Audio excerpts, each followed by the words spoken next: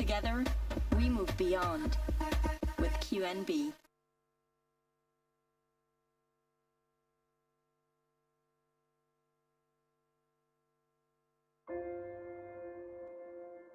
In today's rapidly evolving world, innovation is paving the way towards growth and sustainability.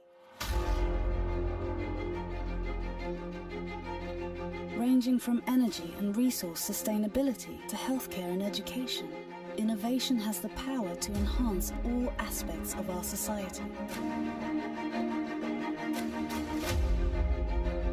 Qatar is taking great strides becoming a hub for innovation, with an ecosystem that supports every step from testing to scaling globally. By fostering tech-based industries and cutting-edge research, Qatar will become an international hub for innovation and development. Qatar Economic Forum's Innovation Day, in partnership with Qatar Research, Development and Innovation Council, brings together thought leaders from across the globe. From equitable distribution to ethical implications, our discussions transcend borders, shaping a future that's inclusive and sustainable. We welcome you to be a part of this conversation and join us on Thursday, May 16th for the Qatar Economic Forum Innovation Day, sponsored by Qatar Research, Development and Innovation Council.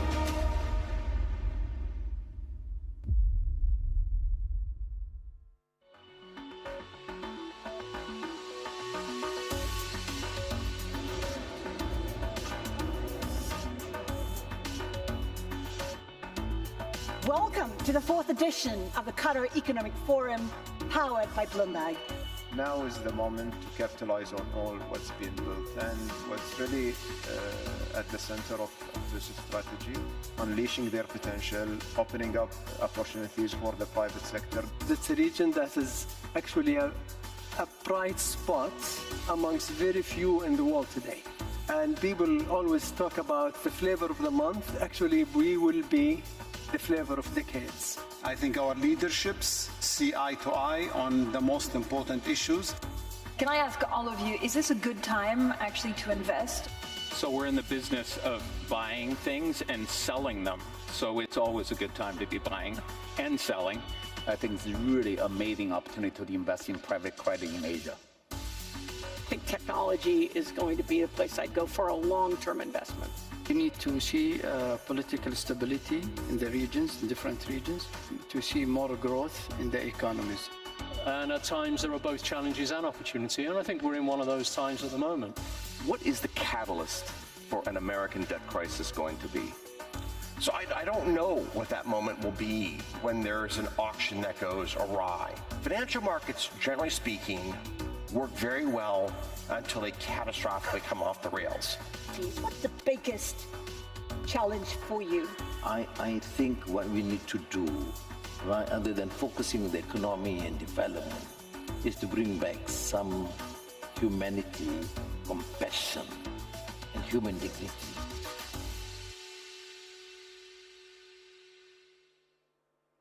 Please welcome to the stage Bloomberg's Jumana Bersetchi.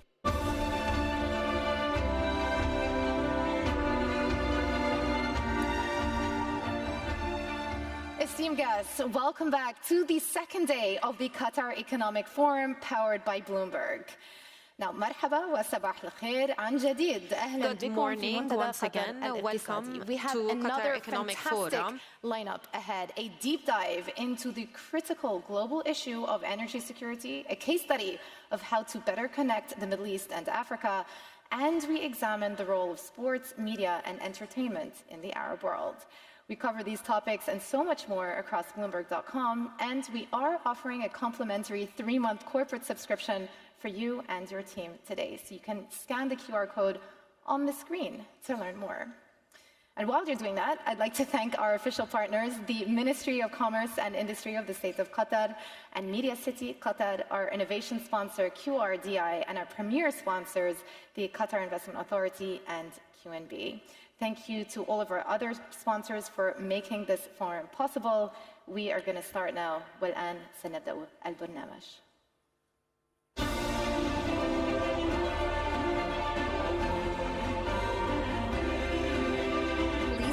to the stage His Excellency Prabowo Subianto, Minister of Defense and President-elect of the Republic of Indonesia, for a conversation with Bloomberg's Haslinda Amin.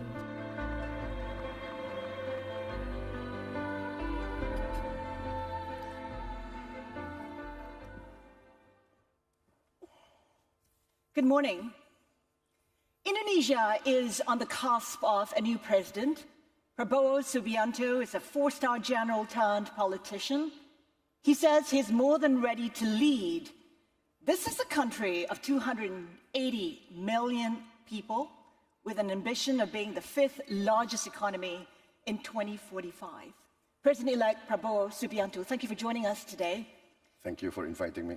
You campaigned on the promise of continuity. Give us a sense of what policies will be a priority in your first 2 years of government. Yes, as you know, nation building is a long-term process, and President Joko Widodo has built a strong foundation, and I'm determined to build on that foundation, and my core focus will be first on food security. Indonesia must be self-sufficient in food, and then energy security, energy self-sufficiency, and we are determined to bring down poverty in a massive campaign, massive effort. I'm determined to get rid of hunger amongst our people, especially the young. And in the end, we have to concentrate on processing our natural resources. We have to make a great effort in downstreaming and to industrialize. And all of this needs good governance. I'm determined to cut down corruption, waste, and with that, we are very confident, we are very bullish, we are very determined to bring this all about. All very ambitious if you want to do it within your first term, which is 5 years. Can you achieve a growth target of beyond 5% in order for you to fulfill what you've set out to do? In my conversation with Bapak Joko Widodo, he said that he's laid the foundation, he's implemented all the policies, put in place infrastructure needed for Indonesia to grow at 7%. Can you achieve 7% or more in the 5 years of government? I'm very confident. I've talked to my experts, I've studied the figures. I'm very confident we can easily achieve 8%. And I am determined to go beyond. 8% within the 5 years, the first year, second year, and when you go beyond, are you looking at double-digit growth? I would say within 2-3 years, yes. You talked about downstreaming. What are the other growth drivers for you? Or would downstreaming be key to you achieving 7, 8, 9% growth? Downstreaming will take several years. What will be a growth driver in the first years will be our concentration on agriculture, food production, food distribution, and energy. We want to go green in a very quick way. We want to produce our diesel from palm oil, and this will be a very strong growth driver. You know, we import $20 billion every year for diesel oil. So can you imagine the savings we will have when we will switch to biofuel? Indonesia has often said it is open for business. Yet, I think a lot of investors say it's adopted protectionist policies, limits on the export of nickel, coal, palm oil. Is it important for you to move away from nationalistic, protectionist policies? No, I think there's a misperception. We are not protectionist. What we are doing is very logical. Every country in the world will fight or will protect the national core interest of their people. And we think that we want to industrialize, and those are our natural resources. We have to protect our interest in the sense that we must get the full value, right? We cannot keep importing industrial goods all the time. It's not fair to our people. We will not be an advanced industrial society if we are just a producer of raw materials. I want to touch on your spending plans. When you campaign, you talked about how you want to provide free lunches, free milk for students, and some are questioning how you will pay for such a program. Can you fund that program if you're unable to perhaps raise the limit of your budget deficit beyond 3%? You've said you can.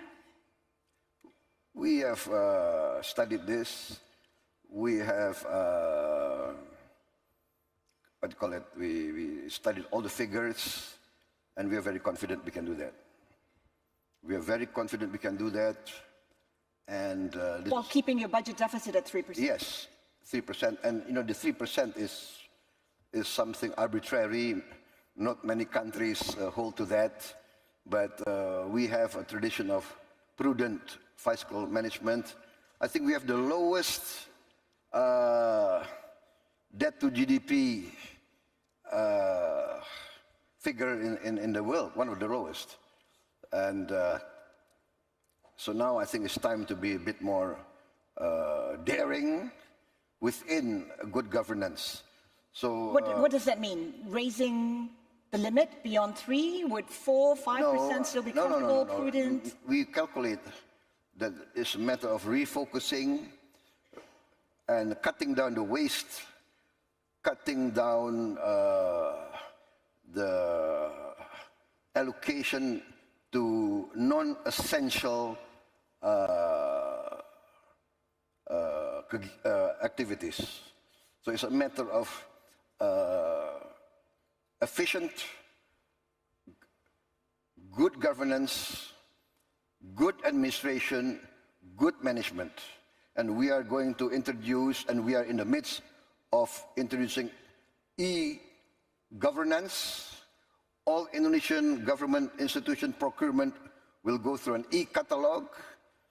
We will go digitalization, computerization, and this will increase our tax ratio, our revenue services. We will revamp, and yeah, we are very determined to cut down waste. We calculate that we can save a lot of money by cutting down waste, and this will be the growth factor. This will be the growth driver. So we are very confident. What's also ambitious in moving your capital from Jakarta to Nusantara, a project that will cost you $35 billion. Why is it a worthy cause? Why is it important for you to move the capital? The idea of moving the capital has been around since the first years of our independence. Our first president, President Sukarno, broached this idea. First, the idea was to put our capital in a more central location. Number two, Jakarta, its surroundings, and Java is very, very highly populated. So the ecological burden of Jakarta is tremendous. we are facing a rise in the ocean. It's around between 5 to 10 centimeters a year. And so we have to build a giant seawall. That's one of my programs also. But moving the capital is one way to bring growth outside Jakarta, outside Java, and also in the next few years, before the giant seawall can be completed, which will take maybe 10, 15 years, our capital is safe from inundation. Is funding an issue? Because there's been problems in getting foreign funds into the Nusantara project. Will you be reliant on domestic players, the government, to fund this $35 billion project? Yes, $35 billion, but the calculation is we will need 25 years to 30 years to complete this capital. So if you say $30 billion over 30 years, that's $1 billion a year. Indonesia's economy, Indonesia's budget can carry that. So we are very confident. I mean, I believe capital city is a political project, and the main drivers must be the domestic resources, and then the foreign investment will come in later. Bapak Prabowo, you are a general. I was a general. I'm retired. You were a general, and you were with the army for 20 years. You were also 28 years, yes. 28 years. It's a long time. Some people perhaps feel like your policies will be viewed through military eyes. How do you respond to that? I've been out of the military for what? Maybe more than 25 years. So I think it's just, it's a, what do you call it? It's a non sequitur. It doesn't relate to any. What kind of leadership style do you think you'll adopt as a president? I will be myself. I will be genuine. What does that mean? That means that you are true to your principles, your values, your ideals. And as a patriot, my main value is the well-being of my people. The well-being of my people. My people must be safe. My people must not be hungry. My people must have a good life. That is the dream of every patriot, of every country in the world. Some people are concerned. Your critics are concerned. You may clamp down on democracy. What do you say to them? Who is concerned? There's some critics who say you may clamp down on democracy. Who is concerned? So you're saying there is no concern about that? Why don't you ask the Indonesian people? I go to elections already 4 times. I go to my people. I ask their consent. 3 times they did not give their consent. This time they give the consent. Where is the concern about democracy? The concern about democracy is, I think, made up by some people in the press. So that would be us then. Each country have their own culture, history. Every leader of every country must serve their own people in their own way. So I said, I go to my people. They rejected me 3 times.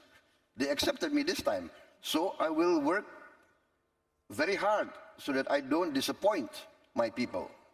Right? What do we live for? We live for the legacy we want to leave behind is a good reputation, a good name in the history of our country. Just to wrap up, because we're running out of time, as you said, you attempted to be president several times, and this time you succeeded. Why is it important for you to lead Indonesia? Why is it important for you to be the president of this country? Basically, it is the desire to serve, the people. I grew up in many countries, and I saw my people, many of them are very poor. In my heart, I cannot accept that in this day and age, Indonesia, member of the G20, Indonesia, the fourth largest population in the world, many of my people are still living a very, very difficult life. And that is what drives me. I want to do my bit. I want to make my contribution with my insights, with my experience, with my leadership. I believe I can contribute a lot to bettering the life of my people. President-elect Prabowo Subianto, we thank you so much for your time today. Thank you very much. Thank you, sir. Thank you very much.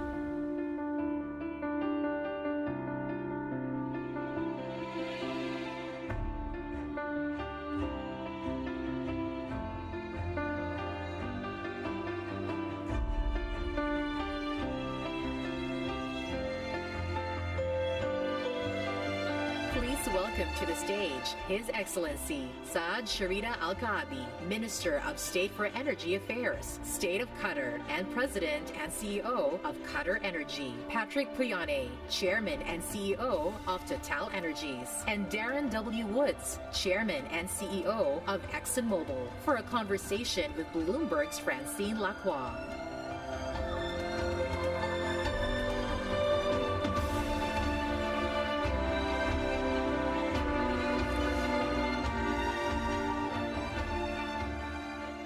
Thank you, everyone, and thank you so much for joining us. There's, of course, a lot of talk about transition. We need to talk about supply and demand.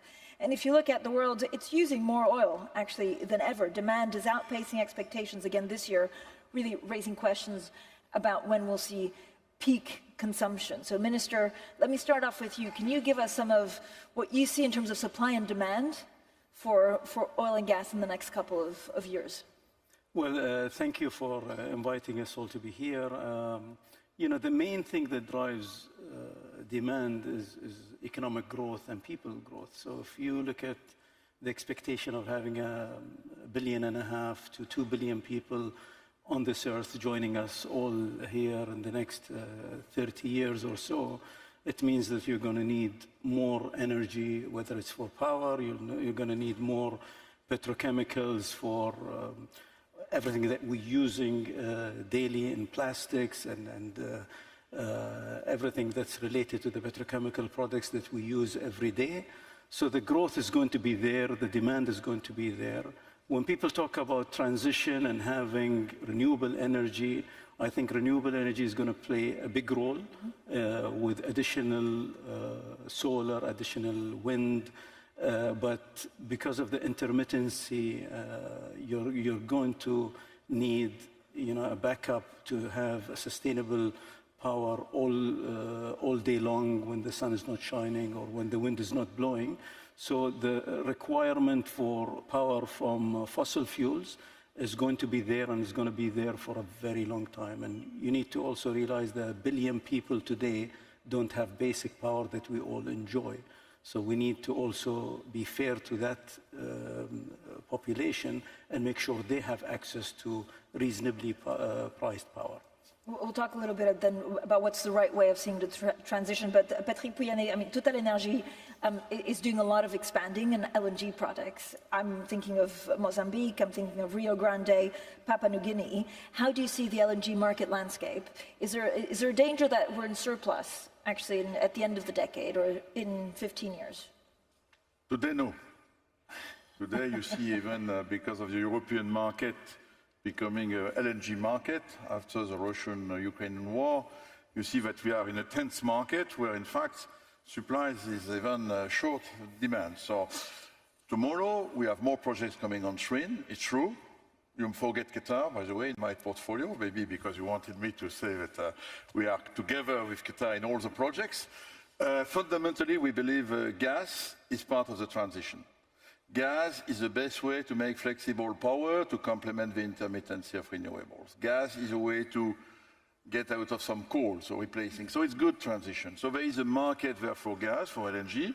Of course, it's a commodity, so you don't never match supply and demand. So probably we'll have, by 27, 2030, quite a lot of supply. But you know, when there is quite a lot of supply, what is good is when the price is going down, so it attracts new customers.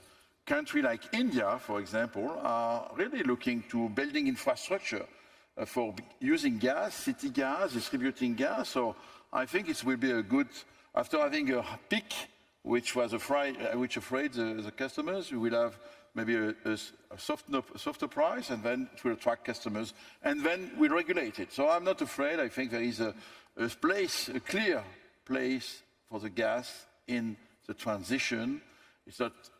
It's a fossil, but again, it's emit less than others. So let's think to that. And again, like His Excellency said perfectly, we have entered into the electricity business. I can tell you, all my customers in electricity, they want 24/7 electricity. And if I'm giving them only renewables and green, it doesn't work. So you have to match gas plants, gas-fired power plants, and renewables. And this model, we deploy it, for example, in Texas, and it's quite profitable to do it. Darren Woods, I mean, your take on this, again, there's a rise in electric vehicles, there's a rise in renewable energy, but consumption will continue rising for energy in general. So how do you see this playing out in the next 5 to 10 years? Well, I think I'd agree with what both Patrick and His Excellency, the points they've made, that ultimately the demand for energy is being driven by economic growth and people's living standards rising. And there are billions of people around the planet who deserve better lives and are going to require affordable, available, and reliable energy sources. And I think that's the challenge going forward while we continue to see demand. EVs, wind, and solar all play a role, but they also have their limitations. And so I think the challenge for the world going forward is to meet that demand, to meet that criteria, affordable, available, and reliable power, in a way that does it with less emissions. And there's the electron solutions that everyone's been focused on for quite some time. There's also the molecule solutions. Part of it is natural gas and having lower emissions through combustion of natural gas, but it also is with converting natural gas to methane, to hydrogen, and then burning hydrogen with less emissions. It's biofuels, it's capturing the carbon. There's a number of solution sets to address the broader problem statement, which is emissions, while you continue to power economic growth and people's prosperities. As we talk about it in our company, it's an and equation. You don't have to choose between one or the other. The world can do both. And I want to ask all of you where you think we are in the cycle of the transition. But Minister, Qatar announced plans to expand production capacity to 142 million tons a year by 2030 earlier this year. Do you think you'll expand even further? Well, when we announced that we were going to expand further, I mean, in the past, we had announced 77 million tons going up to 126 million tons. And we said that we are appraising the field further, and based on technical results of the field and the capability of the field long-term to sustain its production for other projects that we have, we'll assess whether we can do more. And after further appraisal, we found that we can do an additional 16 million tons and by that going to 142 million tons. And as mentioned by my colleagues, there is going to be need for gas in the future. And if you look at what Qatar is involved with our partners, and in most of the projects, the two gentlemen are with us in partnership, We're going from 77 to 142 in Qatar, and if you count what ExxonMobil and us are doing in Texas, that's an additional 18 million tons. We're more than doubling the Qatar capacity, if you will, or Qatar Energy's involvement in capacity over the next few years.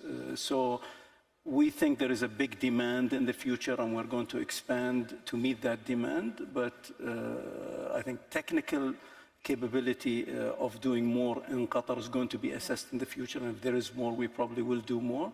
But also, we're a big explorer around the world, one of the largest holder of exploration blocks in the world, and some with my colleagues here. And if we find gas or oil, we would increase the capacity. We think we're very bullish on the demand going forward. And as mentioned, there is going to be a glut, if you will, of a lot of projects coming, mainly from Qatar and our project in Golden Pass, and some from my colleagues here in Mozambique and other areas. And there is going to be additional demand, but I think if economic growth, everybody is trying to get the inflation down and so on. If we have a reasonable economic growth going forward, I think you'll see that all the supply and demand will catch up, and you'll need another phase of development of gas in the 2030 plus. I don't think gas is going away anytime soon, and as evident by what the G7 said, just a year and a half ago or so, that we need more LNG. In the past, they were saying no more gas, no more fossil fuel. Now they're saying that we need more LNG, and a lot of countries are taking a 180-degree turn.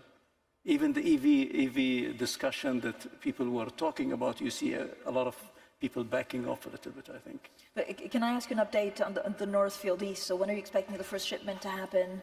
And do you have any longer-term agreements on that? North Field East and South are on track. We're in the construction as we speak. All the construction is going very well. The second question was additional sales? Longer-term agreements, actually. I think one thing I want to mention is last year in this conference, I was asked by you whether we're going to have difficulty selling additional LNG, if you recall. And one of your nice Bloomberg editors actually came out that same night saying that Qatar is going to have a difficulty selling LNG. I just want to report back to you that since then, we've actually secured 25 million tons of long-term LNG sales. And I can tell you also on this podium that we're signing more this year. See, it's great to have a yearly update.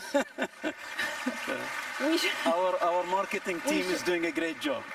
We should do it, bi-yearly to have every 6 months update. I don't think there's a problem of selling LNG. Everybody that's buying LNG is stopping in Qatar, and with my colleagues with other projects. I think it's just agreeing on terms and conditions and pricing. That's always the sticking point to finalizing things. But I think there's a huge demand out there, whether it's from Asia or Europe. And I think even Europe is realizing now they have to do something different to secure long-term. They've been very lucky with 2 warm winters. So, Patrick, how should we look at the global energy transition? Is it taking a back step? Is it parallel? What did we misunderstand 2-3 years ago about how this would develop? In fact, the word which is important is transition. The things will not happen in a night, like some people are dreaming, because again, some fundamentals is that population is growing, energy demand is growing.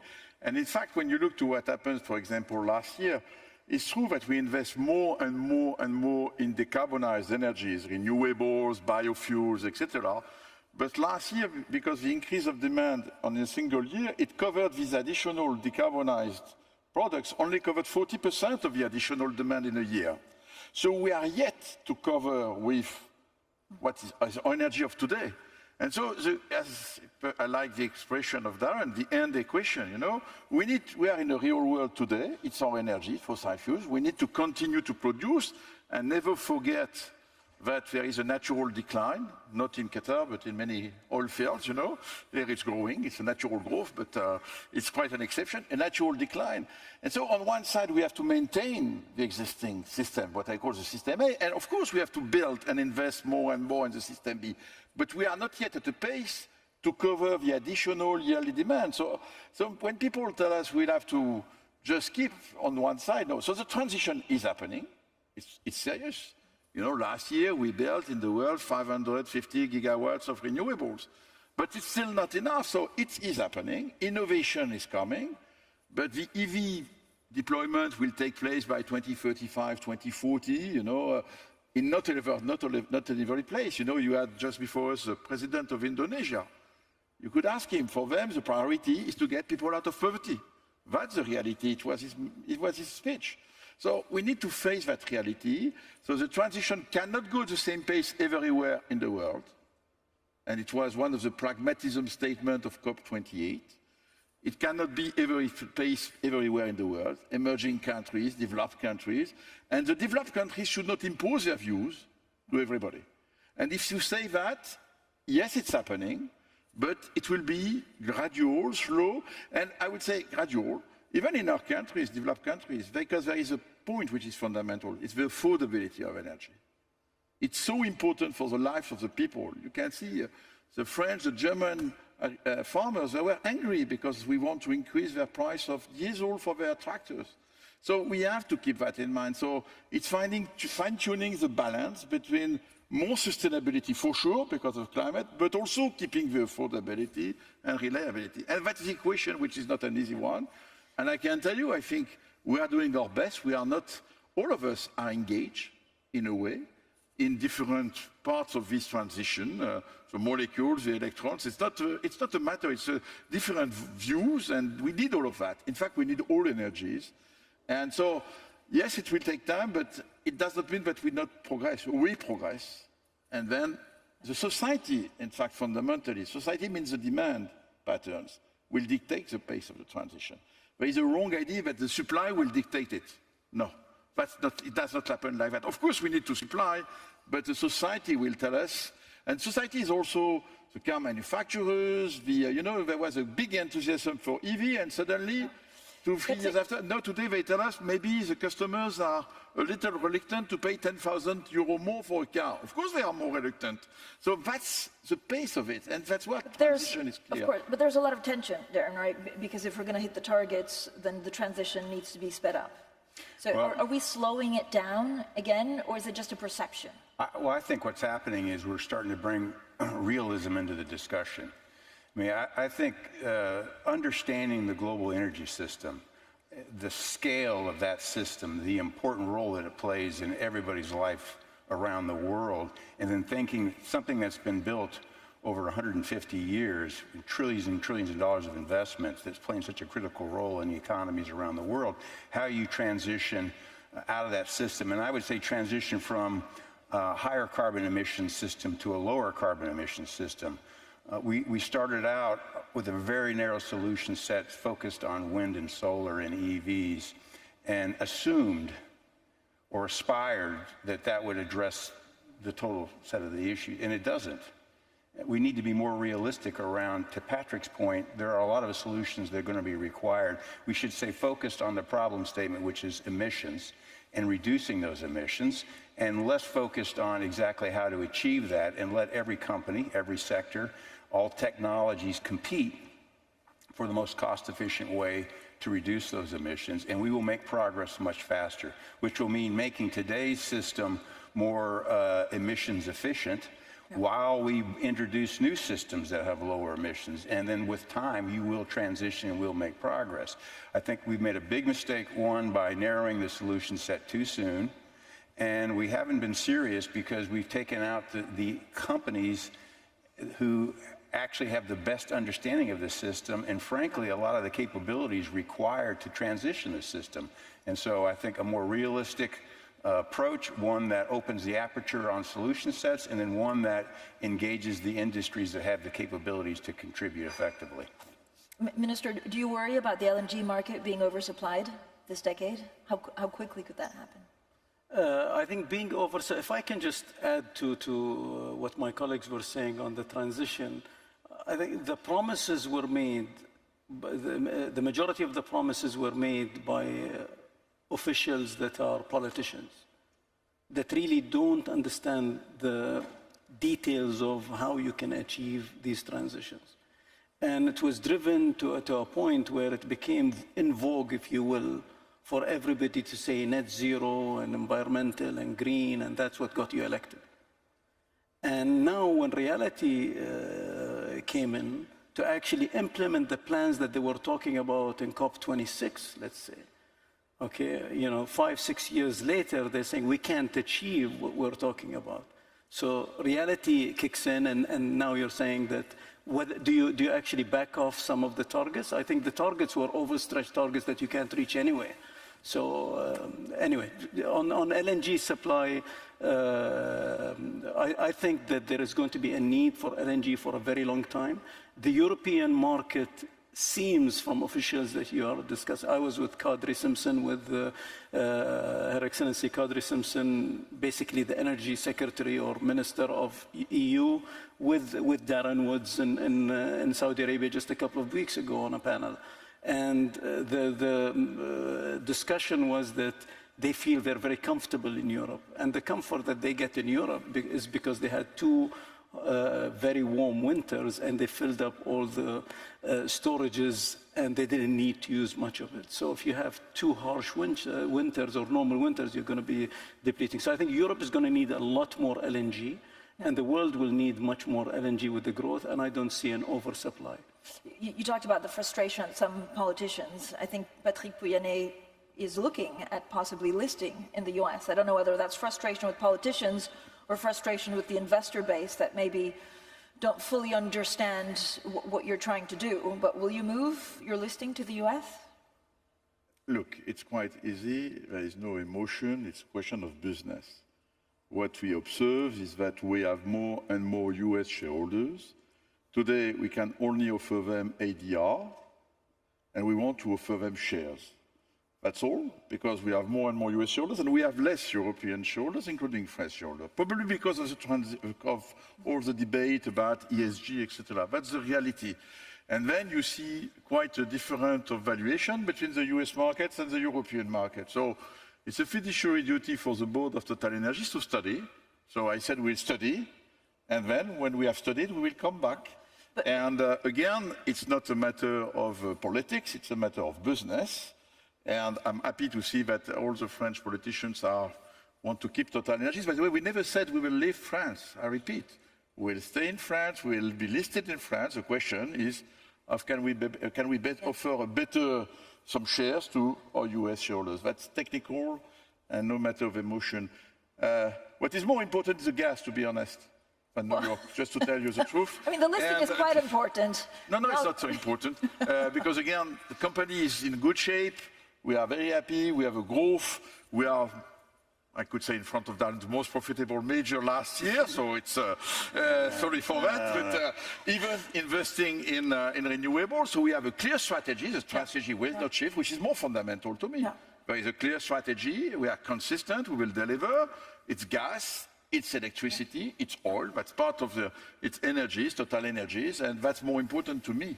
Our editor-in-chief also spoke to President Macron on Monday, who said he wouldn't be happy if you left France. But Darren, would you welcome more listings, even of European-based companies in the US? Yeah, I think there's a more fundamental issue here, which is the approach that policymakers and politicians around the world are taking to drive the outcomes that they're looking for and the policies they're putting in place to achieve those outcomes. If you look at what's happening in Europe, our perspective, because we have quite a large business in Europe, is the policy being put in place is very prescriptive and very focused on how to achieve an outcome. So you're relying on politicians and policymakers, to His Excellency's point, that don't have a true understanding of how things actually get done within certain industries to prescribe how to then conduct business. That puts a huge burden on the businesses. It makes them very uncompetitive. And on a global market, particularly in the industry that we're engaged in, global markets are liquid all around the world. And in order to compete, you need to have bring as much to bear in that competition as possible. The US, if you take what they're doing in policy making, particularly around climate with the IRA, it's more focused on the outcomes and looking at carbon intensity and encouraging businesses to find ways to meet those outcomes and keeping, at this point, the aperture open around how best to achieve that. That engages the technology firms, that engages the market forces, that engages the companies to find the best solution at the lowest cost to achieve the outcome. That's a much better competitive environment to operate in. I think that's one of the big challenges between the U.S. and Europe, quite frankly. You look, it works, what Darren said. Look on the methane. When you speak about natural gas, the counter-argument is methane. Since in Glasgow we discovered there is a lot of a question of methane, the industry has taken that seriously, and we are all engaged in clear roadmaps, and we target through net zero methane by 2030 and in Permian, and we have the solution. So if the objective is set, you need to reduce the emissions, even to really drive down the emissions. We are able to do it. We take the challenge and we find a solution. So I think this is a way to interact between the policymaker and our companies. Let's trust each other. Let's not try to regulate. In fact, what is wrong today is to think the transition can only go through regulation. No, it could go also by innovation, trust, and working together. I think focusing on the outcomes, and the outcomes being lower emissions, and then engaging the relevant players to best find the path forward to achieving those outcomes are going to get you much faster results at a much lower cost and a much larger scale. And we're demonstrating that today where the policy is right, and we're demonstrating how encumbered businesses can become when the policy is not right.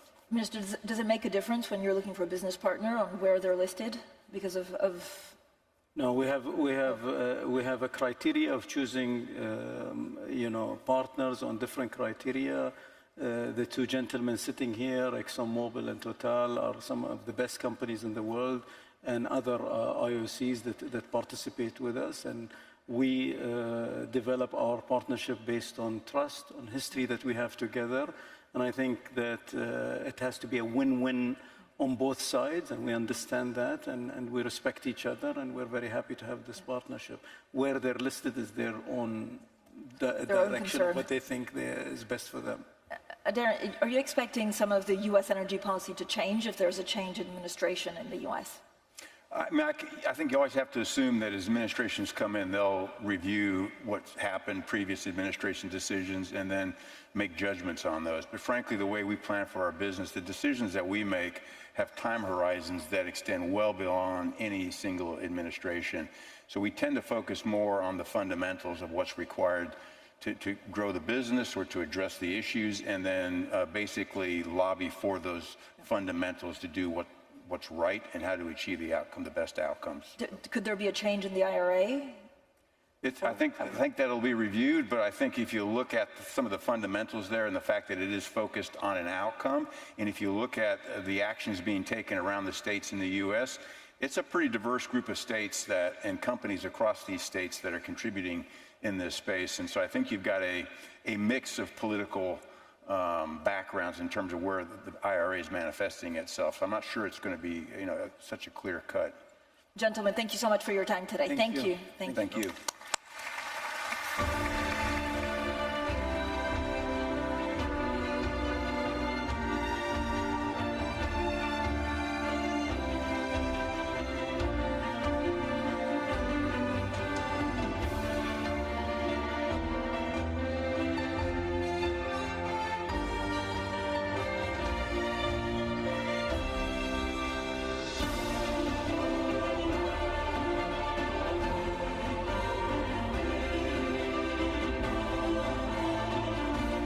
Welcome to the stage, Engineer Badr Mohammed Almir, Group CEO of Qatar Airways, and Yvonne Manzi Makolo, CEO of Rwandair, for a conversation with Bloomberg's Jennifer Zabasaja.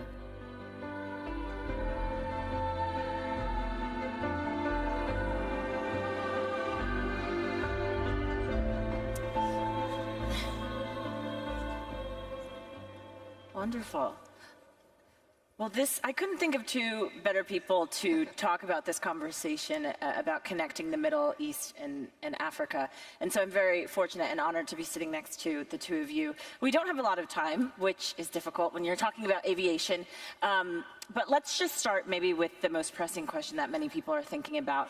And that comes with the discussion around the manufacturers, Boeing and Airbus. I know you both have expressed confidence in the manufacturers individually, but I wonder, as executives of an airline, what is it that you want to see from these manufacturers to get production ramped up? Because this is ultimately affecting your bottom line. Badr, maybe you can start?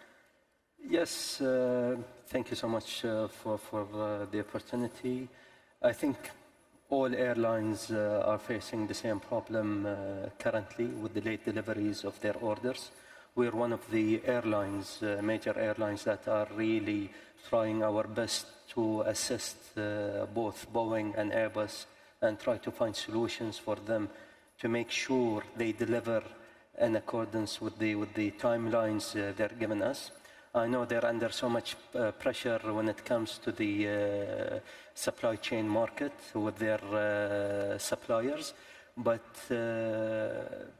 they need to put more pressure on those suppliers to make sure that airlines stop bleeding. The demand in the industry has picked up. It is very high, and unfortunately for passengers, for our customers, we're not able to meet their demand because of the shortage of aircrafts in the market. Are you worried about that getting worse? Yeah, of course we're worried about this, because my worry, whenever I get a firm date from a supplier, we expect and we depend on the supplier to meet the deadline. And this is how our commercial people start planning, our fleet resources start planning, our pilots, our cabin crew. And whenever the deadline keeps slipping, this means that all our plans are done was a waste, basically. So Yvonne, then what are the options if that is true, what you're experiencing at Rwanda Air? Well, in addition to what Badr said, the situation is even worse for smaller airlines like ours, because we're scrambling for the same aircrafts. There's only a limited supply in the market, and for the smaller players, it becomes a bigger challenge. And in addition to that, not only in terms of the production line of new aircraft, even getting spare parts for the existing aircraft is proving to be a big challenge. We have, whenever you have a technical problem, your aircraft are on the ground for so much longer than it was before. And again, for smaller airlines, that is a big challenge. So I'm hopeful that the situation is going to be resolved, but it needs a lot more effort needs to go into it. Otherwise, it's going to affect the entire aviation industry. What do you think, if you can quantify that for us, for an airline like Rwanda Air? I mean, what would the hit actually look like, potentially? Well, for Rwanda, as I mentioned, we're a small airline with about 14 aircrafts. So having one aircraft down, even a single aircraft, that disrupts your entire schedule, which impacts our customers, which impacts our bottom line as well. And not having access to additional aircraft, given the fact that airlines have rebounded from COVID, everybody is back to the pre-COVID numbers.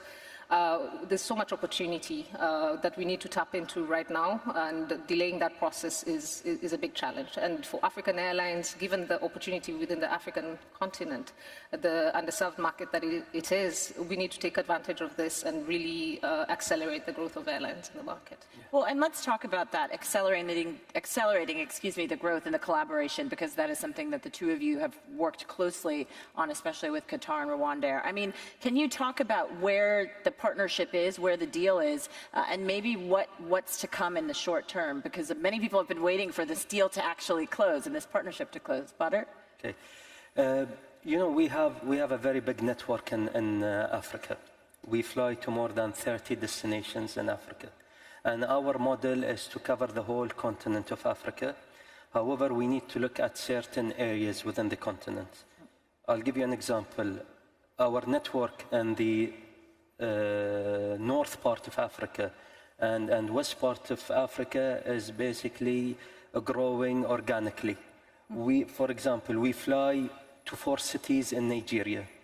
We have a very successful partnership with the Royal Air Morocco.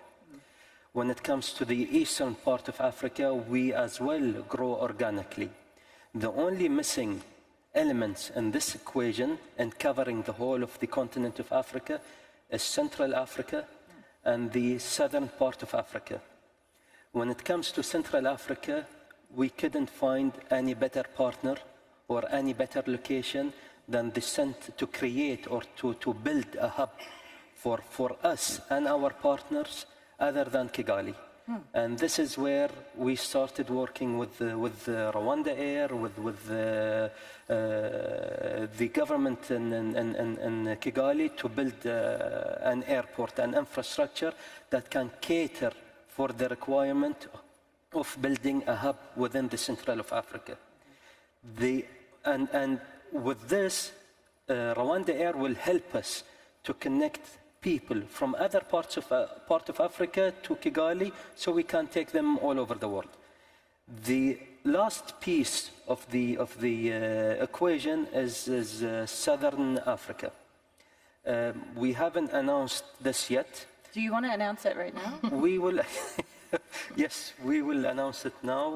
Everyone knows about it. We are at the final stage of an equity investment in an airline in the southern part of Africa. This airline will help us, will complement the operation of Kigali as a hub, the operation of Rwanda Air as the airline that connects west, east, north of Africa to the airline that we are finalizing the investment in the southern part of Africa. Is it also a state-owned airline? Can you give us some insight? You will find out. Badr, this is but maybe give us some insight into the type of partner you were looking for, because there's very few airlines. Simple for you. You know, Southern Africa, you're talking about 2-3 airlines only. So pick one of them. And I mean, maybe I can ask you both if the plan is then to have Kigali potentially rival and Addis Ababa. We were just talking about Addis Ababa. I mean, do you see this potentially being the hub of Africa, to rival something like Addis? What do you think, Yvonne? Well, Addis is already a huge hub, but I think Kigali will be an alternative regional hub, especially given the geographical position of Rwanda right in the heart of Africa, which gives us access to all the points, north, south, east, west. So we are very strategically positioned. So it will be an alternative hub. There's a potential to grow it and to compete with the other regional hubs, but we're starting small and we'll continue growing it because, as I said, the potential in the continent is immense. Give us a sense of the timeline then, when we could potentially see breaking ground, when flights will begin taking off there. I mean, how far out are we looking? Well, breaking ground, the construction is already in progress. I believe we're just about to finalize the horizontal works and moving on to the vertical works. We're looking at 2027, 2028 in terms of the airport being operational. Do the delays that we've been seeing with some of the suppliers and manufacturers potentially impact the success of the airport ultimately, do we think, Badr? You know, in the industry, and I don't want to put it this way, but the best airline that has proven that they can build the best hub in the industry is Qatar Airways, with having Hamad International Airport. We know there are delays when it comes to suppliers. However, everything has been taken care of. With the suppliers, we have very strong communication with the contractors that are already on the ground finalizing the infrastructure packages, and we have very close discussion with the contractors who will carry out the superstructure packages, and we're aiming to award the construction package by next month, maximum the month after. We're meeting next week as a steering committee, myself, Yvonne, and our other partners, basically to finalize the construction tender. So it will inshallah, it will finish by 27, 28. And of course, you were very involved in the Hamad International Airport, as we were talking about. I mean, how similar to that could we see Kigali? Will there be iterations of what we see here, potentially in Kigali? Can you do that? Yeah, I believe this was the whole intention of having this partnership between us and Rwanda, is to create a similar hub with the efficiency, with the design, with the way of, with the concept of operation, similar to what we have here in HIA, and reflected in Kigali. And our teams, our operation teams, our construction people who are involved in the airport for more than a decade are the people who are responsible and looking after the airport in Kigali. And they will also be involved during the operation phase, assisting our colleagues and our partners in Rwanda.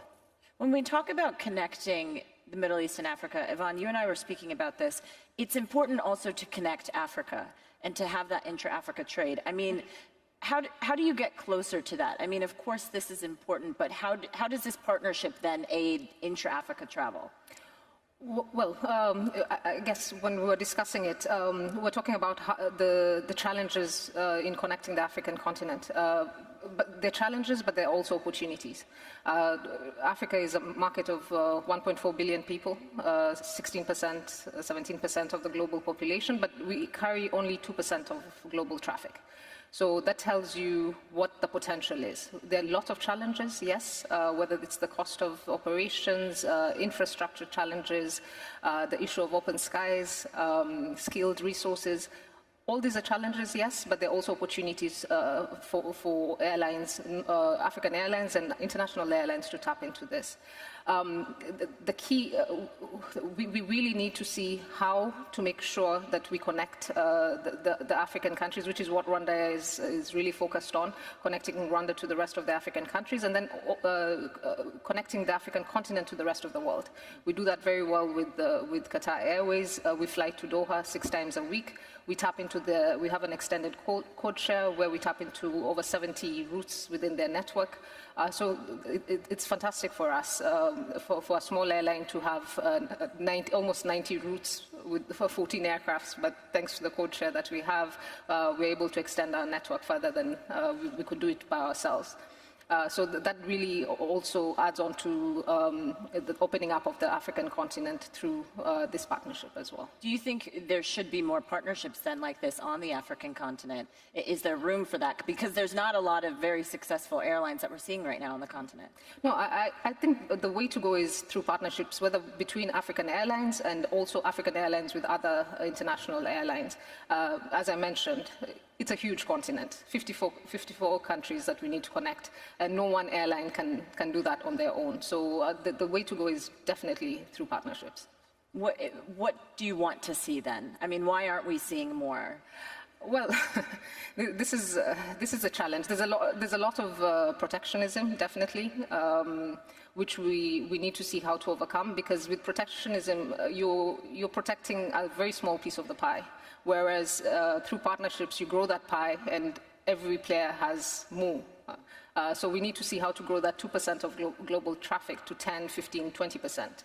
And the only way to really do that is really through partnerships. Badr, I see you nodding there. Do you agree? Is that sort of what you've been assessing? Yeah. To answer your question, for other airlines to have a similar partnership with international airlines, they need to come up with the same mindset that we've seen in Rwanda with our partners in Kigali.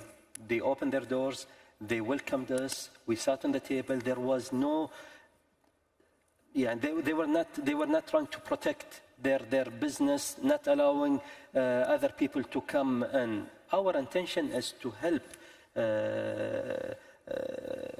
Kigali, the Rwanda Air and Kigali Airport to go to the next level, and this is what we got from our friends over there. How does this ultimately, because you've spoken a lot about Qatar 2.0, like this is this is a new era, right, for the airline. I mean, is this a part of that? I mean, how does this factor into your plan? You know, we've been talking even internally within the company. Everybody talks about Qatar Airways 2.0. And think you started that. Yeah, I started this. You know, the first part when we started talking about Qatar Airways 2.0, it was basically meant to certain areas. It was about creating a culture of empowerment, a culture of trust within the company, to allow our management, our staff to stand up, give their opinion, try to implement their ideas, and of course, continue to be the best airline in the world, to continue to raise the benchmark, to continue to exceed the expectation of our customers, and to be the employer choice in the industry. This was the first milestone that we have been working on. However, the other areas that are part of Qatar Airways 2.0 is to look at the profitability of the company, to look at the commercial part of the company, to look at our network, how profitable certain routes are, to look at our fleet mix. You know, Qatar Airways has, I'll tell you, 7, 8 different type of aircrafts within the fleet.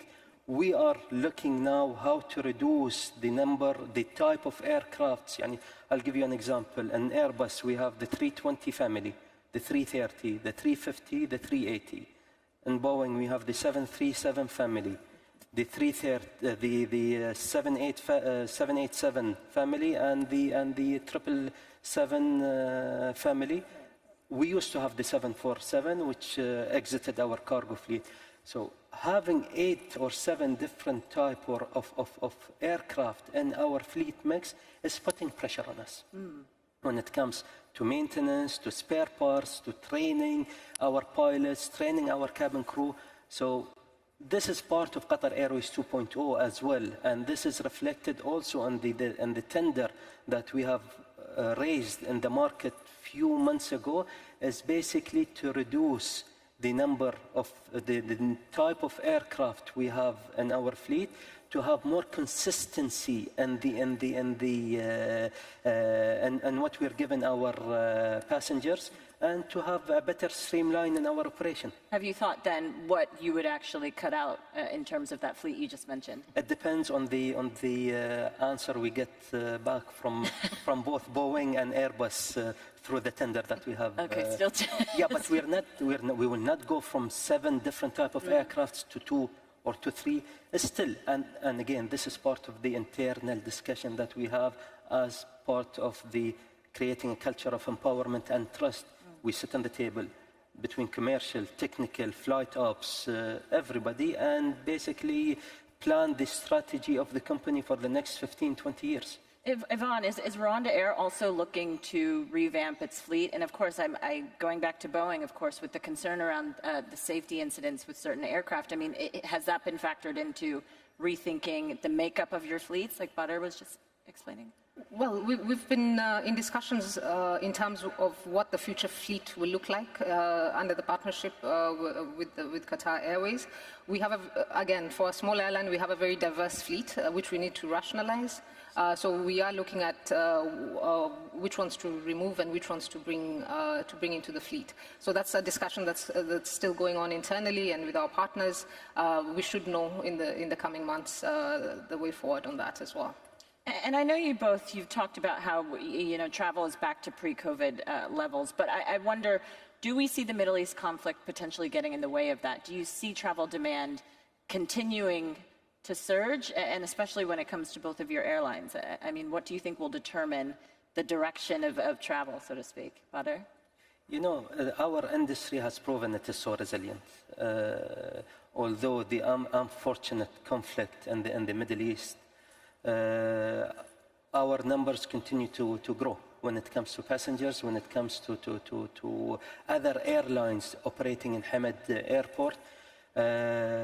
We continue. Last year, we closed at an increase of 30% in the number of passengers.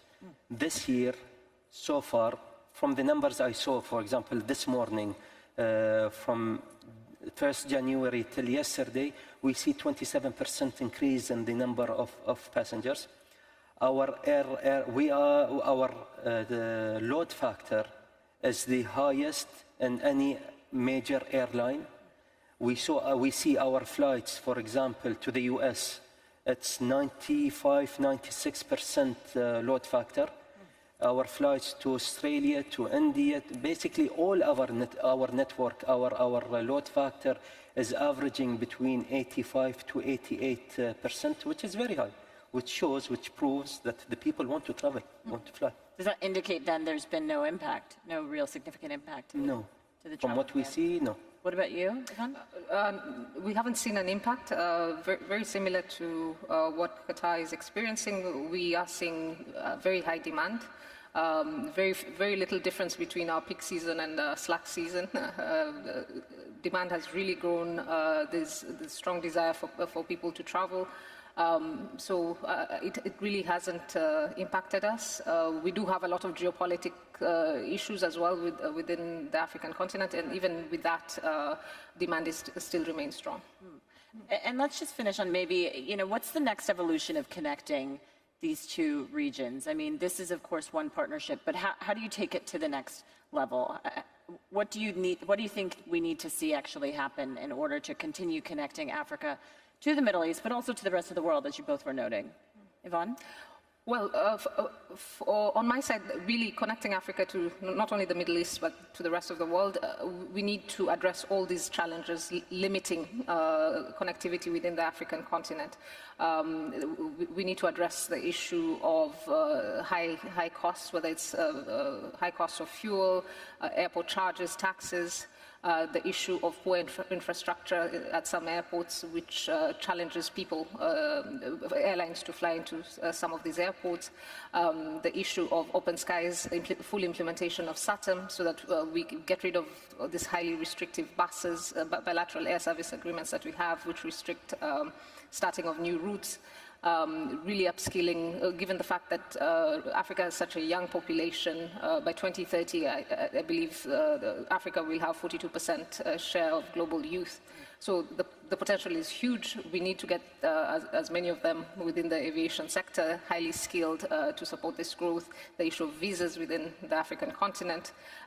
So if we can remove a lot of that, then we can connect the countries, the 54 countries, really well, and then connect the 54 countries to the rest of the world. Is that on the public sector, you think, to start the conversation? It's on all levels, whether it's on the government level, or private sector level as well. It's the whole ecosystem. We need to work together to resolve these challenges. Badr, the last word. As I said in the beginning, Africa is a very important market for us, and we have a plan. The plan starts, of course, with our friends in Rwanda by building a hub and operate it as a hub. And this is our intention. This is first item on our plan. Second item is to build an airline with enough aircrafts in its fleet to be able to connect the rest of Africa. And this is, both items are already in progress.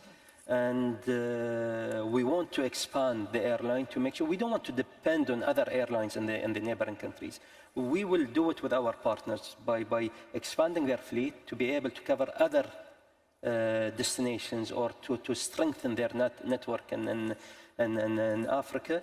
The next item is basically to see where we feel we can improve our operation and complement and improve the operation of Rwanda Air and Kigali Airport by investing in other airlines, which is the airline in Southern Africa.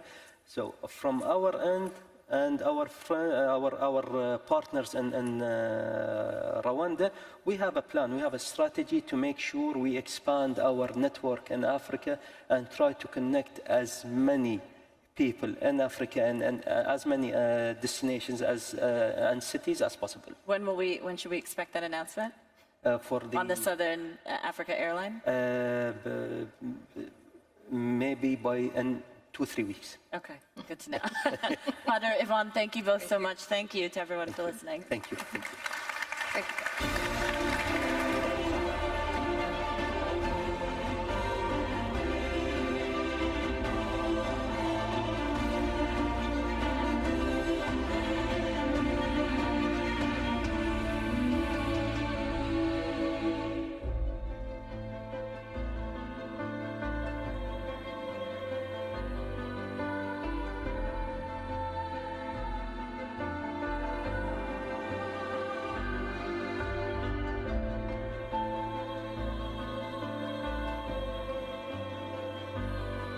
Please welcome to the stage His Excellency Riyad Mizur, Minister of Industry and Trade of the Kingdom of Morocco. His Excellency Alfredo E. Pascual, Secretary of Trade and Industry of the Republic of the Philippines. And His Excellency Mehmet Şimşek, Minister of Treasury and Finance of the Republic of Turkey, for a conversation with Bloomberg's Germana Bersace.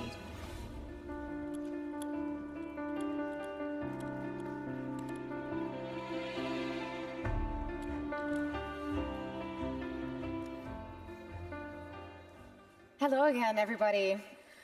The title of our panel is Creating Competitive Economies, and I found myself asking the question, what exactly is a competitive economy? So I looked up the definition on the World Economic Forum page, and what they have said is competitiveness is the set of institutions, policies, and factors that determine the level of productivity of a country. And of course, a competitive economy is a productive one. A productive one generates growth. Higher growth leads to higher income levels and ultimately to better living standards. So we're going to talk about the pathway to get there on this panel today. Your Excellency, I'd like to start with you. Inflation in Turkey is running close to 70%, which in itself creates a whole bunch of obstacles in terms of creating this competitive economy. Yesterday on our central banking panel, I had the opportunity to speak to Dr. Fatih, the central bank governor, and he said to me that the central bank are going to do whatever it takes to get inflation back under control again. My question is whether the government is also going to do whatever it takes to bring inflation back in line. And this with the view of course, you did release several spending measures earlier this week. Some people in the market feel that the fiscal consolidation could have gone further. Well, thank you. Yes, the government will do what it takes because our number one policy priority is attaining price stability. Unfortunately, we have high inflation, but now we have a credible, robust program to bring it down. Monetary policy course correction, which you have discussed yesterday, is largely done. Now it's our turn. Government's role here is first, we're going to tighten fiscal policy to support disinflation. Incomes policies are going to be more supportive. But the key is structural reforms. Through structural reforms, we hope to boost productivity and enhance competitiveness. Of course, it includes green transition, the usual twin transformation, but also, upskilling, reskilling, public finance reform, so across the board, labor market flexibility. So yes, Central Bank is doing a great job, and now, it's high time that we provide additional support, and that's why this week, we unveiled a package of fiscal discipline, fiscal cuts. We're going to reorient investments into more productive areas. That's key. But also we're going to cut certain spending to create more fiscal room. But also tightening fiscal stance is going to help disinflate. So it's a combination of all. To summarize, we have sound policies and a structural transformation narrative. And both combined, hopefully, will help regain investor confidence, have a big impact on portfolio preferences, and we're almost there. Disinflation generally comes at the cost of growth, and President Erdogan has pursued a very pro-growth strategy policy. What level of tolerance do you think there would be for a hard landing or a recession? In the long run, there are no trade-offs between growth and disinflation. In fact, disinflation or low inflation is absolutely essential for sustainable high growth. We know that. But in the short term, some trade-offs may emerge. I think those trade-offs are worth living by. So my sense is there will be tolerance to some moderation in domestic demand. So we're rebalancing growth. We're changing the composition of growth. What we are pursuing is sustainable high growth, not boom and bust episodes. And that's really where price stability comes in.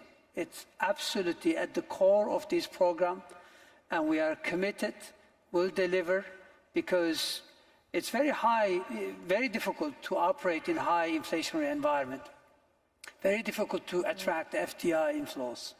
So the path to competitiveness is through higher productivity, of course, but that requires sound policies, and price stability is the core of that. Yeah.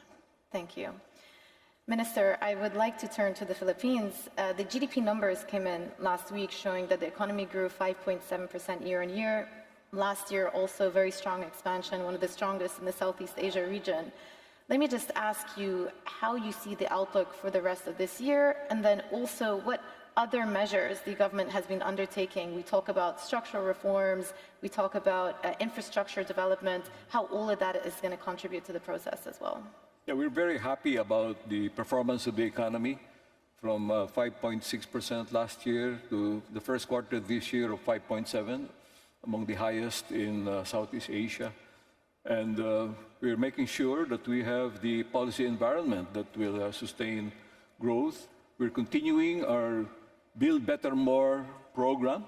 We have 185 flagship infrastructure projects, totaling cost of upwards of $160 billion. And this is being pursued, supported by the launch of our Maharlika Investment Fund, our first sovereign wealth fund that will pool the money to support infrastructure, but also not government by itself all the time, mainly through partnerships with the private sector, through PPPs. And in that regard, we have recently passed the first public-private partnership code that has made clear and predictable policy environment for the private sector participants in our infrastructure projects. You know, the infrastructure projects are meant to improve the physical connectivity. You know, we're a series of many islands, you know, and physical connectivity is always a challenge, and we tend to have a higher logistics cost because of the multimodal way of transporting goods and people. But we're addressing that through projects like our Central Luzon, that's the main island, Luzon, the Central Luzon Economic Corridor. We will build railways to interconnect a port in somewhere in the north to Clark in the middle, down to Manila, and then down to Batangas. And that will improve within Luzon the connectivity, physical connectivity.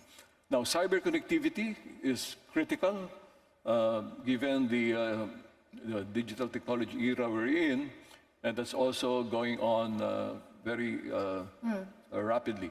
Now, we're facilitating this by way of policy reforms that we are implementing, like, for example, the opening of several sectors to 100% foreign ownership, like in telecommunications, utilities, airports, tollways, etc. This policy environment will make it easier for foreign investors to decide to come in if they want full control of the project. Yeah. And there are new laws that are being done. We're revising a recovery law that was passed during the pandemic, and we're addressing some of the weaknesses of the lawmaking or clarifying certain provisions to avoid the weaknesses that we observe during the implementation of the law. Of course, our friend from Turkey talked about upskilling of our workers. That's what is happening full scale and with intensive support from the government. Yeah. But with the participation of private sector as well, not just Philippine private sector, but also our partners from abroad, providing upskilling programs for our workers. Well, we're going to talk in a short while about some of the trade agreements also. You speak about your partnerships, so we'll get there. Before we do, I do want to speak to the minister as well. I was in Morocco 1 month after the horrific earthquake that struck for the IMF meetings. And when you think of Morocco, the country has faced many challenges over the last year, be they commodities, climate-related, the earthquake, obviously. But Morocco has been quite resilient. So talk us through how the economy has managed to be so resilient and how you think this resilience is going to serve you well in terms of creating a competitive economy. Thank you for this question, very important question. 4 factors to resume that. Great vision. We have strategy designed by our king, 20 years, and we're working on these strategies. Second is stability is a key pillar of this strategy. That means we do it the hard way. We choose always the hard way. We maintain an inflation rate below 2% during 20 years. During the explosion of the prices after the Ukraine war, we maintained inflation below 7%, 6.6%. So we're doing it the hard way. Third is that we choose our battles. And we choose our strategy, targeted strategy, in manufacturing, in tourism, in energy. And we didn't have any other choice than to make the energy transition pathway because we don't have hydrocarbon available in Morocco. So results of that is having an economy that has margin to absorb some crisis because you're doing it the hard way. The result of that is that you continue to make progress even if you have a severe drought, earthquake, etc. The result of that is that after 15 or 18 years of deploying this strategy, we're observing a Moroccan miracle. That means today we can proudly say that 85% of our exports, 85% of our export, of the value of our export, are manufactured products. You can see developed countries or industrial countries, as we call them, that cannot reach this level. We can proudly say that we have the best and the most competitive platform in producing cars in the world. It means now, with the figures, transformation costs are similar to countries like India or China. So now we are in a path where we build this competitiveness based on cost and on quality, and we are trying to reach the next level to move from a low-cost country to a best-cost country. This is reached, and the next level is to move from a best-cost country to a best-solution country. Quick question for you, Minister, just as a follow-up. It is the year of the culture for Morocco, Qatar, and obviously we are here in Qatar. So just an answer on how you think this is going to serve your both respective economies. Well, first of all, Qatar is not a closest friend, but a brother of Morocco. And during the earthquake, Qatari teams were first to support us, and thank you for that. We are very proud of that, and we are very happy. And thank you for your solidarity, because most of you were in Morocco 3 weeks after the earthquake to support us during this period. And we are very proud to have been able to host you after this trauma. And we are proud also that the 2024 is the year of Qatar and Morocco cultural to celebrate common culture together in Marrakesh, and you are all invited to be there. It's going to be a beautiful event. Well, when we think about creating competitive economies, there's often a wedge between the perception internally and externally. And you tweeted not so long ago just that in the last month, there's been a lot of foreigner interest in Turkey. Reserves have increased by $30 billion. This is a tweet that you put up. Do you feel like there's a difference in understanding in what you're trying to achieve between how the external community view it versus internally? Because internally, there's still a fear about where inflation is headed. Inflation expectations, if you look at some of the recent surveys, are still quite high. Well, it depends. It depends who. I mean, let's put it this way: when we refer to external actors. Usually they are sophisticated global financial institutions or think tanks, etc. If you're talking about domestic population, it's easy to extrapolate the trends of recent past into the future. So when you look at current inflation, for example, it refers to past 12 months. But over the past several months, we've done a major course correction in monetary policy. And now we have a monetary policy stance that is sufficiently tight enough to anchor inflation expectations. But that's not reflected in the past numbers.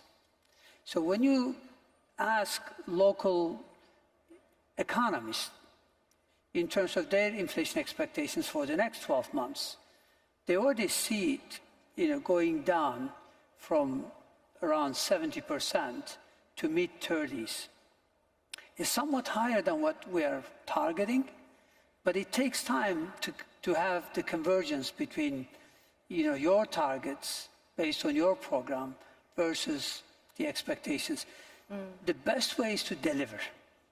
And this summer, there's going to be very strong delivery. Last year, we focused on fiscal consolidation. We delivered front-loaded fiscal adjustment. Debt to GDP ratio is only 29.5%. Structural reforms, we're not pushing through aggressively. Now it's time to deliver on disinflation front. And once the numbers begin to emerge, meaning once the year-on-year inflation begins to come down, I'm absolutely convinced that domestic population and local actors in terms of business people and others will come around. It takes time. Yeah. There's a bit of inertia in services. It's understandable. But delivery is going to be key. Will this normalization of the Turkish economy mean that you will start easing some of the restrictions on capital mobility? We've eased those significantly, the so-called macroprudential measures. We've already unwinded most of them.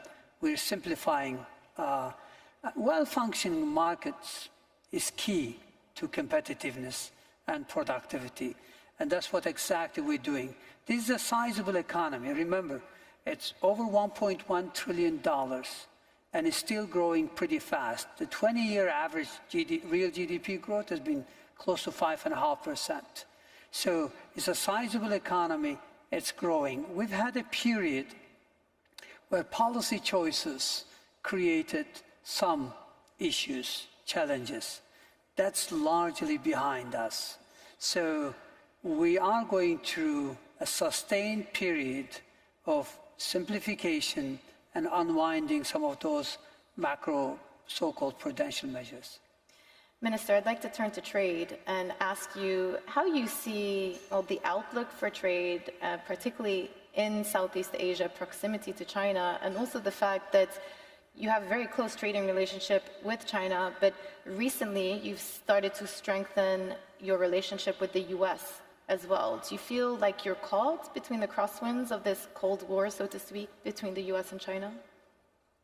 Well, we have maintained the policy as initiated by President Marcos in his State of the Nation address last year, that we are friends to all, enemy to none. And in that sense, we are balancing our relationship with all the partners that we have. With the U.S., we have intensified our engagement. Early this year, there was a trilateral meeting between the U.S., Japan, and the Philippines, where we talked about economic matters. And this May 21st, we're going to hold the Indo-Pacific Economic Forum in Manila with in partnership with the U.S. So we're pursuing that. And we have concluded the agreement of the U.S.-led Indo-Pacific Economic Forum, the three pillars of supply chain, clean energy, and fair economy. So that's our relationship with the U.S. With China, we continue to see China as our largest and foremost trading partner. It's number one. U.S. just the third in terms of trade volume. And we continue that. And our engagement with China is through the RCEP, the Regional Comprehensive Economic Partnership, which we are implementing with full commitment. And also the ASEAN-China FTA. Yeah. With the EU, we hope to broaden our relationship with the start of the negotiation for a free trade agreement between the Philippines and the EU. So we are balancing, our relationship with these three major blocs, plus Japan, of course, also a major partner, and hope to be able to grow our economy on the basis of growing trade partnership with these trading blocs. Well, Minister, I could put the same question to you, because Morocco is the only African country with a free trade agreement with both the US and the EU recently. And Turkey. African. That's why I said African. Attention to detail. Free trade. We have a free trade agreement. With Turkey, yeah.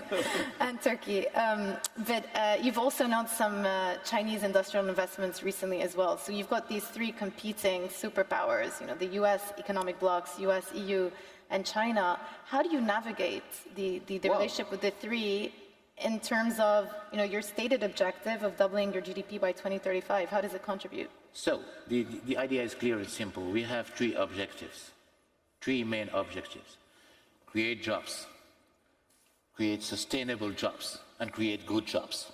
So it's all about jobs. We are a country in demographic transitions, with a bunch of young people coming everywhere, more talented every year, that need to have a better future. And this is our job. And we will take every single opportunity to make it happen. Based on that, we try to read the landscape. The landscape is clear. We're having blocks, 3, 4, 5, 10, 12, whatever, competing against each other or complementing each other, sometimes having, in a VUCA word, with complexity, uncertainty, ambiguity, and it's changing every time, changing the rules. And we try to navigate based on this priority. First of all, I see my customers. My customers are mainly in Europe. So these are my main trading partner, and I try to comply with what it takes to be able to sell my products there, to be clear. Second, I need investments. Investments are coming from everywhere in the world, from Turkey, from Europe, from the US, and now from China. And to see this investment and this product that we will produce, will they comply with some regulations, mainly US regulation, foreign entity of concern, or whatever it takes, or IRA, or other regulations that are coming in Europe, etc. So we navigate based on what we read in the accessibility of the products we were trying to develop in Morocco, so that we can be able to create jobs. So it's easy. It's complex every day because we have this uncertainty and this ambiguity in the rules that are changing every time. But we're doing our best. And at the end of the day, there are most of all private investments. So we need to convince private investors to take the risk based on this uncertainty. Well, that is exactly how much time we have for this panel. Your Excellencies, thank you so much for keeping to time and answering all of my questions. That was wonderful. Thank you, Jumana. Thank you.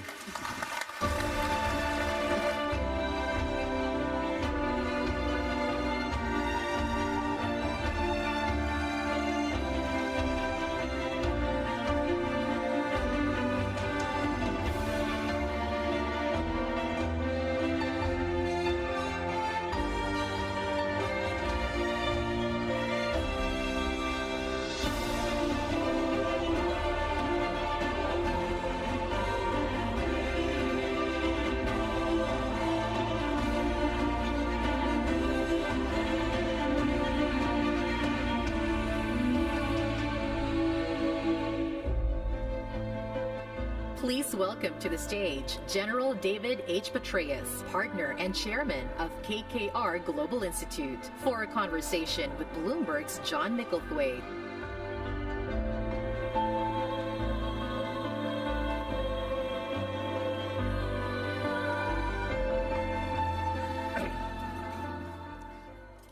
General, thank you for coming back to talk to us again. There's not much happening in the world of geopolitics. No, it's quiet these days. Just a quiet, everyday thing. So shall we begin with the obvious one, which is Israel and Gaza, which you know and understand. There was a very good article which used a lot from you on this idea that when it comes to going through Gaza, this is a very kind of military strategy idea, but when you deal with an insurgency, you need to clear, to hold, to build. And that seems to be the area where Israel is not doing this correctly, just purely from a military point of view. Yeah, and even the Israeli Defense Force Chief of Staff reportedly in private was expressing his concerns about the lack of essentially the desired end state, something the military always wants to know. Yes. What is it you want us to achieve, Mr. President or Mr. Prime Minister? And we learned this the hard way in Iraq. The first several years we did clear and leave, or clear and hand off. And it didn't work, especially in 2006 when the cycle of violence of Sunni Shia plunged the country into an actual civil war. During that year, you know, I had two-star, three-star, four-star commands in Iraq. That was the one where I was back in the United States. We did the counterinsurgency field manual. We overhauled every aspect of preparation of our forces and leaders and equipment for deployment to Iraq. And when we went in for the surge, when the violence was at an all-time high, it was a very, very dire situation. It truly was a Sunni Shia civil war in many parts of the country. We completely reversed what we'd been doing. You know, people talk about change management. You can't change any more than completely reversing. And I often would say that the surge that mattered most was not the additional 25 or 30,000 U.S. forces, as useful as those were in accelerating the implementation of the new big ideas. The surge that mattered most was the surge of ideas. And it was essentially that we're not just going to clear and leave or clear and hand off to the Iraqis who are no longer combat effective in many places. We're going to clear and hold. And you keep the people separate from, in this case, Al-Qaeda, and then you rebuild it right away. We would commit before we went into Fallujah, by the way, the third time. We hadn't worked the previous two, or Ramadi, or Baquba, or Mosul, or parts of Baghdad. We would tell the people in advance, we are going to make your lives better by getting Al-Qaeda out of your lives, and we will secure you from them. And we literally created what we called gated communities. In fact, I went to the sheikhs in Fallujah, and I said, you know, people pay a lot of money to have a gated community in Florida. We're going to give it to you free here in Fallujah. We had 12 of them. And then you have entry control points, you have biometric ID cards, you have all these tactics, techniques, and procedures to keep Al-Qaeda out of the neighborhoods after having literally gone through every single house, floor, room, and in the case of Israel, tunnel. Now, let me note that Israel, the situation they face is more difficult than Fallujah, Ramadi, and Baquba all put together because of the 350 miles of subterranean infrastructure that they have. It makes it very, very difficult because of the density of the population, the high rises, not small buildings, and so on. But the principle is still the same. You have to clear and hold and keep the enemy out of the people. And I do believe, by the way, that Hamas is the equivalent of the Islamic State. This is an irreconcilable extremist group that I believe does need to be destroyed. But how you do that matters a great deal. And I would welcome seeing a commitment that we are going to make your lives better, civilians in Gaza. The way we're going to do that is we're going to clear the enemy out of your neighborhoods. We're then going to seal off those neighborhoods and give you biometric ID cards. We're going to flood them full of humanitarian assistance. We're going to restore basic services, and we're going to aggressively rebuild all the damage that has been done in the course of this particular war. But the latter two elements of this are lacking. And so they have had to go back into Al-Shifa Hospital, which I felt they should have held on to in the first place, and turned it into a great medical center to take care of the people. That was it. So northern Gaza would be an exact example of where they could have been. Exactly. I've had conversations with members of the War Cabinet, and I've suggested, for example, just wall off the upper third, just to start there. Have 3 entry control points, get biometric ID cards, clear that north really carefully, and then keep Hamas out of that area. And again, flood it with humanitarian assistance, restoration of basic services, and all the rest of that, and then show the people what it could be like. Again, they're not going to embrace the Israeli Defense Forces, but at least they shouldn't be actively opposed to them. But without that hold and then build phase and a public commitment to make life better for them and to ensure that Hamas not only will be ineffective as a combat force, but cannot reconstitute.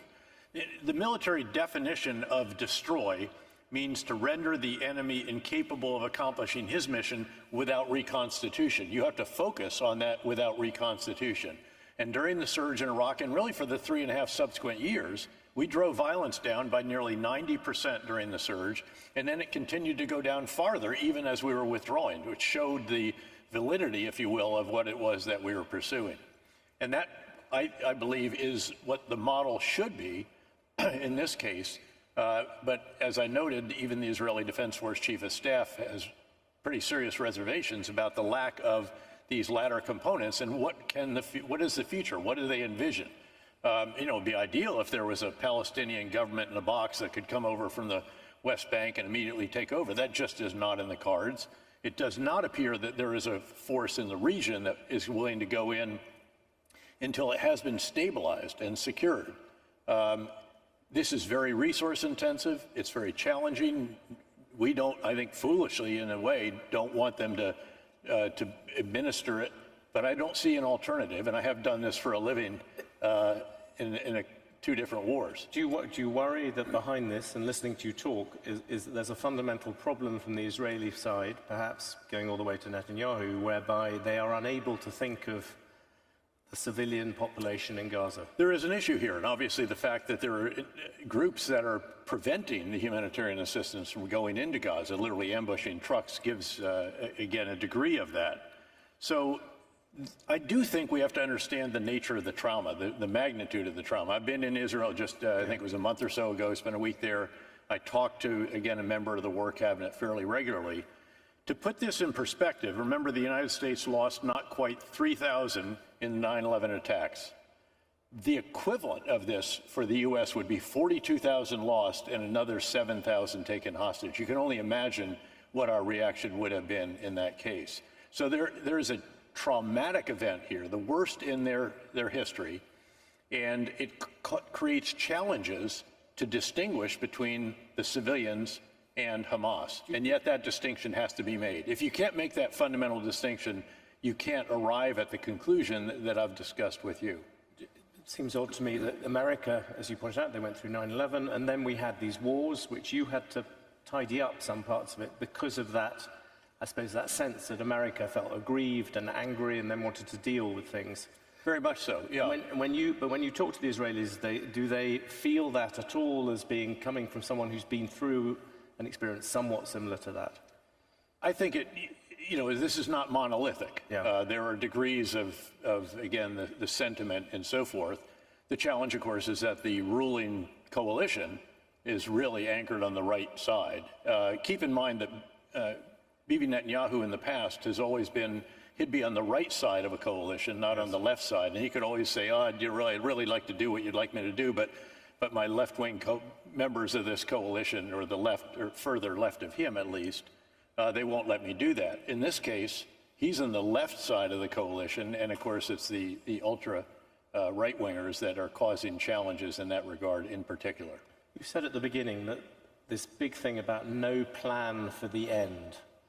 Do you think that's fair, that Israel has no idea what to do once it has done the destroy bit? And obviously you brought up the issue that the way they're doing the destroy bit makes it impossible to destroy them. But anyway, despite that if you were a military commander... I don't see a midterm plan. That's even, again, you can have branches and sequels. You should have options. And actually, those exist. There's a lot of work going on by U.S.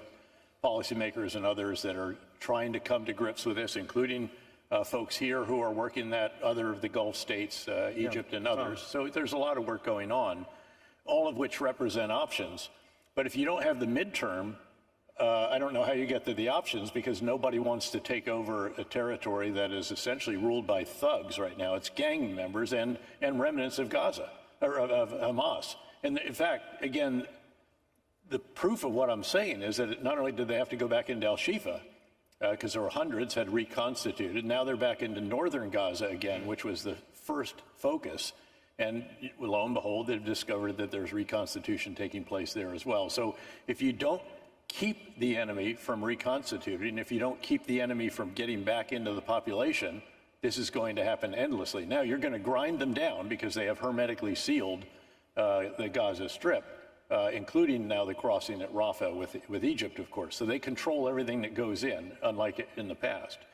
But that still is an exceedingly messy situation. And again, there's an obligation to civilians that goes along with the laws of land warfare. Do you think that if you were the general in charge of the Israeli side, what you're basically saying, it's impossible without some kind of clear goal at the end to know what you're driving towards?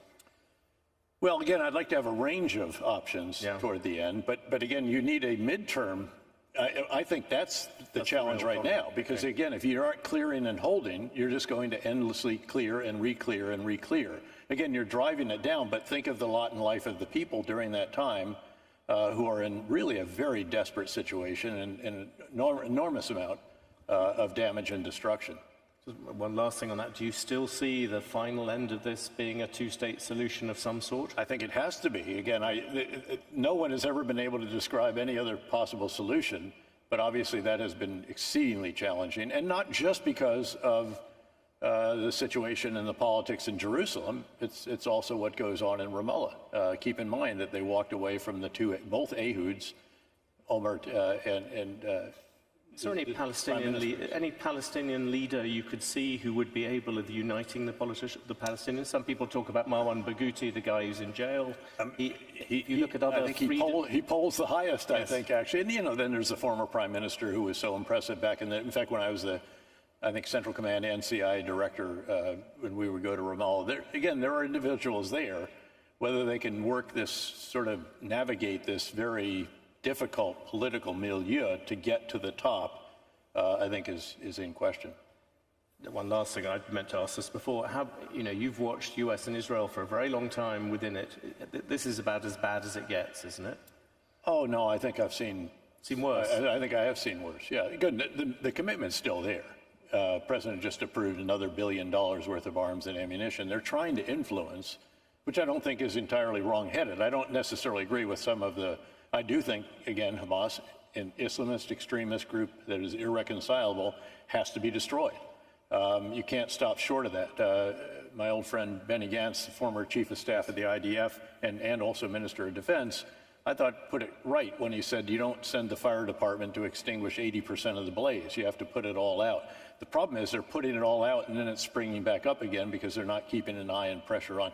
Look, we learned this the hard way. Actually, Iraq learned this the hard way, because when we withdrew our final combat forces 3.5 or 5 years after the start of the surge, and the situation was quite good and their forces were quite solid, they took their eye off the Islamic State because they got preoccupied with demonstrations by the Sunnis that were brought about by needlessly sectarian policies of the prime minister.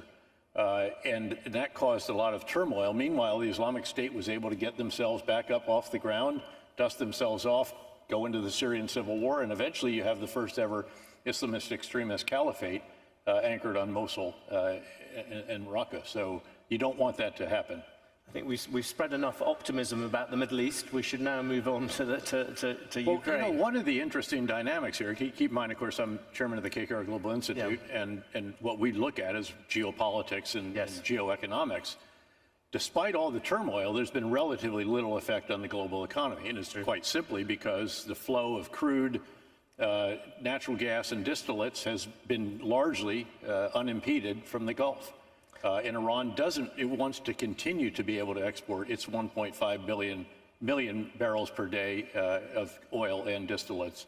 And we don't want to impose, because we don't want to see the price of gasoline go up at the pump and inflect inflation in an election year. Yes. So the impact on the economy has been relatively modest. It's not if you're in Egypt's shoes and you lose 60% of the revenue through the Suez Canal, but the market long since priced in extra 10 to 14 days for that 60% of the traffic that otherwise would go there. All the same, can we move on to Ukraine, sure, which also has energy connotations? I suppose the basic question is, how bad is it at the moment? The Russians have pushed in. Yeah. Don't you have this wonderful British term, fraught? Yes. I think this is a pretty fraught situation. This is a dangerous period because of the delay. There are two major factors here. First was the delay in the House of Representatives for nearly 6 months to approve the U.S. assistance. So the U.S. pipeline, which is the biggest and most important, ran dry. And it still isn't refilled. And it'll take probably 3-4 more weeks before you actually see the artillery rounds actually at the guns, or the additional air interceptors and air defense systems and so forth actually in place. And they've got to get through that. And there's a real threat right now to Kharkiv, the second largest city, which is sort of in the east. But from the north of Kharkiv, the Russians have been pushing in. And if they get to artillery range of Kharkiv, the Russians will just obliterate that city. They have no qualms anymore. What is artillery range, just to give a Well, you did just, again, 20-ish kilometers, but keep in mind the guns are a little bit behind the lines. It depends what caliber they are, 122 or 152 and so forth. But again, they're approaching that. They may be 10, 15 kilometers from that position. I think the Ukrainians certainly can keep them out of Kharkiv, but at some point they're going to have to push them back, as they did before in the first year of the war. They have to get them out of artillery. It's bad enough that the Russians are now using something called glide bombs, which they can loft 40 kilometers in Russian airspace, where our systems aren't reportedly being used. And they just glide them right to and they are very substantial in size, and they're just, again, obliterating what they hit. So that's very, very worrisome. It's also worrisome in the front lines in the Donbass, where they're using these quite a bit as well. But this is a difficult moment. It's also difficult, though, because Ukraine took a long time to sort out its conscription law. Yeah. Unlike in the two wars that I was privileged to command, the average age of a soldier on the front line is roughly 19 to 22. In Ukraine, it's over 40. Yeah. Because the conscription law is very different. They believe that young men should have a chance to get an education, get married, have a family, and it used to be the age of 27 was the first time they actually get conscripted. They've now reduced that to 25, but after a very emotional debate, not unlike that in our House of Representatives, and then they closed a bunch of other loopholes and other issues that they have resolved. But they've now got to start regenerating forces. And of course, despite the extraordinary leadership in Ukraine, despite the morale, the sense that they're fighting their war of independence, the innovation, they're producing tens of thousands of drones every month and iterating very rapidly, all of this, despite all of that, the objective reality here is that they are fighting for their survival against a country that has more than 3 times the population and more than 10 times the economy and is seemingly unconcerned by casualties. And that's a difficult situation. What do you think Putin's strategy is? I mean, talking to the Polish president yesterday, it's attrition, but is it also waiting for Donald Trump? It could be. Again, it's not just waiting for Donald Trump. We just had a 6-month delay in the House of Representatives under Joe Biden. Of course, it's controlled by the other party. So the dynamics, they're just hoping whatever dynamics there are. By the way, the Europeans rock solid. As we were talking earlier, at Munich this year, the security conference, it was the opposite of what it normally was. Normally, the U.S. is there and they're beating up on the Europeans for being feckless and not spending 2% of GDP on defense and everything else. And this year was the complete opposite. Europeans, robust, they committed $50 billion at the EU level aggregate. Each individual country is going in doing bilateral security agreements and so forth, and it was the U.S. that hadn't met what clearly was its obligation. Now we have, and $61 billion is a huge amount of money. It's 20 billion, almost 20 billion more than we've provided in the first 2 years. So that'll carry this for quite a while. But there's a number of factors in here that will determine going forward, including the election in the U.S., including actually the EU election that's coming up, see what that does. Yes.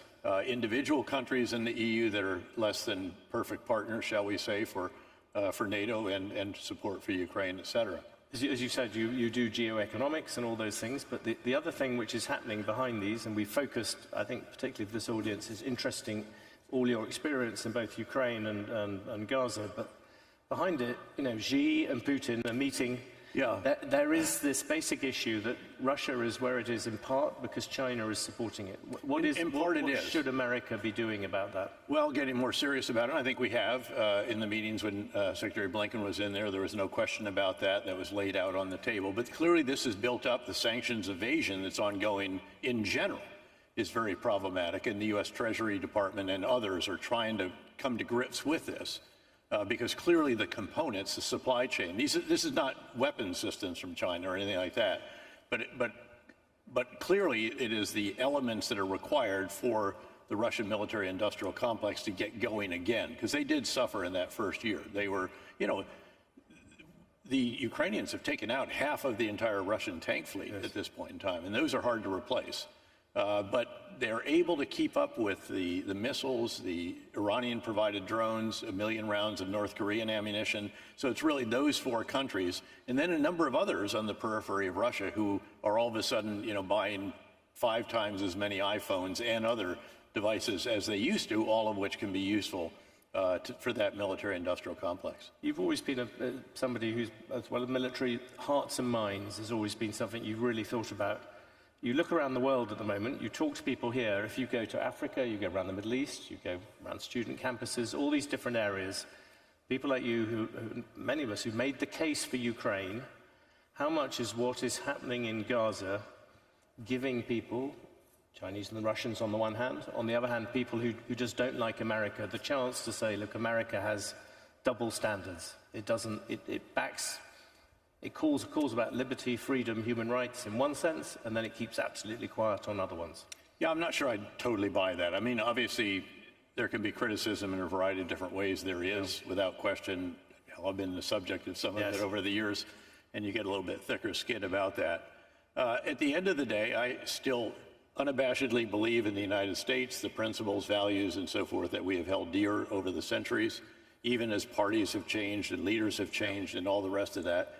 It's still the location in which we're investing. I am, after all, a partner in one of the world's largest investment firms. Where is destination number 1? It's right there. And it's because there's still a very, very interesting secret sauce about the United States of America. By the way, the energy, why did the energy revolution happen in the United States? Because we invented the technology of deep directional drilling, seismic big data, and hydraulic fracturing. We have agile capital markets. We have wildcatters that could build this out. We have reasonable infrastructure to push it around, and of course, yes, we have water near the deposits. But that, you see that in many different aspects. You see it in the innovation sector. You certainly see it being exported to a degree, which is great, especially, by the way, out here. There's a fantastic article today in the Times of the Post that lays out how Silicon Valley has been embracing the Gulf states. And it's because there's something special here as well. Very quickly, as a last question, I don't think it's a question of people in any way disrespecting America's economic might, but from the point of view of rallying political support at the moment to America, what is happening in Gaza, is that making it more difficult? Certainly, in some aspects, I think that's probably true. And again, the administration, I think, has been seeking to influence, because again, as I said, it's not just the destruction of Hamas, it's how you do that that matters. And I think the administration sees that. They're trying to influence it. It's difficult. We don't fully appreciate the trauma that Israel has experienced and so forth. We don't experience, I don't think, sufficiently the efforts to which they go to try to minimize civilian loss of life with leaflets, text messages, bullhorns, you name it. But at the end of the day, a tiny little area with nearly 2 million people being pushed around in it, that's a very, very difficult setting for this kind of operation. And again, as I said, the most fiendishly difficult urban operation since World War II. General Petraeus, once again, it's a delight to be here. We could have talked for much longer, but we've sadly run out of time. Thank you very, very much. Thanks, John.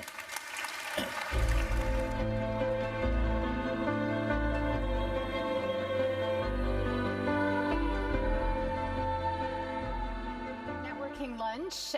Feel free to go to the breakout sessions happening soon at the Fairmont Hotel. We will see you all back here again at 1:30 p.m.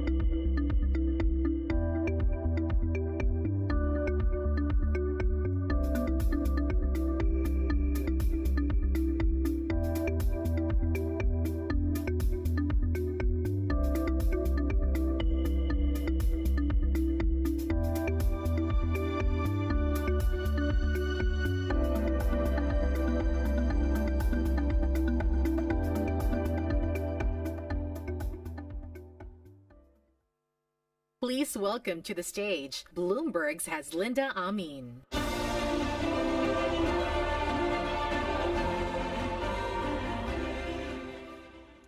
Good afternoon and welcome back to our program. From navigating the global geopolitical landscape to exploring the next biggest opportunities in sports investing. Our next few sessions continue to examine topics dominating the global boardroom agenda. Let's begin.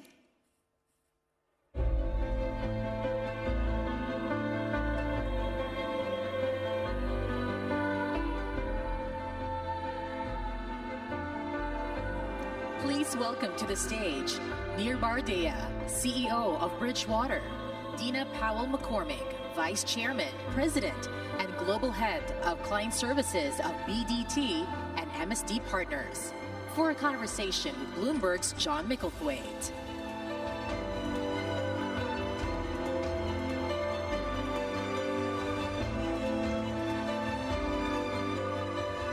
You didn't go in front, John. Yes. I've already failed my first instruction to go in front of the seats. We're very lucky to have Dina and Nir here, and we're going to talk a lot about risk and the investment side. And as I think some of you heard, I had a long conversation about the geopolitics earlier with General Petraeus. And so we're largely going to leave that behind. But just to throw one question to Dina at the very front, given your history in the White House on this, on the Middle East. I mean, how much do you think that has affected what's happening with investors now? Well, first, thank you for having us today, John. It's lovely to be with you. You know, I heard Ambassador Dennis Ross talking about the situation in the region recently, and he described a tension between two forces, an axis of resilience and an axis of resistance. And I thought that that was a really smart way to frame the situation. You have an axis of resilience today with a group of leaders who are talking about visions moving forward for the future of the region, a population under the age of 35, 80% of the GCC countries, and an enormous amount of capital to spend in diversifying away from natural resources into artificial intelligence, green tech, biotech, etc. And also a little bit of hope in that it was only a few years ago that there were 4 countries that made peace with Israel in the Abraham Accords.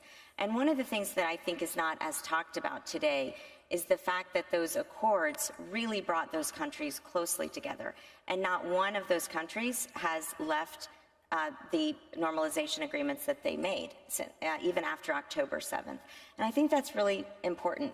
I also think it's a function of the ties that now are binding them with trade, economic development, and diplomatic and security relationships. So the other side of the aisle, if you will, the axis of resistance is Iran and the proxies that it's funding and the terrorism that it's fueling all around the region. And I think the big question is what's going to happen in that tension. And I think investors are looking at that today. They want to be hopeful that resilience wins, but I think there's a big question mark. It's interesting, isn't it? I'll bring Nir in on this. You have all these things happening in the world. You talked about in the Middle East, but you also have, even today, you have China announcing it's going to retaliate against America about tariffs. And people like me who spent their whole lives warning people like you, who strangely got richer all the time, that eventually kind of geopolitics would matter. Geopolitics seems to be everywhere at the moment, especially the idea of US versus China. But from an investor's point of view, investors seem to be just keep going. How do you explain that? Yeah, well, let me step back. First of all, great to be here, and also meaningful for me personally to be here today. If I'll just step back for a second, because I think you're right, geopolitics is one of those things that is changing, but it's one of the things that are changing. And as investors, and as humans, we have this tendency to look at what we've just experienced and just extrapolate that forward. Just say, you know, what we just knew is the normal, and we can just extrapolate that forward, and that's the thing that's going to keep happening. When you look at the last, let's call it 15 years, the stars have aligned for investors. I mean, it's been a tremendous period for investors. If you kind of go back all the way from post-financial crisis, asset prices are low, tons of liquidity, then met with zero interest rates, zero inflation, and like you're saying, geopolitical, secular conditions are also disinflationary, and just a very long run that we have a blip in COVID, we get a hit, but then again, a lot of liquidity, we get flooded again, and fiscal and monetary and jubilee, and it's pretty incredible. You look at that 15-year period, and if you take U.S. equities as an example, U.S. equities in that time period returns 2-3x compared to any other decade for investors. And now we're sitting here, and you have to ask yourself, going back to your question, are things changing or are they the same? What should we prepare for going forward?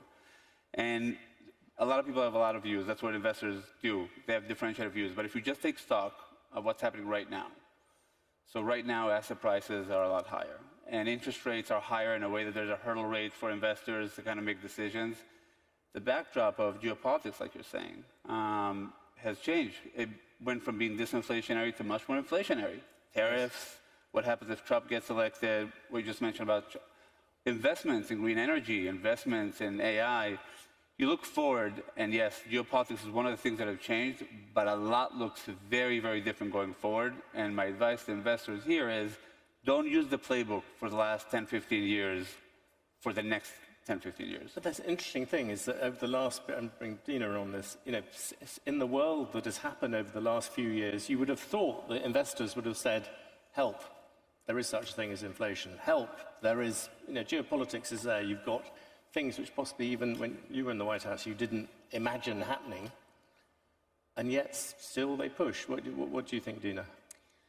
Well, I think it's interesting because obviously there's a U.S. election coming up, and there's going to be, in some ways, a lot of change, possibly or not. And I think this morning, one of the interesting things that happened when the Biden administration announced the new tariff regime is that it's just putting kind of another affirmation on what will be tension between the U.S. and China. So I think as much as things are changing, there's a few things that I think you can count on probably being the same right now. In particular, they may have different approaches, but the same sense. It's very politically potent right now for both sides to talk about this issue. I thought it was interesting that the Biden administration didn't do the broad sweeping tariff approach that Trump is proposing. They really focused $18 billion of imported goods in the sectors that are most governed by the national security principles, whether it's AI, the semiconductor, steel, aluminum. And so I think the headline is, this is here to stay, and this is something that I actually see our investors and clients starting to recognize, that the U.S.-China tension is going to remain, and they're going to have to start investing with that lens. You just see the world breaking up into regional economies. You end up with an America's economy, you end up with a European one and an Asian one, a sort of Asia ex-China and Asia including China. You know, what's been interesting over the last 4 years, and certainly after Putin attacked Ukraine, is there's strength, at least in the international organizations. They're, closing ranks in terms of allies with NATO and some of the international organizations. Economically, Nir made a really good point. We were getting more intertwined. Yes. And yet today, I think some of the military conflicts really do, put some people on different sides. Russia, China. And I think that's yet to play out for investors. Now, when you talked about a new normal, and you sort of implied investors are out there, they still haven't moved enough to that idea that risk has fundamentally changed. What is the classic mistake that investors are making?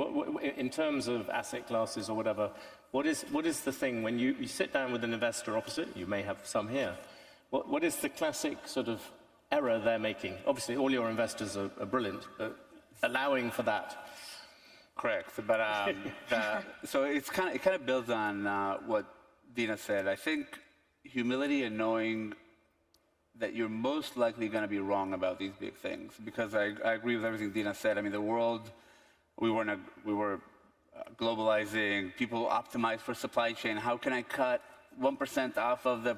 Now people talk about resiliency. Now people talk about onshoring. People talk about, hey, how could I defend myself against? And we have this tendency to look at things like, by the way, AI could be a force in the other direction where scale matters and can actually bring people together. We tend to look at these things and think that we have a clue about how they're going to play out.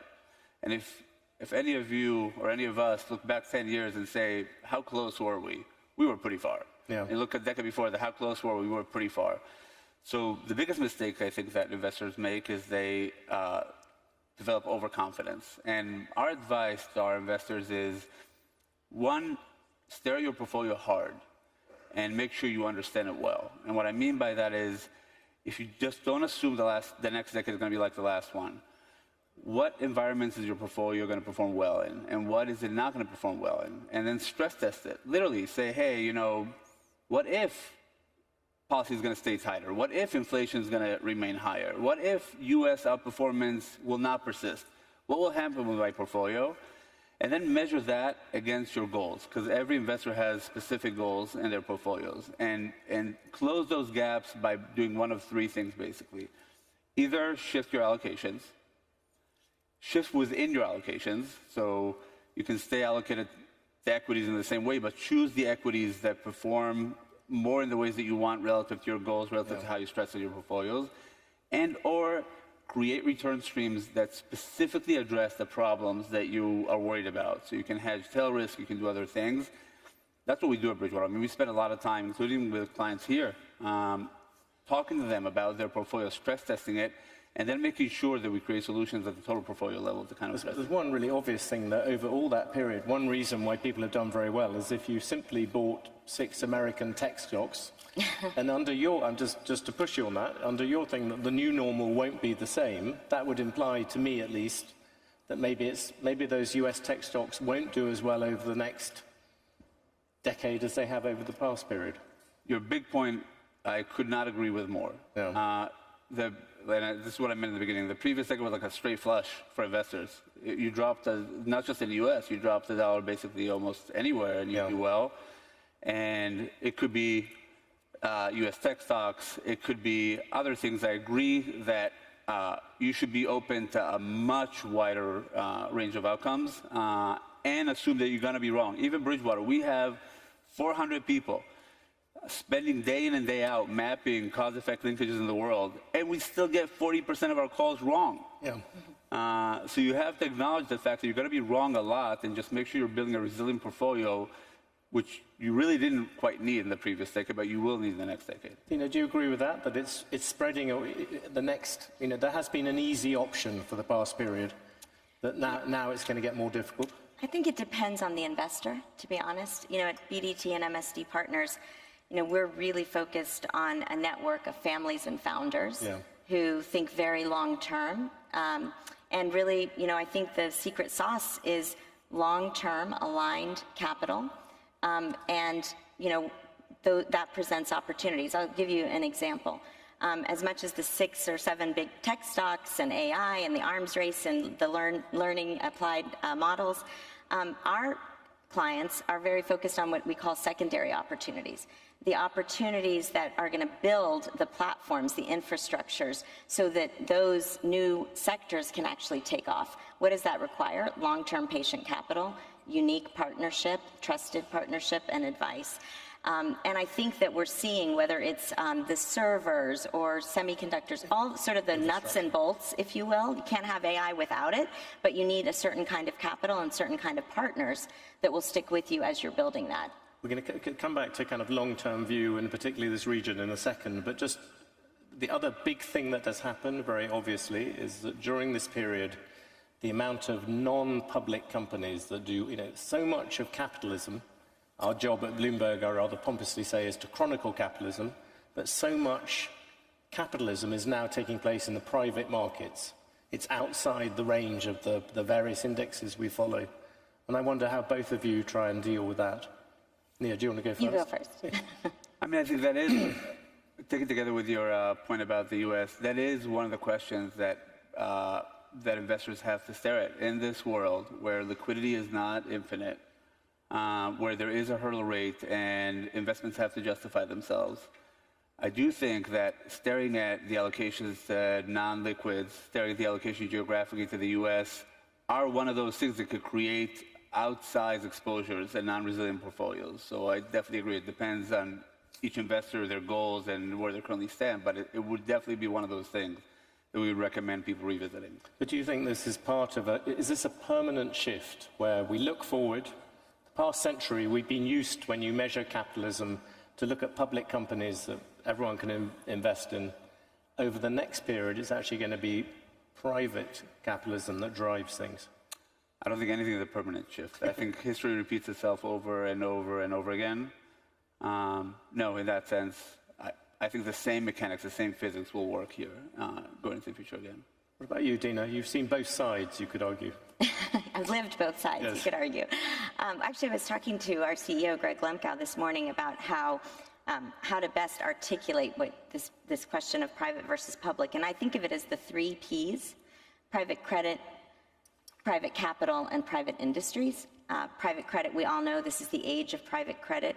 It's obvious why. The large financial institutions have high cost of capital, regulatory burdens, so the financing markets have really tightened. And so I think that that's going to continue. And also, again, back to kind of the families and founders that we work with, it's also a great, income-producing mechanism. The second, private capital, frankly, it's also less burdensome in many ways, and we've really focused on, Yes. co-investment opportunities. And then finally, private industry. And what I mean by that is the more public-facing, the more thorny an industry is, it's going to require CFIUS approval or regulation. I think people are shying away from. I think it's just, again, you look at what happened this morning, I think there's just going to be higher regulatory burdens to get investments in those industries. And so I think you're going to see more what I call private industries that just don't require that kind of scrutiny. Sort of going back to what I said at the beginning, is that maybe 10, 20 years ago, you could have had a company that just assumed the world was going to become more global, more similar, and the governments, like both of us or all of us in different ways, would have met people who said, Washington doesn't matter, this is all about how wonderful and free and unfettered my company is. Now, 2 ways. Firstly, Washington, or for that matter, Downing Street or the Elysee, can come and interrupt your business, but also it can give you a lot of money to go and do something, so that knowing about government has become more important. Do you think that's fair? I'm playing to your strengths, Dina. It's your CV. Yeah, well, I think certainly investors are watching what governments around the world are doing. I heard Ken Griffin when he was on this stage earlier this week, and he was talking about the enormous deficit that we're facing, and frankly, it doesn't look like Washington is going to stop that spending anytime soon. I think that you look at the subcommittee on China that Chairman Gallagher put out a bunch of new policies, even potentially a reverse CFIUS. So even if you don't want to deal with government, you're likely to have to if you're investing in certain sectors, for sure. And I think whether or not it's true, I do think investors feel it. They feel a heavy regulatory burden, and frankly, are increasingly really worried about the size of the deficit.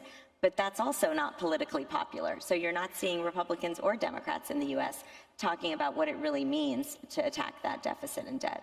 The experience from Britain, at least, is that people don't worry about these things until suddenly you have a Liz Truss moment, and then it becomes the most important thing. Sorry. No, I would agree. I mean, I think governments matter more, period. On both sides, you kind of alluded to it in your question.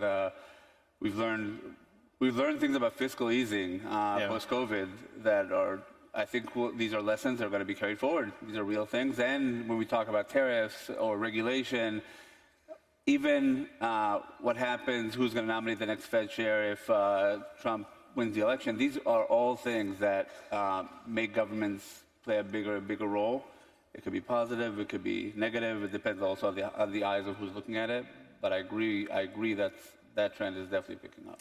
About inflation, we mentioned inflation at the beginning, and there'll be many people here who spend every second looking at dot plots and so on. Are you still scared by inflation? Scared? Yeah. We're never scared by inflation, meaning I think this is normal. It just depends on where you were. But the idea that, yes, if you flood with liquidity and you spur up demand, especially if there's also a problem on the supply side, prices will change. That's the physics of how these things work. For a while, we kind of forgot it. So no, not afraid. And we think there's a way to go. We think this reality is here to stay. We started this year with 6 easings kind of priced in. Everybody thought, no, we're going back. We're going back to that world. And now we've seen the market correct, and we think that's going to be the dance. That's going to be the dance that the Fed and all of us are going to have to dance in the U.S. And by the way, when you look at that, also look at the divergences. We tend to talk a lot about the U.S., but the picture you see in Europe and other places is vastly different. It doesn't make sense to us, to Bridgewater. It didn't make sense. It would be 6 easings. Still probably wouldn't make sense to us. There would be any easings this year. But you look at Europe, you look at what Switzerland just did, different picture, and you see divergences in the world that are also interesting for investors who are looking for opportunities about how to deploy their capital. Just quickly on that, do you, when you look at Europe, I mean, again, having just come from seeing Macron on Monday, his whole pitch is that Europe is sclerotic. It is not, it needs to reform itself dramatically. And I looked at the numbers, even France, which has done quite well since he became president, has grown half as fast as America. Is there any, do you see any sign in your world that is changing from the past decade to the next? Do you see any sign of a kind of rebirth in Europe? So I would separate that secular and cyclical. Yeah. So secular, I do think there's a lot of things that fundamentally need to be reformed in Europe. That's been talked about in Asia. But cyclically, I do think they are in a better spot. I mean, if the U.S., I believe, in order to slow inflation, will need actual restrictive policy. Like the reality is that to bring inflation down, you have to slow the economy. Yes. It's just the way it works. In Europe, they're past that point. They're much more ready at this point to ease. Slowing the economy, I think we can agree Europeans are brilliant at it. Yeah, they're very good. It's a talent. It's something they can do without. But at this point, they can actually stimulate. They are past that hump, and so in that sense, cyclically, there's room for optimism in Europe. Tina, what about you? Just two things, just on Europe, but then maybe we could come on to the Middle East as well. Well, you know, I just want to follow up on one thing Nir said. I completely agree with his view of monetary and fiscal policy, and the levers have almost all been used, and kind of we are where we are for the foreseeable future. I think it's interesting that if you look at any of the polls, you guys just recently did a bunch of polls, it's the #1 issue on voters' minds. And so I think that while it's talked about a lot, you know, again, from what, you know, the perspective of the Federal Reserve, I actually think it's going to be the deciding issue in the U.S. election. And I think that people feel it in a way that, you know, is stronger than it has been felt in the cost of goods, and yet the, you know, decreasing in wages. And so I think that that's going to be the big issue to watch in terms of, you know, economic policy. People think it's going to be national security or social issues. I think inflation is #1. You would agree, presumably? I mean, especially, I think economy is always a big, but I agree with everything Dina said, but especially because it leads to also the type of stuff that changes politics. So we talk about social inequality. Wealth is also incredible. I mean, one of the things that is leading to inflation is, you know, gold, Bitcoin. There's a lot of stuff that creates wealth that is certainly blooming in this environment of ample liquidity. So it's a subset of the population feels the inflation when they're going to the gas station, and a part of it feels incredibly wealthy. And so it's both what Dina's saying and the fact that it's kind of tearing society apart from a social inequality standpoint.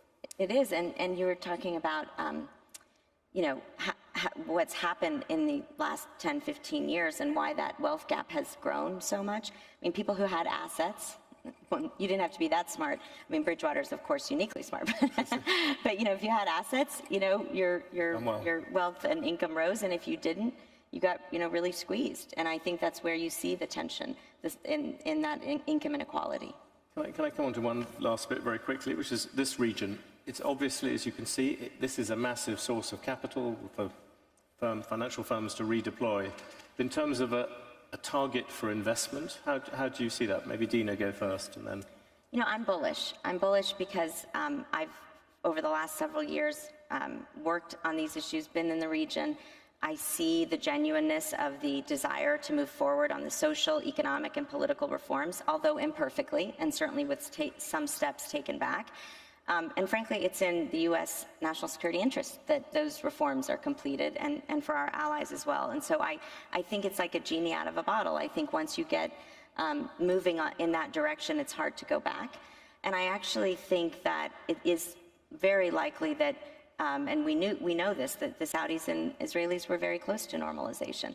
And in some ways, there's a saying, don't waste a good crisis, and this horrific tragedy and crisis could actually be the final straw in between those two, axis of resilience and axis of resistance. And this crisis hopefully will lead to more countries joining the Abraham Accords and a path to peace and prosperity. What about you, Nia? When you look at this region as a target for investment at the moment, are you?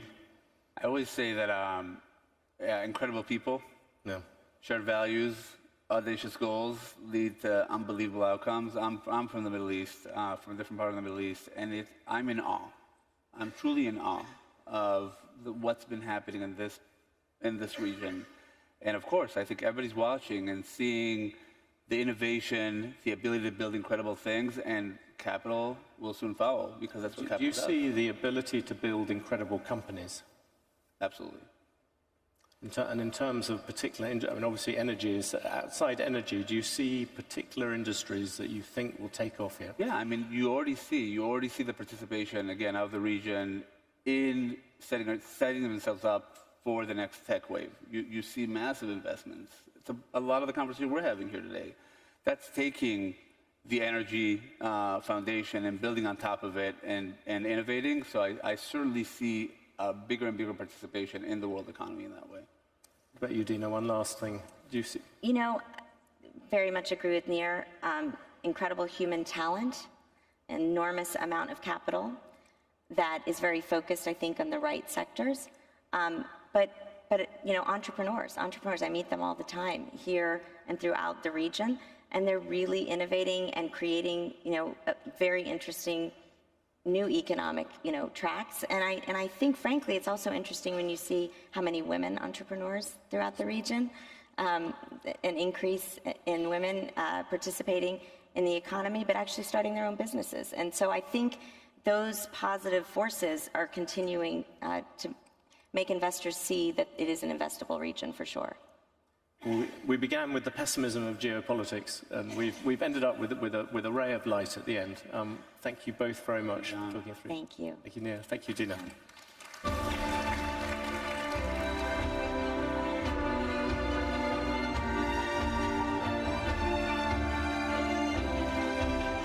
Please welcome to the stage Hassan Al-Thawadi, Secretary General, Supreme Committee for Delivery and Legacy of the State of Qatar, for a conversation with Bloomberg's Jennifer Zabazaja.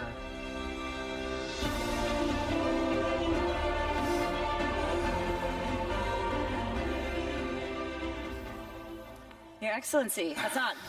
Hello? You told me I can call you Hassan, so I'll yes, go with please do. Please do. Your Excellency sounds awkward. It's wonderful to be sitting here with you. And we were just talking. I can't believe it's been almost 2 years since the World Cup here. For you, who really was at the helm from the beginning, does it feel like it's been that long? Do you feel like it was just yesterday? I still talk to people when they tell me about an incident that happened in 2023. I think it was a few months ago. So honestly, no. At times, time for me is just stopped to a certain extent in terms of measuring it from 2022.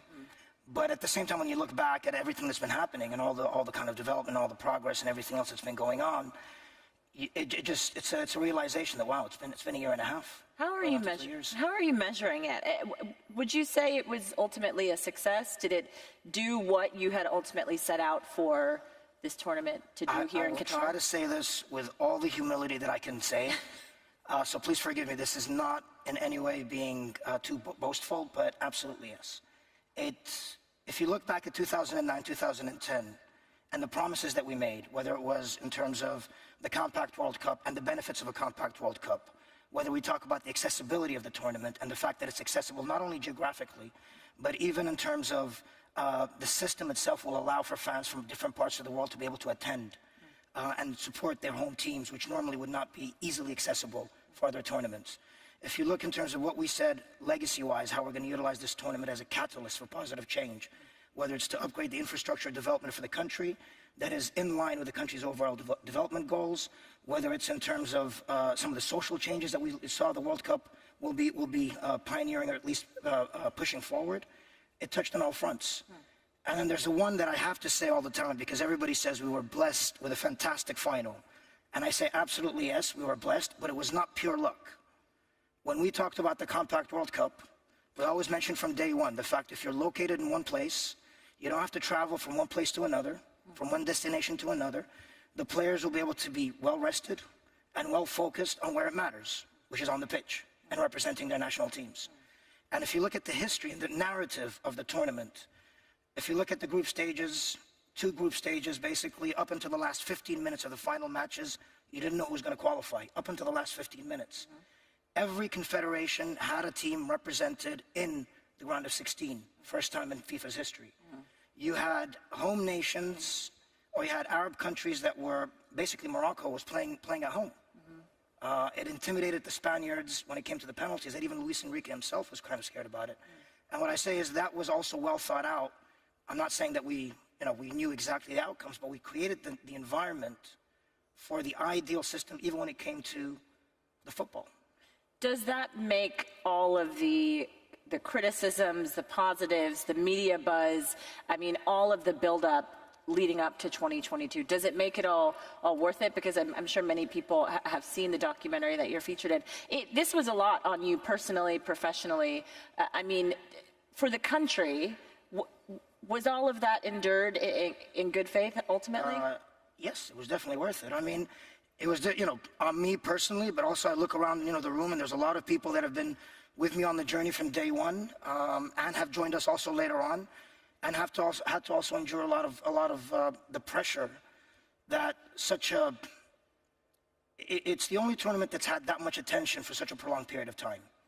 I mean, if we compare, for example, today, 2026, Canada, Mexico, US, you hear about it, but it's not really front page news. We had to endure that, that interest and that focus for 13 years.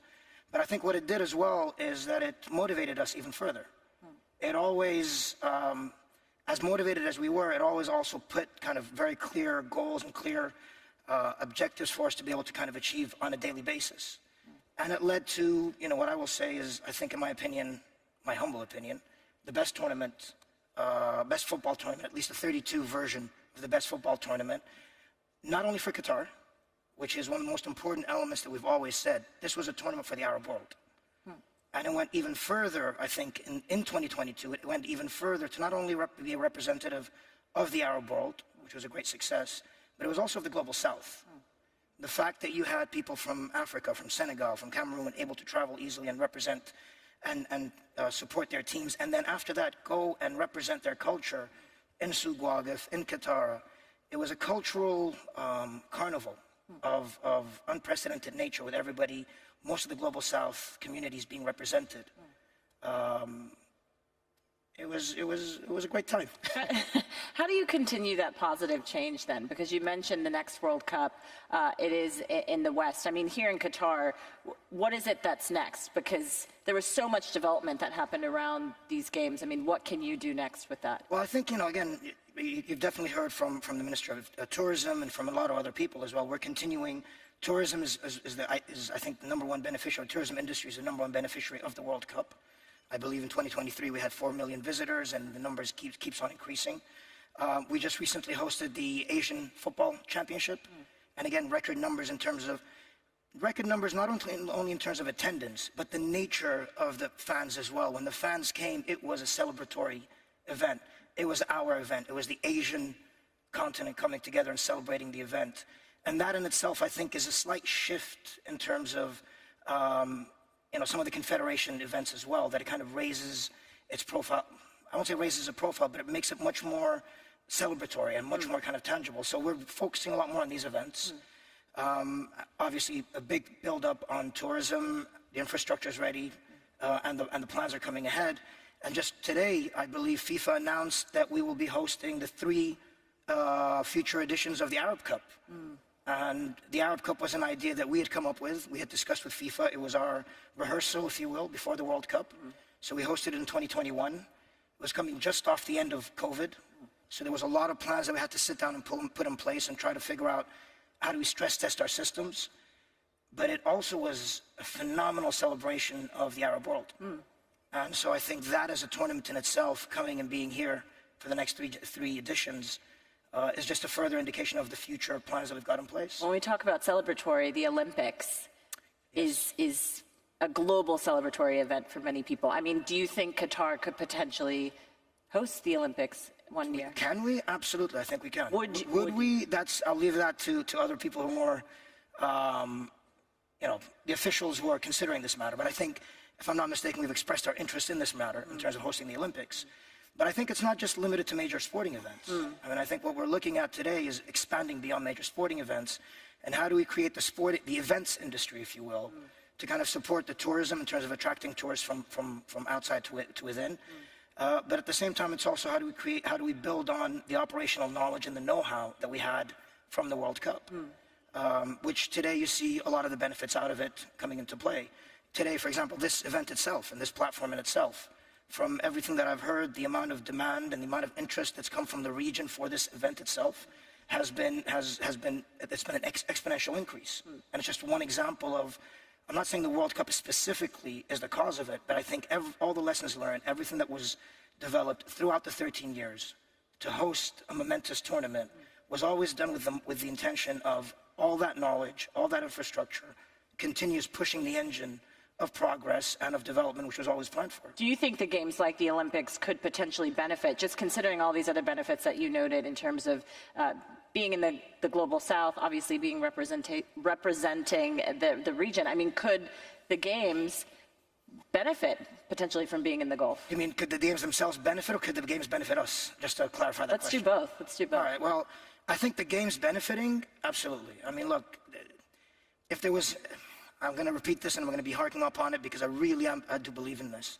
If there's one thing that the World Cup, at least for me personally, has indicated, it is the fact that, when you look at the celebration, when you look at the fact that people from all over the world came here, the World Cup came to the fans, as opposed to most other tournaments. Fans would go to the tournaments, and especially when I'm talking about the world from the global south.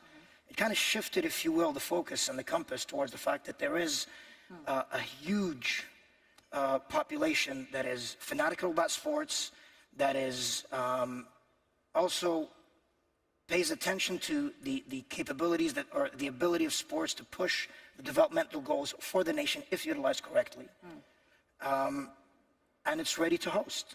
And so I think there's no doubts that every nation that hosts the tournaments, provided that they approach it in the right way, provided that this event does not become the end-all and be-all of We your have objectives. seen that happen before. Well, we have seen that. That's the thing. And look, I mean, our success is based upon also lessons learned.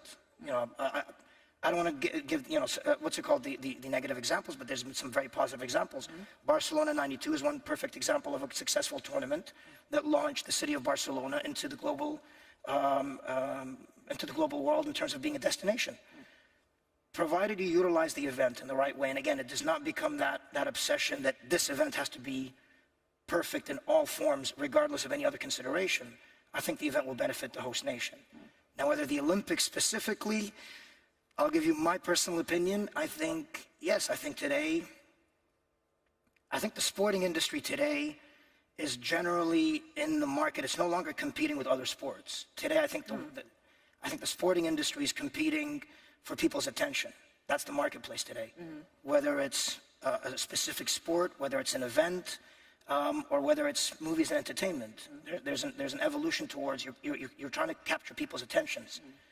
And so at times you need to create the narrative and you need to create the connection with your fan base. So considering traditional markets is one thing, but there's a whole world out there that is ready to host, I think, and ready to utilize these events in the right way. But I think that consideration has to be made. And you mentioned this briefly, but if not sports, are you looking to other entertainment sectors in order, or to be the hub for the Arab world? Well, I think the Arab world generally, there's obviously a very big interest in terms of, like I said, the events industry. Yeah. Right, the events/entertainment industry.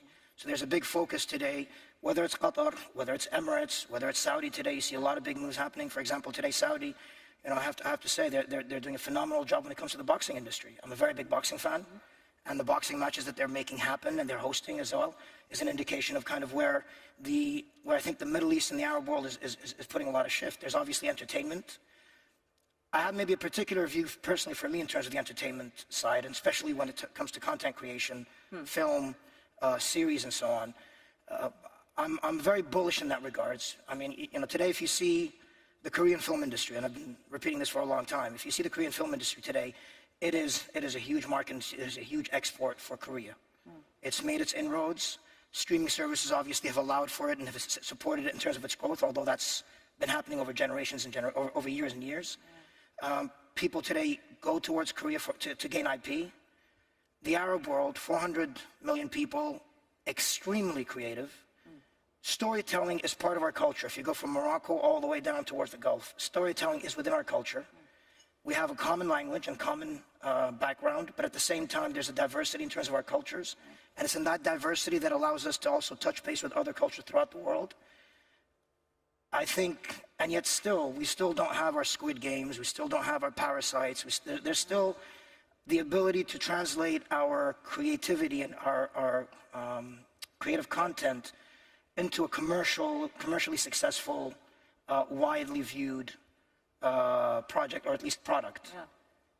I think now there's a big shift. There is a huge shift. There's a lot of investment happening. There's a big shift towards that.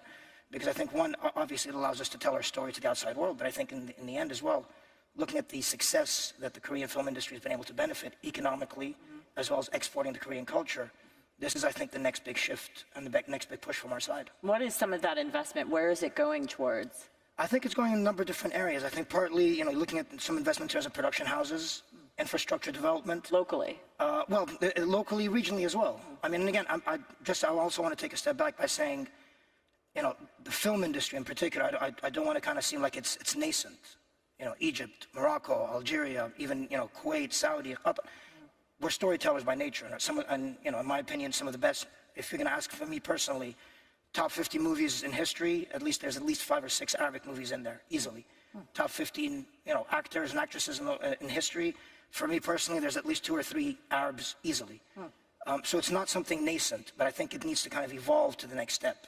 It needs to take the next step. So in terms of production houses, in terms of a bit of infrastructure, in terms of, I think, upgrading the capabilities when it comes to script writing, maybe some of the action scenes and so on, you know, like stunt creation, stunt development, below the line, above the line kind of investments, and that's happening.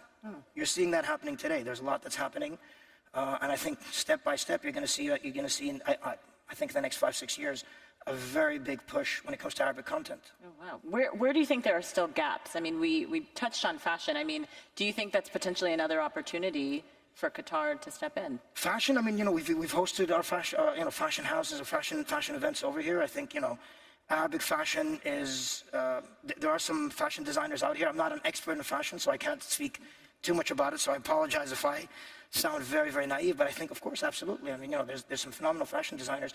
I think anything creative, when you look at the Arab world, and you look at Qatar in particular, I mean, if you look at, you know, Qatar Creates in Msheirab, for example, I think we recently hosted the Christian Dior kind of legacy showcase, and it was a phenomenal representation. But I think it showcased, and it also we showcased a lot of young, up-and-coming fashion designers, and it's kind of trying to bring back the, you know, the traditional, but with the young and new, and that's kind of coming gradually within a lot of the initiatives that Qatar Creates is doing as well. But ultimately, it seems like the best return on investment is sports. Was sports for the World Cup? No, I will say this. I think the best return on investment, you mean in terms of what creates the best return on investment?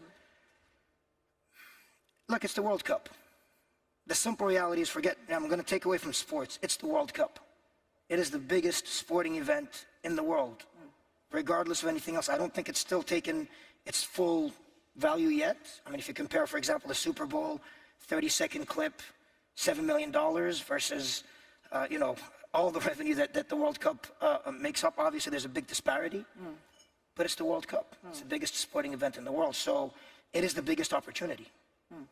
And so it creates it's the biggest risk, and at the same time, it creates the biggest rewards. If you utilize it correctly, yes, the payback is quite satisfying and quite long-term.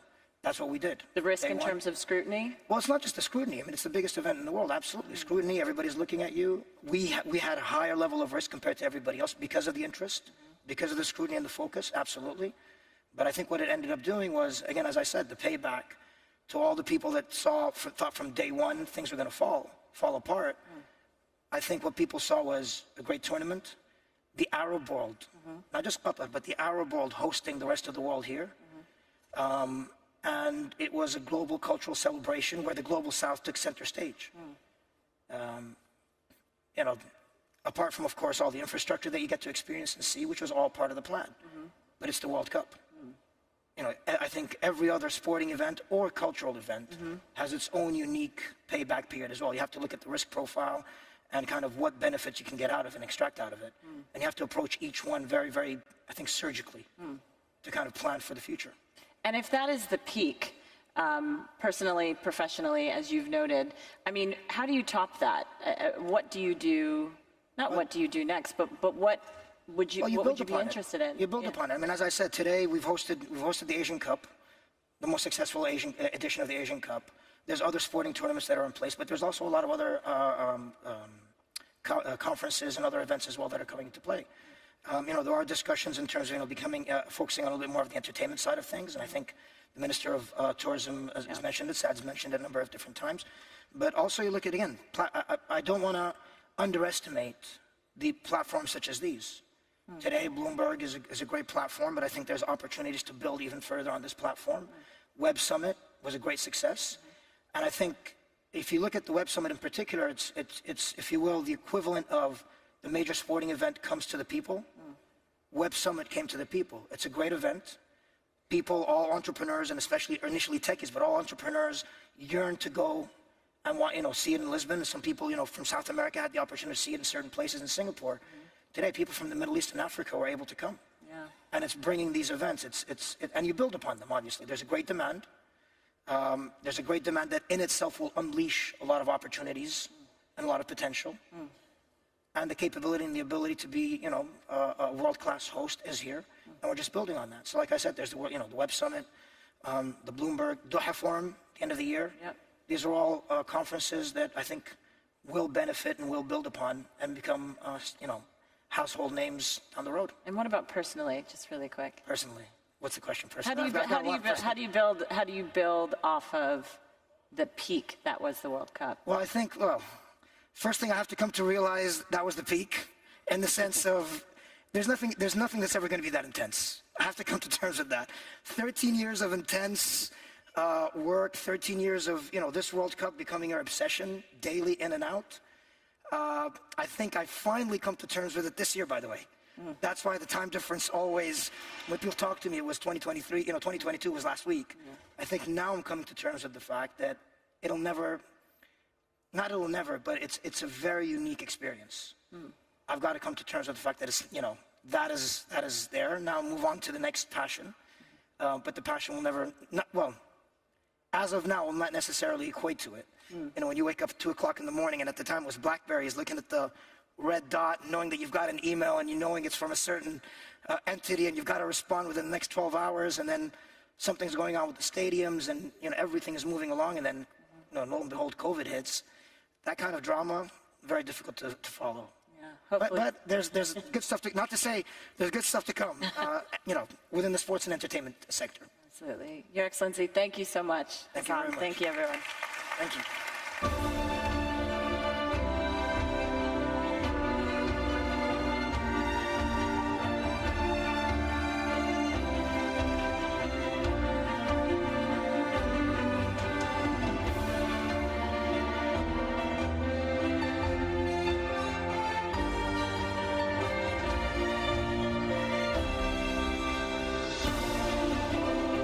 Please welcome to the stage His Excellency Engineer Khalid Ahmed Al Ubaidli, President of the Public Authority for Regulating Real Estate of the State of Qatar, Jonathan Goldstein, CEO of Kane International, Cindy Lim, CEO of Infrastructure of Keppel Limited, and Stephen Witkoff, Founder, Chairman, and Co-CEO Witkoff, for a conversation with Bloomberg's Jemana Bursachi.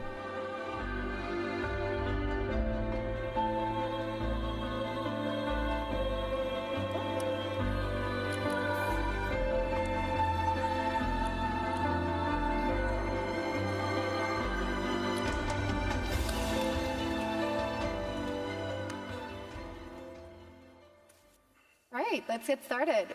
Our next panel is about taking cities to the next level. And I mean, I can't think of a more perfect place to be having this discussion. We were speaking off stage, and I was saying to the gentleman that I have only been to Qatar once, and that was in 2009, and things have really changed a lot since then. In fact, there are whole new cities where we are right now. Lusail didn't exist 10 years ago, and that is also testament, of course, to the vision of Qatar and how much activity, construction activity has happened just in the last decade. So to that effect, Your Excellency, I would like to start with you. And a question just really about how much construction real estate activity has taken place in the last decade. Of course, in the run-up to the World Cup, that was a major event which I think accelerated the timeline of a lot of these projects. Where we are right now in terms of the real estate infrastructure you have and how best to optimize it. Bismillah ar-Rahman ar-Rahim. Alhamdulillah wa salatu salam ala Rasulullah. First of all, I would like to welcome you all, Jumana and Jonathan, Cindy, Steve, to Doha. And we are pleased to have you in Doha. Basically, as His Excellency the Prime Minister mentioned yesterday, and also at the session of His Excellency the Minister of Finance, you know, we have accelerated all of the real estate infrastructure. We built a world-class real estate infrastructure, and now we are looking to activate those real estate infrastructure, attracting the right partners, the right talent, and mix it with our nationals in order for us to improve productivity of the sector and of our nationals. What does the activation mean in practice? What is it that you're looking for? Basically, we do have a world-class, you know, infrastructure built and expedited due to the catalyst of the World Cup. And now we are selective in attracting the right partnership and the right industries, something like, you know, data centers, warehousing, and just to look where really the next phase of infrastructure demand is and utilize the current infrastructure to cater for the future demand. And where does repurposing come into that also? Sorry? Repurposing. Yeah, we are thinking about repurposing some of the infrastructure currently, and we will use the international partnership to advise and work with us to put to the best use the current infrastructure. Jonathan, when you think about investing and building up your portfolio, what are some of the factors that you take into consideration? Well, first of all, thank you. And thank you to His Excellency. And just to reiterate what a privilege it is to be in Doha and to be at the Economic Forum and to be able to say a few words.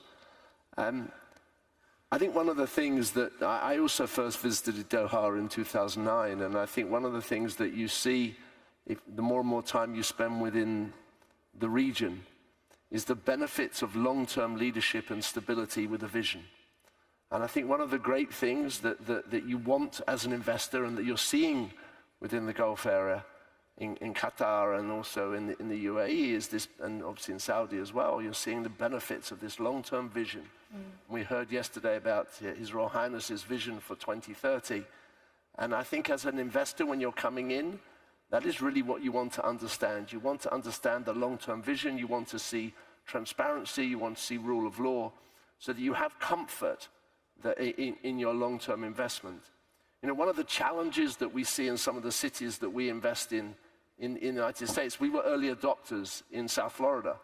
And obviously everybody knows there's been a massive boom in South Florida through post the pandemic. We started investing in 2016, 2017, and just about to open one of the largest office blocks in Miami.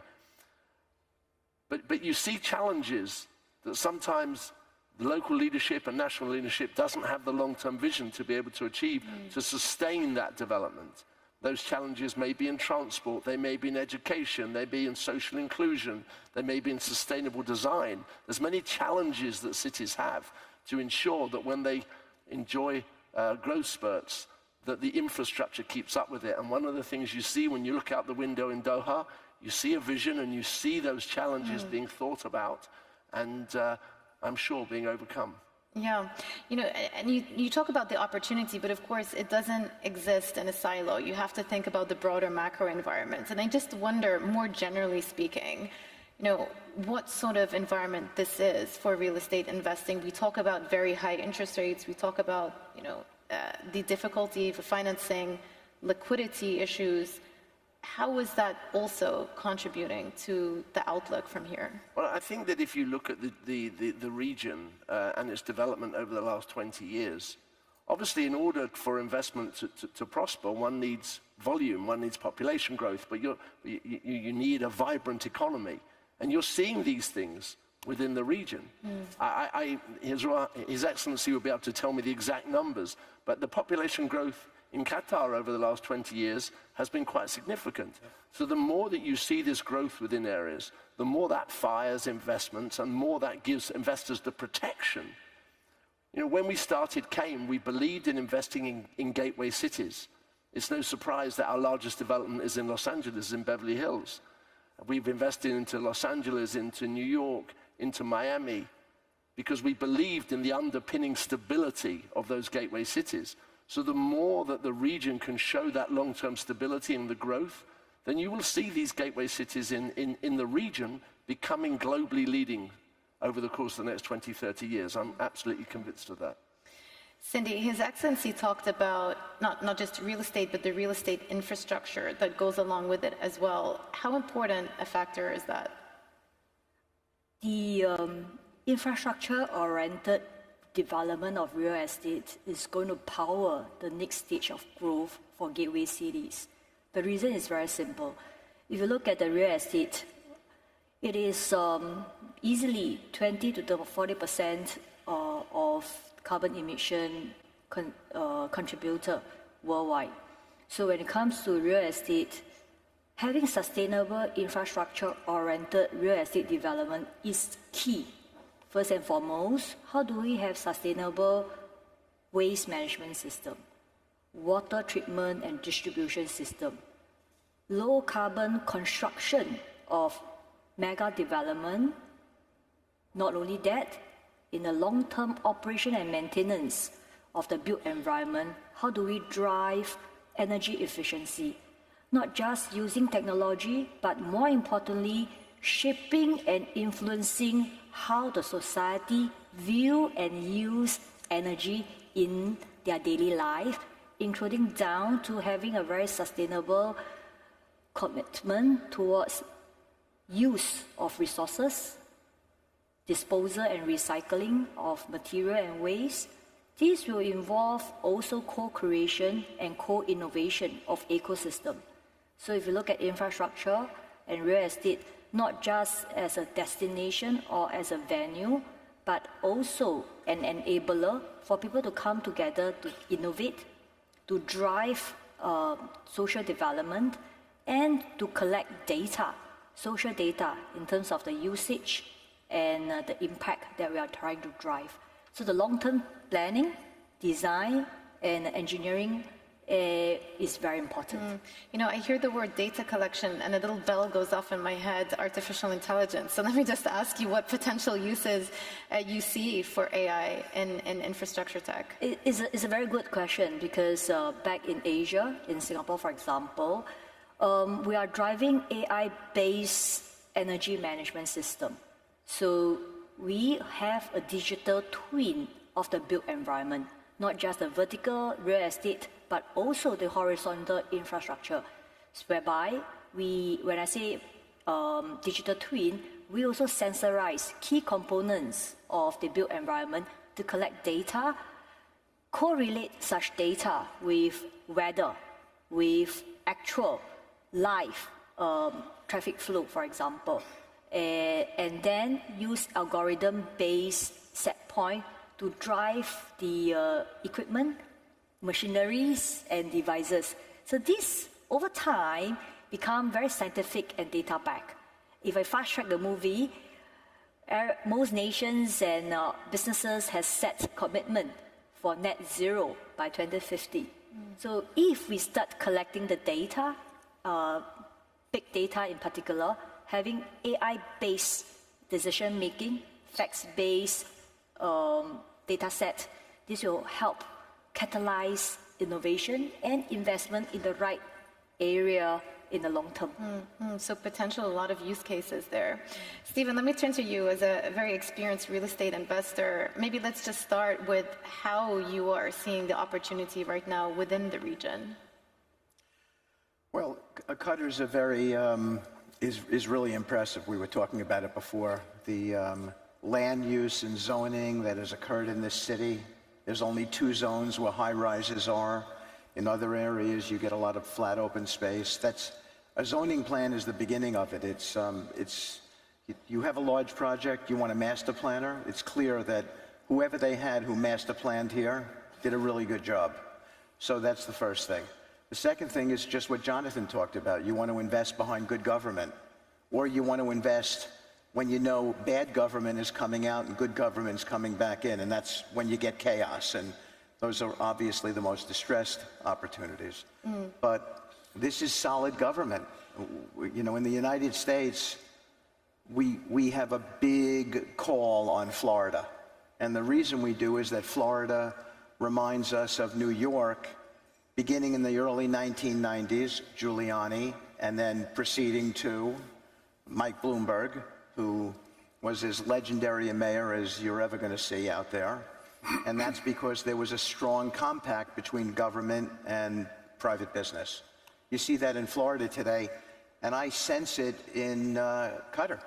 I think that they obviously had an economy that was much more geared towards petrochemical and natural gas and things of that sort, and they're expanding. Tourism is up. The hotels here are magnificent. Who wouldn't come back to this region? It sits on the water. It almost reminds me, I stayed at the Four Seasons in Athens.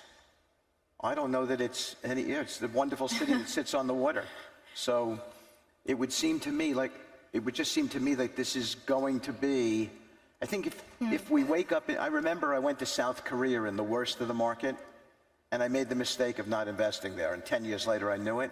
But here you almost begin to, you sense that there's this really strong leadership that wants to see this city go to the top of the list. Yeah, but when you talk about, how you see Florida panning out, just give us a sense of how U.S. commercial real estate is doing, because that was the big theme, the last 12 to 18 months. You talk about a lot of pullback in that space. People got involved when interest rates were very low, and obviously we are in a much higher interest rate environment right now. Lots of talks about potential defaults. How do you see it? So U.S. real estate is going to have a deflationary effect on the U.S. economy for a bit of time. Lots of people bought multifamily at 2 and 2.5% returns, financing it at sub 2 and 2.5% returns. On the other hand, the macro is really strong. KKR just came out with a report today with a major call on multifamily in the United States because we're massively undersupplied on multifamily. And why? Because high interest rates lead to lack of construction activity. And that's the greatest environment for people like me and Jonathan. We follow what construction activity is out there. For instance, in the hospitality business, everybody knows that you get double-digit RevPAR increases when you haven't seen much construction in that area. Well, there hasn't been much construction out there in the United States in the last couple of years because of high rates. So I think there's some really interesting opportunities out there, but you have to pick the areas where you want to be. And it goes back to what this panel was talking about, which is transparency. I think when you get these over-regulated environments, when people become afraid of going into areas where you're going to see potential for rent control, things of that sort, that sort of militates against long-term certainty. And real estate is a long-term business. Yeah, that leads me nicely to my next topic, which is, Your Excellency, you're head of a new authority that was set up this year. Its purpose was to ultimately be the regulatory authority for real estate within Qatar. What are some of the plans and initiatives that you're introducing to optimize the stated purpose of activating real estate over here? Under the leadership of His Highness the Emir Sheikh Tamim bin Hamad, the Qatar Real Estate Authority was established 2023. And again, I agree 100% with what Steve was saying. Transparency, we have it as a big topic that we would like to achieve in terms of availability of information for investors and utilizing a digital platform where you could access all of the available information, reliable information for investor or stakeholders in order for you to make a very accurate decision for your investment. And again, I couldn't agree more that leadership of this country is the key enabler for the business and for what we see right now. Jumana, you said you came 2009. I will let you speak. How do you see it different in 2024? I mean, it's entirely different. It's a new city. It's a new city. Hence the name of the panel. So for us, we are not just a regulator to add a burden for investor, but we are a partner with the private sector, enabler, and try to overcome all of the obstacles in order for businesses to get the right messages, the right processes, and also some of the key initiatives we are trying to introduce in 2024 is the dispute resolution mechanism, whereby we want the system to be clear for FDIs and international businesses. When they come to Doha, they know that they will get world-class standard in terms of infrastructure and all of the ecosystem associated with the real estate. So this is basically, we have a big ambition, and we know we will reach there, and we are your partner in Doha for the real estate market. Jonathan, earlier on you were talking about the importance of having a long-term vision in place, and that's obviously something that benefits this part of the world. But His Excellency brought up a couple of points on what they're trying to achieve with the real estate authority. Number one, transparency, and number two, a legal framework. How important is it to have the right framework in place in order for investors to feel comfortable that this is where they want to be, not just over the short term, but these are very long-term plans? As a born Englishman, obviously, the English-based rule of law has been one of its greatest assets as a country over decades.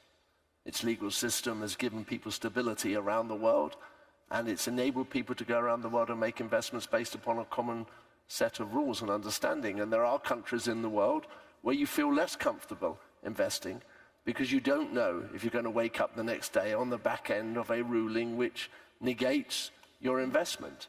So I think one of the great strengths that you're seeing in the region, and you're seeing, multiple industries and people and brands and in hospitality and in sports and in various so many areas coming into the region, is because people feel that level of stability within the region. We're investors in the Oman Group, obviously big players in the region, but big investments into Saudi, for example. We're also partners with Accor in the Delano, which is opening in Dubai, and looking for other areas in the region. Your Excellency, if there are others available, and so on and so forth. As we grow into the region, so we're beginning more and more comfortable to have investments, seeing the stability that in the region to enable us to make those investments and be comfortable that we're in the right place. Did you worry about the geopolitical headwinds currently? Look, I heard the Prime Minister speak yesterday, and I admire the way that he addressed the issue within the region. He talked about the need for alignment of interests in ensuring that as soon as possible there is a ceasefire, and ensuring as soon as possible, aligned with that there is a release of the hostages. And I think that everybody hopes across the region for peace across the region. There is no benefit to anybody in the bloodshed that people are seeing. So I think that the current environment, both in the Middle East and also obviously in Europe with Ukraine, is a negative drag on many people who wish to focus on prosperity for their families and peace amongst people. And I think every morning when we wake up, we will pray that during the course of that day or that week, that's where we end up, because it serves nobody's purpose for this endless spiral of murder and blame and counter-blame, which has been going on for the entirety of our lifetimes. Inshallah, we say in Arabic. Cindy, let me turn to you. You spoke earlier about infrastructure tech, about artificial intelligence, sustainability, a big theme, of course, in planning and real estate visions. How can you square up sustainable projects with projects at scale? The function of government, public administration, as well as champion companies is to improve the quality of lives, living environment, and livelihood. To drive this, you need large-scale, needle-moving, long-term projects that can't be undertaken by a single company or a single department. So it's an ecosystem approach. So one good example would be the procurement model of the government when tenders are called for long-term, large-scale project, possibly can attract more innovators, diverse pool of capital and know-how by shaping the procurement model to that of a public-private partnership. Now, in order to do that, this further reinforces what His Excellency has said earlier. To attract FDI to participate in PPP projects, you need clear, rule-based, contractual, commercial terms that people can bank on. The projects and endeavor should be bankable, that you can deploy and attract global capital.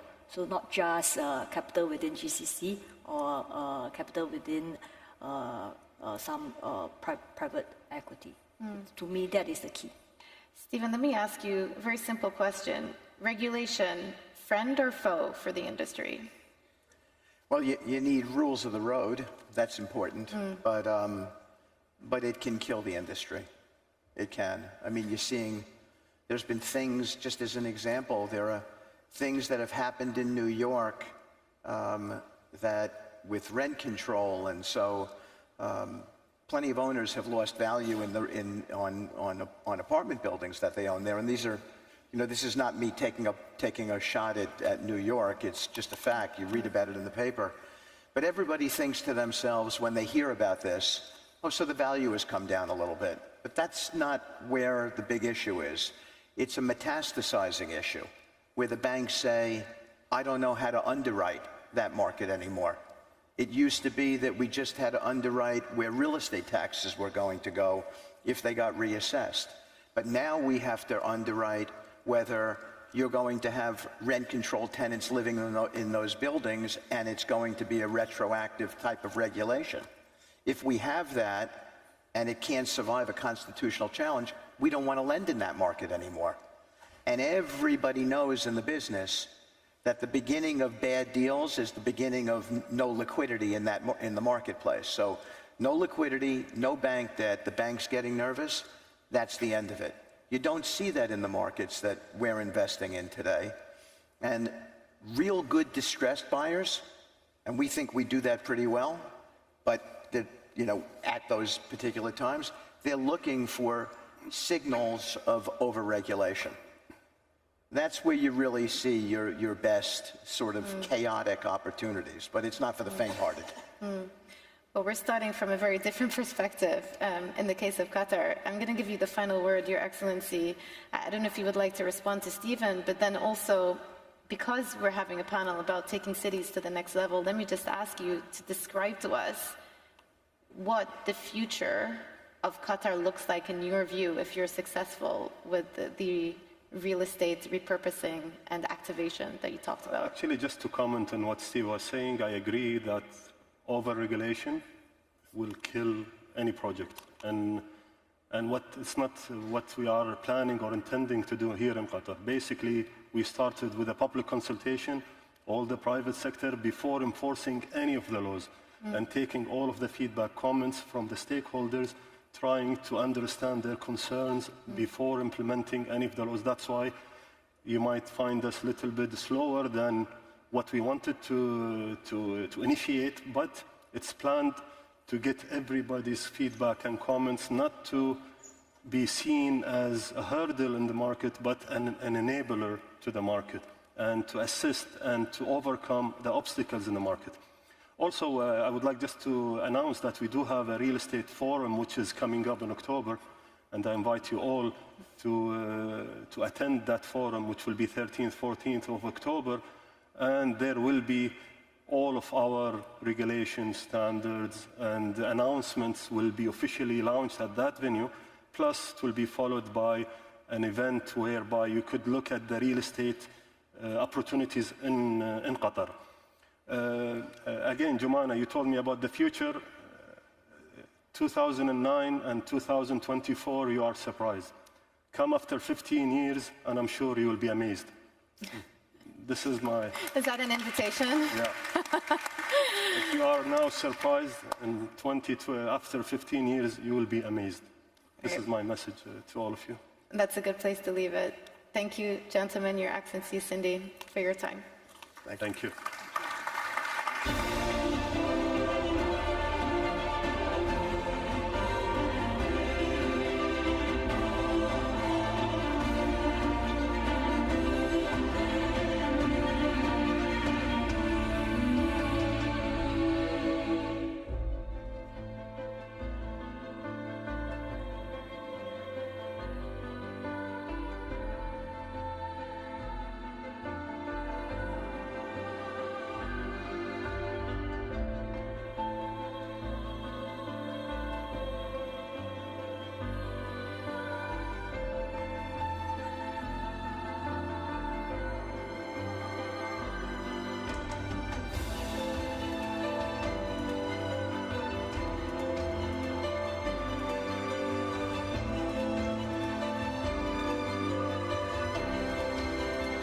Please welcome to the stage Sheikha Hanadi Al Thani, Chairperson Injaz Al Arab, and Ronnie Scrivala, Chairperson and co-founder Upgrad.com, for a conversation with Bloomberg's Malika Kapoor.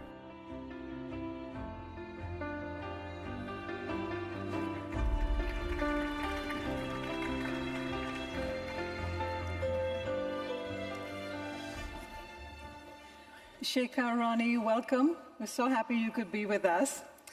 Sheikha, at Injaz, you are bridging the gap between the youth and the places of work by providing them with essential skills, getting them ready for employment. And Ronnie, with Upgrad, you are disrupting the layer of education outside the formal schooling system. And Ronnie, so you both work with the youth a lot, and Ronnie, I want to begin by asking you a question about our home country, India. We are in the middle of elections in the world's largest democracy. 18 million Indians will be voting for the first time. That's right. That's a huge number. Everything is a huge number in India. So. It is indeed. What is the youth of India voting for in this election?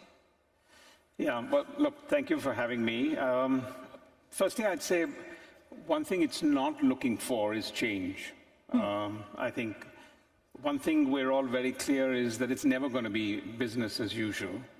But I think today, if I look at it in India, and I interact people when we're looking at education, but also in the rural sector, it's one of the few countries where I think people think that tomorrow is going to be better than yesterday. And I think that emotion takes you to aspiration and ambition, right? I mean, I think we have been a developing country for many times, which means aspiration and ambition needs to go to the next level. So I think today the youth is definitely looking at a certain sense of endorsement, a certain sense of strong will. I think the fact that we've now got that level of strong leadership, a decisive leadership, is making a change. 1.4 billion people is always very, very difficult to manage, to bring together, a lot of diversity. But at the end of the day, I think we're looking for change in a certain particular manner, which is really to get the direction. I think in the last 10 years, we've seen an incredible amount of decisiveness, stability, good progress, many challenges, but leadership that knows and is on top of it. That's interesting that you said that they're not voting for change, because I would imagine that the youth of India would be voting and demanding more jobs, because that is a huge issue, not just in India, but also in the Middle East. And I'm going to come back to you with a question on jobs. But Sheikh, I want to speak to you. And the Middle East has a huge youthful population, but a third of this population is unemployed. How did we get to such a situation? Well, thank you for the question, Malika. Let's put it into context. I think we have one of the highest percentages of youth population in the world. 65% of the population of the Arab world of the MENA region is under the age of 25. If you take it into consideration, this is around 200 million people. Now, you said we have double or triple the average of unemployment within that sector. So we have around 50 million people who are out of jobs, unemployed. How did we get there? We are a region that is plagued by instability, by turmoil, and we are facing an ever-changing landscape of changes in the way we live, in technological transformation. But I think the most important, of course, there are multiple other factors for unemployment, but I think one of the most important factors is this disconnect between the skills that that our youth gather from their educational system and the skills that are required to enter the labor market of today and tomorrow. This disconnect is just becoming bigger and bigger with the technological advancement, with the changes that in our environment, with the changes that we've seen. And it's very interesting that you say, business as usual. We haven't seen any kind of usual business for the last 20 decades. We've witnessed the meltdown of the financial institutions, high inflation rates, lower inflation rates, high interest rates, COVID, in some countries, geopolitical problems.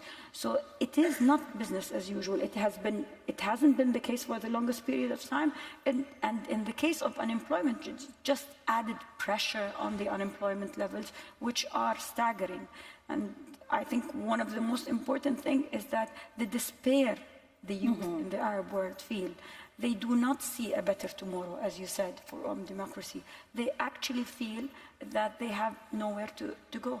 They're not going into the labor market. They cannot achieve financial independence. They cannot even aspire to become better for tomorrow. I'm going to come to you, the question on jobs, but I want to remind you all that we would love to receive your questions, and I will be polling you in just a few minutes. So if you want to get out your phones, you'll see a QR code up shortly, and you can just register, but get ready with your phones because a polling question is coming your way soon. But running back to jobs, in India, it seems the more educated you are, the less likely you are to get a job.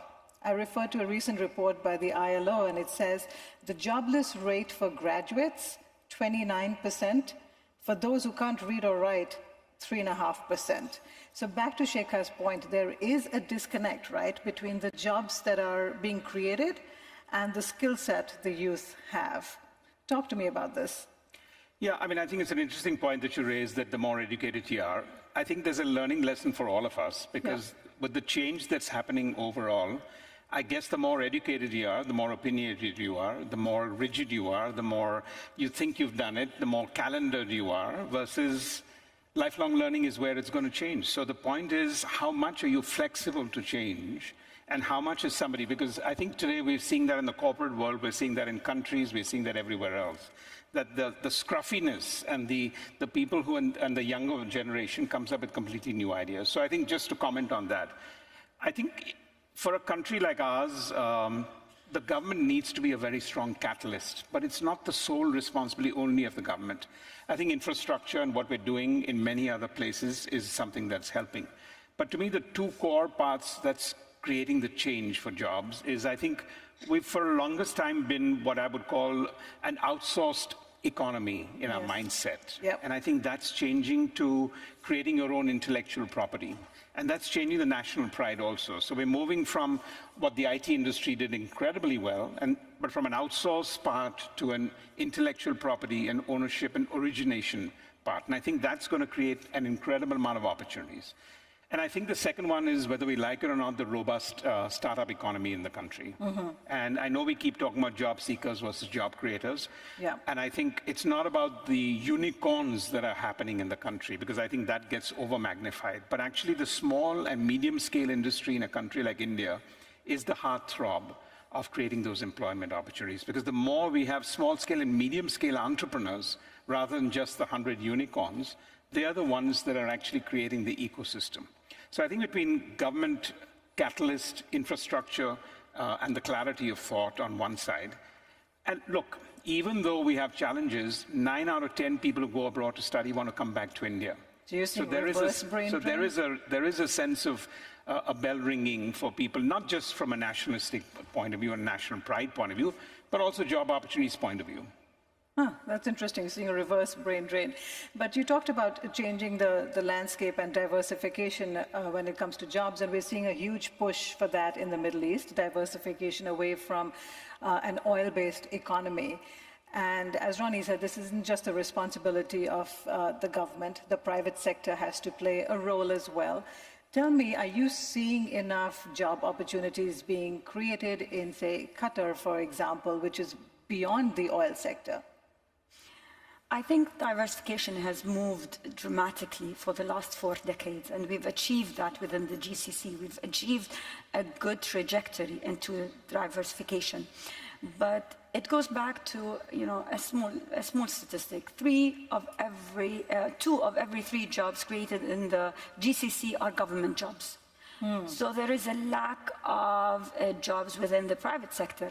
But our economies are dominated by the public sector, where in the OECD, we see 70% of the growth coming from SMEs. The growth in our region comes from this massive public sector that is moving growth forward.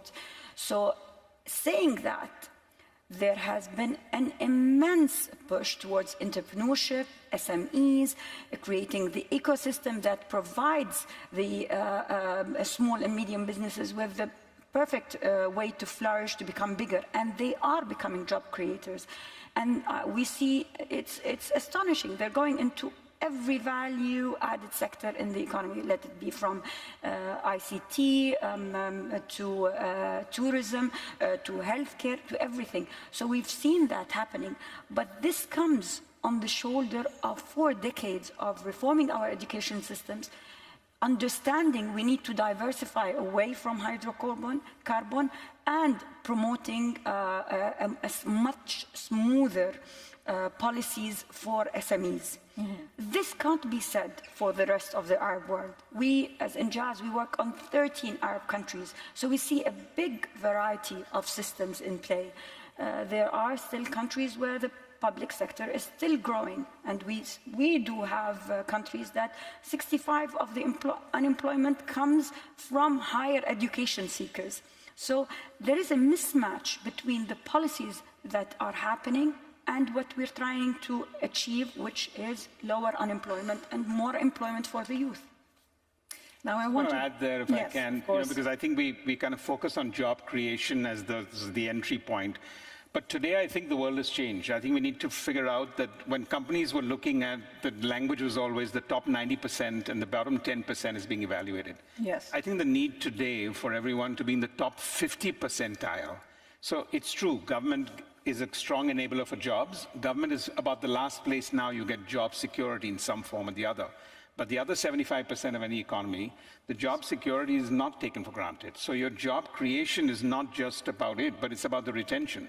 Because most organizations are looking now for the top 50% of performers. Because the balance 50%, consumers have changed it, technology has changed it, and many things else have changed it. So we need to keep the entry point a little realistic to the point of the end return also. No, absolutely. And this is a good time for me to bring up the polls, so let's get it up on the screen. And the reason we decided to include this poll is we're all leaders in this room over here. You're either employing the youth, or you're training the youth, you're educating the youth, or you're parenting them. What's your greatest responsibility towards the next generation? Is it for us to mitigate climate change, create jobs, educate or train them, or simply to provide political stability? So please punch in your answers, and while you do that, Ronnie, let me come to you. Which one would you pick? 1, 2, 3, or 4? See, I mean, I wouldn't pick any of the 4. I think for me, empowering, because firstly, we need to understand. I don't think we're understanding the next generation. So I think if you don't understand it, it's like in your job, if you don't accept you have a problem, you're not going to solve anything. So I think understanding is one. And empowering, to me, would be 2 important elements of that. Because once you do that, they can actually create a path that you don't think you need to lay it out for them. Why do you think you don't understand them? Why do we think we don't understand them? Why do you think you don't understand? Do we really understand them? I mean, they'll probably say that you don't, it's our own interpretation of how that works. But if you really, really understand that, and that generation used to change once in 20 years, then it became every decade. Now it's every 5 years. Oh, it's very quick. Yes, yeah, yes. It is. Sheikha, which one would you pick? Well, I will add my voice to Ronnie. I think in my case, I've dedicated 20 years of my life in empowering youth and making sure that there is job creation for the youth and making sure that we can listen to them. I don't know if we can understand them or not, but being a mother, maybe I was closer to the youth and I saw how attitude has changed. And working in schools, attitudes, perceptions, inspirations have changed. And I think this is where I would go with education and creating jobs as my main responsibility. Well, I think you're absolutely in touch with what the room is thinking, because we have 56% agreeing that the responsibility really is to educate and train the youth, which is exactly what both of you are providing. Yeah, but with a devil's advocate view, that do we really know? Education, it sounds like we are going to educate them, but the point is that we need to redefine what that means. And I think if we don't accept that, we might be educating them in the vision of how we want them to play out. And that's not going to be a very progressive, innovative world, because tastes are changing, consumers are changing, technology is changing, and yet we want to prescribe the way we educate them. So we just need to be careful about that part. And just to add to this point, we play a small role within educating them. We need this private-public partnership with educational society, with educational communities, first of all, to open the dialogue on how this education is going to happen, because we know that the education of today is not going to be what we need for our labor for tomorrow. So we need to open, first of all, a dialogue, and then have our voices heard, and then do what we've promised them. So as private sector, we need to have a say, and we have responsibility towards the educational systems, how to partner with them, how to provide them with the upskilling, reskilling, retooling of our youth. Going back to this point of, do we really understand the youth, and do they believe that they can trust the two generations? You know, there seems to be a breakdown in trust. And we are seeing this play out. I mean, young people are agitating and protesting about climate change, about social justice. We've seen the scenes play out on campuses in the US, for example, and this does speak to a breakdown in trust. How do we begin to address that issue? How do we get the youth to believe in and rebuild trust in institutions? Yeah, no, I think that's a fair question. And I think that, again, to me, is building on the fact of you understanding what that is and not making it templated. So I think trust is a two-way street. And I think today, if you ask me, when we went through the education question, my 8 years of being in the education system has really taught me one thing, that peer-to-peer learning today is getting more active and more responsive to people than the way in which we think we've been educating, which is it's not outdated that a professor lectures, but today people are looking for peer-to-peer. And the reason you're seeing demonstrations, whatever else, because they're talking to themselves. And they feel that if you're prescribing for me something, then I need to have my voice. If my voice is ring-fenced, then I'm not building any trust. So I think if you look at peer-to-peer, and if you want to change the education system, people today like social media is where you want to go. Marketing doesn't work. You want to travel, you want to go to a destination, you're more interested in what 600 people said. You want to consume a movie, you look at what the reviews say. You're not going to look at the marketing campaign anymore. No. So similarly in learning and in education, you want to understand that I pose a question, I'd love my professor to answer it, but I'd love my 60 other colleagues in the classrooms to answer it even better, because they'll give me something I can identify with.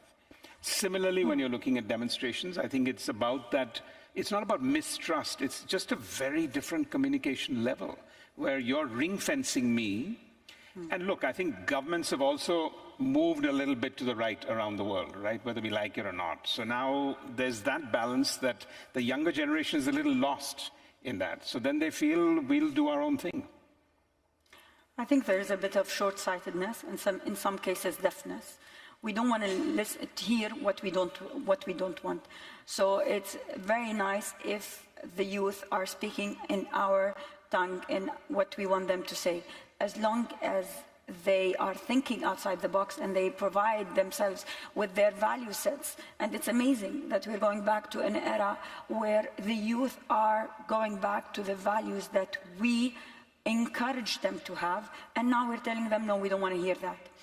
I don't like the manner of some of the violence, I don't like how it's taken through, but I think it is really double standards in one case and very short-sightedness that to say, we don't want to hear that, it's going to stop. I'm keeping an eye on the clock, but one thing I do want us to talk about is the impact of AI on education and on jobs, because it is a significant impact. And what's interesting is that both India and the Middle East have this great benefit of really good internet penetration. In India, that's happened more recently.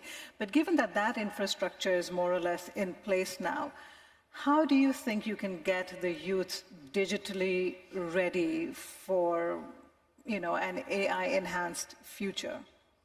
It's also a mindset change, Monica, because I think we overestimate that connectivity means everything is solved. And if you're a very digital nation, everything is solved. I think the mindset needs to be there. In a country like India, it's complex, right? Because 600 million people are living in rural India. So that's a different connotation, not just from connectivity, but at their level. They're not people where, when we're running a not-for-profit, the first question we need to ask at school is, what do you want to do when you grow up? That's not a question we all in this room take for granted. Nobody's asked us that because we pretty much know it. There's a whole segment of people who don't know what aspiration means, what financial inclusion means, what being ambitious means.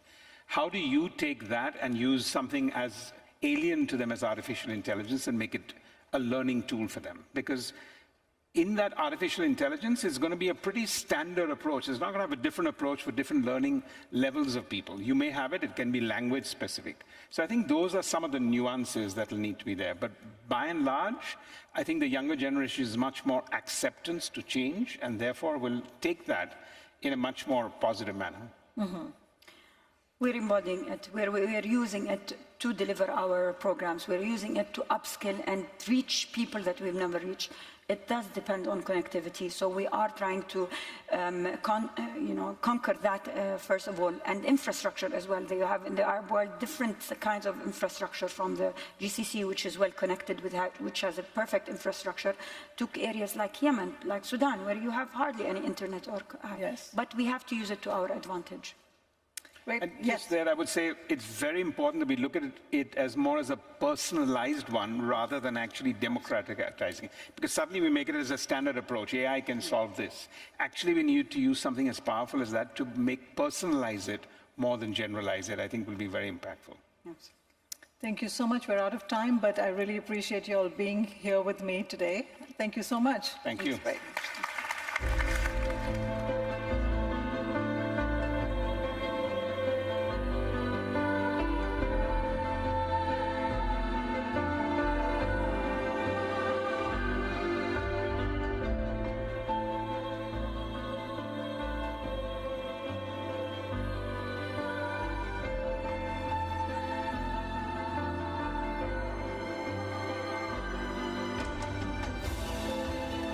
Please welcome to the stage His Excellency Saad bin Ali Al Kharji, Chairman of Qatar Tourism of the State of Qatar. His Excellency Ahmed Al Khatib, Minister of Tourism of the Kingdom of Saudi Arabia, and Sebastian Bazin, Group Chairman and CEO of Accor, for a conversation with Bloomberg's Jomana Bersachi.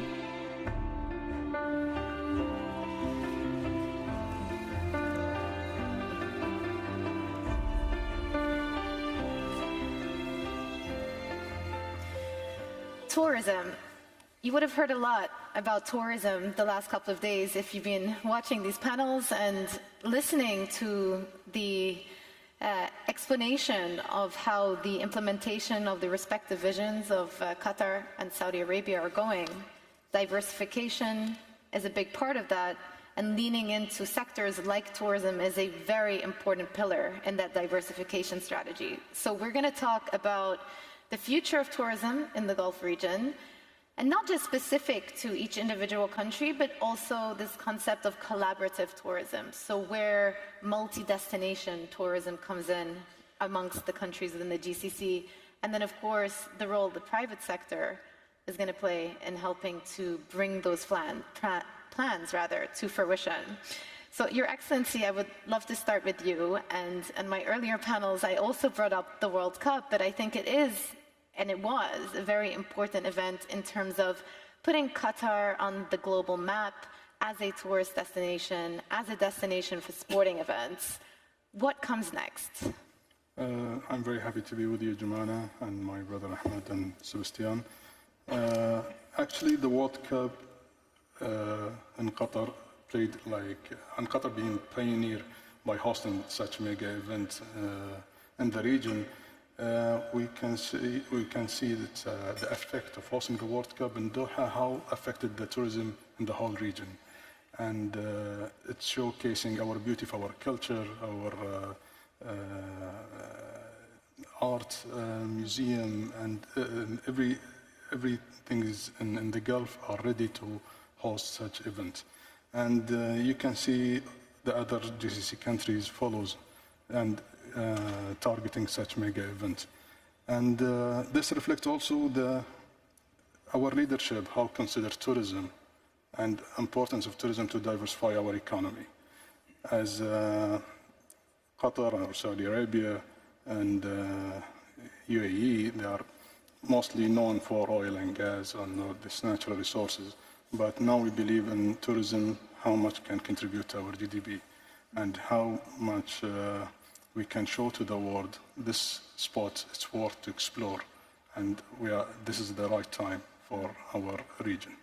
And is it contingent on holding these type of big events, or is the goal for there to be regular stream of tourists coming in, irrespective of hosting these fantastic mega events like the World Cup? You know, we are now working on upholding the benefits of hosting the World Cup and build on top of that, and develop our strategy and regulations to be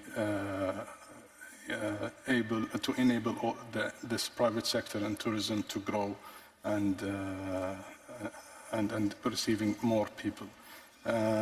You see, after the pandemic, the GCC, which was one of the fastest growing in tourism, it's recovered very quickly, and the demand is very high. We have high connectivity airlines, so in Qatar, as Qatar Airways, as award-winning airlines, or in our neighbors, the Emirates or Etihad, and upcoming Riyadh Air. So it's growing up. Yeah. Your Excellency, I had a look at the Saudi numbers. Tourism's current GDP contribution is 4.5%, and you aim to get that to 10% by 2030. If my numbers are off, please correct me. How do you get from 4.5% today to 10% in 2030? Thank you, Jumana, and I'd like to take this opportunity to thank the government of Qatar and my friend Abdelaziz for inviting me to be part of this very important forum. We got from 3.5 to 4.5 in about 2 years. I think in 7 years we can get to 5. Travel and tourism is a very important industry globally. It represents 10% of the global economy and 10% of the global jobs. And this region share of this market is about 7.5%, the GCC region. And I believe our fair market share is 10%. And therefore, we realized, all of us in the region, that this is a very important sector. In Saudi Arabia, it is one of the main pillars in Vision 2030. And we are committed to take this sector contribution to both job and economy to 10% by 2030. How to do that? We have already put all the plans, and we are growing very fast. And we are putting in the pipeline to build more than 250,000 key rooms. Accor is an example. In 20 years, they have established 41 hotels, and in the next 7 years, they will add 45. They will double their capacity in Saudi Arabia in terms of number of buildings, number of hotels, and expanding the roads, airports. We are adding King Salman Airport with 120 million capacity, like Hamad Airport here in Qatar.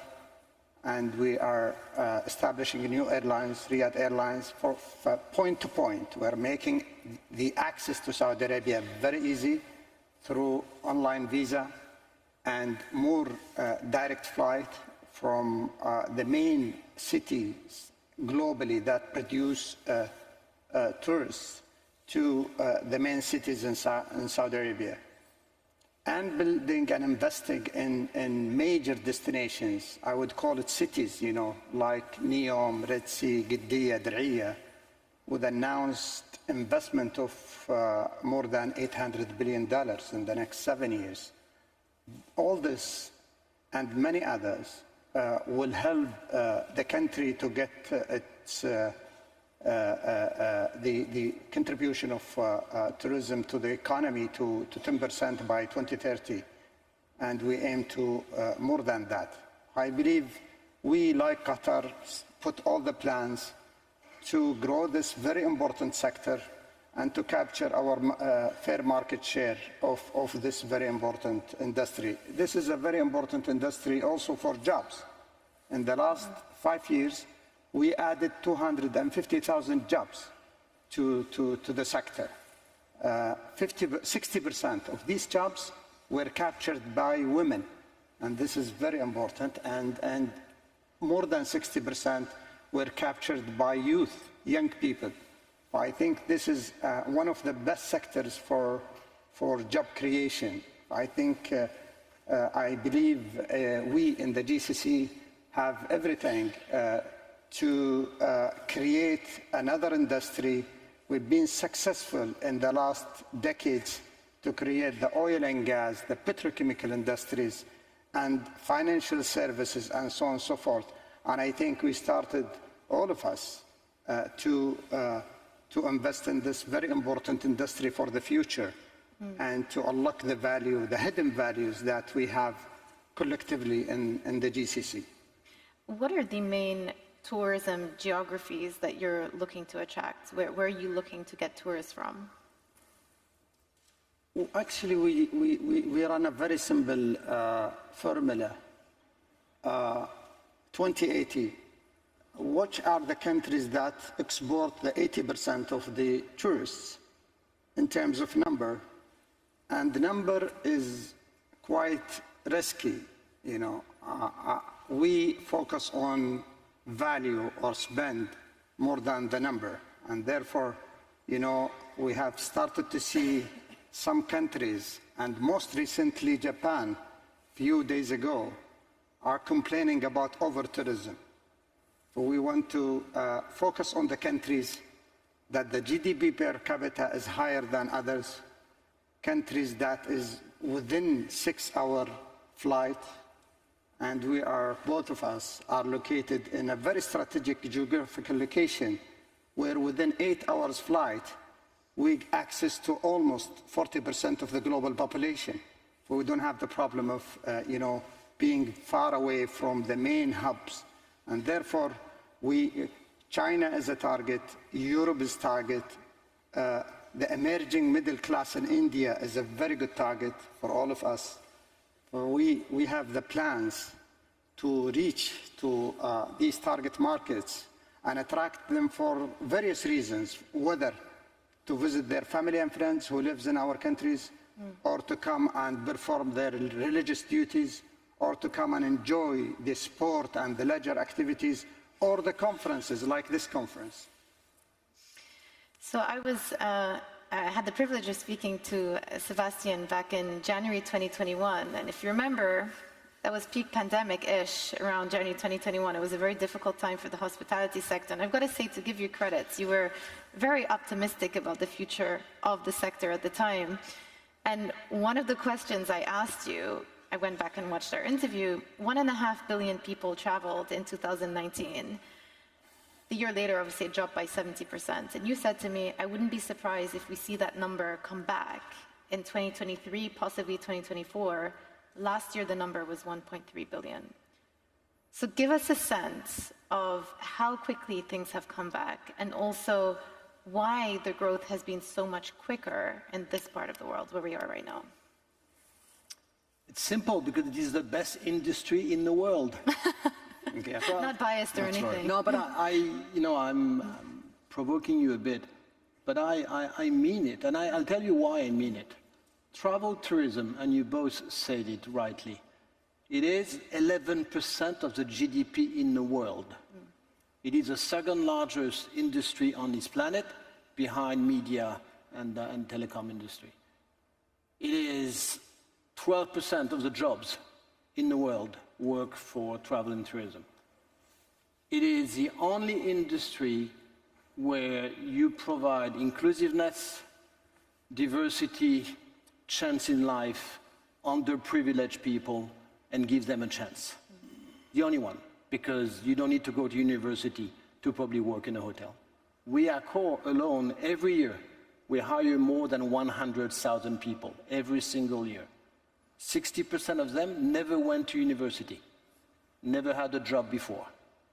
So, and I really believe, seriously, this is probably the best medicine to prevent conflict, is travel and tourism. Because when you discover somebody else's culture, somebody else's heritage, if you learn from differences, then you probably have greater respect. So, and it's an industry which is super easy to predict, because it's only linked to one factor, demography. When I was born, the planet had 2.8 billion people. Today, close to 7.8 billion. In one lifetime, you added 5 billion people, and it took over 2,000 years to go to 2.8 billion people when I was born. So the more people exist on the planet, the more you're going to have emergence of middle-class population, as you do have in India, in China, and many places. Those people have the wherewithal to travel, both, they start domestically, and then they go abroad. So you just have to be a welcomer, host those people, have the right infrastructure, have the right, basically, people working for you. It's a blessed industry. We've been growing at 3 to 5% for the last 50 years. Of course, we had hiccup, 2008 and COVID, and I was on my knees when I was with you in 2021. We almost died. But I was telling everybody, wait, it's only going to be a matter of 2 or 3 years, and the recovery today, I'm guaranteeing you the next 20 years, the growth will be 5 to 7% per year, not 3 to 5. Why? Demography, emerging middle class, and airlines. We are extremely linked to the numbers of new planes being ordered. Yeah. And see, you're going to watch in the next 5 years, between now and next 5 years, India will change our industry profoundly, both within India and outside of India. And you in the GCC and Southeast Asia, you will be by far the best beneficiaries of the Indian new emerging middle-class travelers, because as they do with the Chinese, 80% of Chinese, they stay in Asia-Pacific. India, they will stay within 5 hours radius flying. They're going to go Southeast Asia if they go east. If they go west, they're going to go to Egypt and the GCC and North Africa. It's a fabulous industry. The problem is it's a human capital industry. So it's tough to operate, and you have to accept the risk. So I actually spoke to the CEO of Riyadh Air, Tony Douglas, a week ago, and he was very excited about the possibilities that becoming a commercial operation in 2025 is going to open up. Before we move on, I just want to ask you one question also, because we spoke about this off stage, is the importance of the luxury sector and how you think creating a tourism package around the luxury space is going to be more appealing to people who are looking to start exploring this part of the world. Your Excellency, you said it a minute ago. We have to be very careful here. When you start and you open your country to travel and tourism, usually you start with the economic, mid-scale, affordable brand, because that's what people need domestically, and that's what people could afford when they travel. The more mature your country is coming, then you go up the scale and you go to luxury and lifestyle, because then you have a better value spent per visitors. So Sub-Saharan Africa today is 80% economy mid-scale. If you go to some mature countries 20 years after the fact, it's luxury upscale. So it depends on the early stage or the later stage of those countries. Your Excellency, a follow-up question to that, given the scale of how much growth we're going to see, and perhaps a question to both of you, and I do want to get on to the next topic, which is the collaboration, but maybe a very quick answer on whether you think there's going to be a problem in creating or finding enough talent for the jobs that will be created in the future. As we have here in Qatar, and since tourism became one of the pillars of our NDS, and aligned with Qatar Vision 2030, we set a goals and target. It's to increase our contribution to GDP by 12% by 2030. Number two, to increase the employment in this sector. We cannot achieve the numbers we want unless we enable the rules and regulations and training to increase the employment in the sector. And there is a huge potential in the market here in Doha. We can grow this up. We set our plans to reach this point, and this will lead for increasing the domestic spend within the country. This is why we see now tourism become very important, not only in Qatar, and also you can see the impact in Saudi Arabia and how much employment they have for a recent few years. We have university teaching hospitality and tourism. We have in Qatar Tourism Service Excellence Academy, which assure the service excellence in all their aspects in Doha. And we growing this up by some modification in the rules and regulations.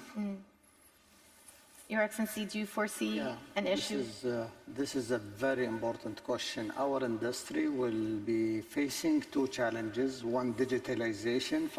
I believe, and I've been pushing very hard not to digitalize the whole journey, because the tourists wants to interact with people. When you get into the black taxi in London, you speak with the driver, and you get a flavor of what is going on in London. And you meet with the reception or the concierge, you can discuss various things. And therefore, we have to be very careful what to digitalize and what to keep with the human. And the manpower. The manpower is extremely important. You can find the same buildings, the same Fairmont Hotel in Doha or Hong Kong or London, and the same systems and the same food. However, you cannot find the same people. You want to use your local people. The only resource that will convert and convey your local culture to your visitors are the people, the local people. And therefore, we looked at this seriously in Saudi Arabia, and we have a big population, 70% below 30 years old. They don't want in the past to join the sector. We increased the starting point of their salaries to be at the level of the financial sector, to make the sector as attractive. And we started to provide them with the career path. In the past, they don't see themselves working on this sector for forever. They come to the sector and then they join the government in different jobs. And we have been investing actually, $100 million every year to train 100,000 people every year. And recently we have launched a program with a core group to train the young Saudis. We want them to be in the business. We want them to work on the airlines and in the airports, and to drive the Uber, and to work on the hotel and the hospitality. And to become the tour guides, and so on and so forth. This will enrich the journey and the experience of the visitors to the country. Human capital is important. I was extremely happy when I visited the Red Sea, the first resort in the Red Sea. It's the St. Regis and the Six Senses. I know you're going to open hotels soon, but in the St. Regis, there are 300 people working on the hotel.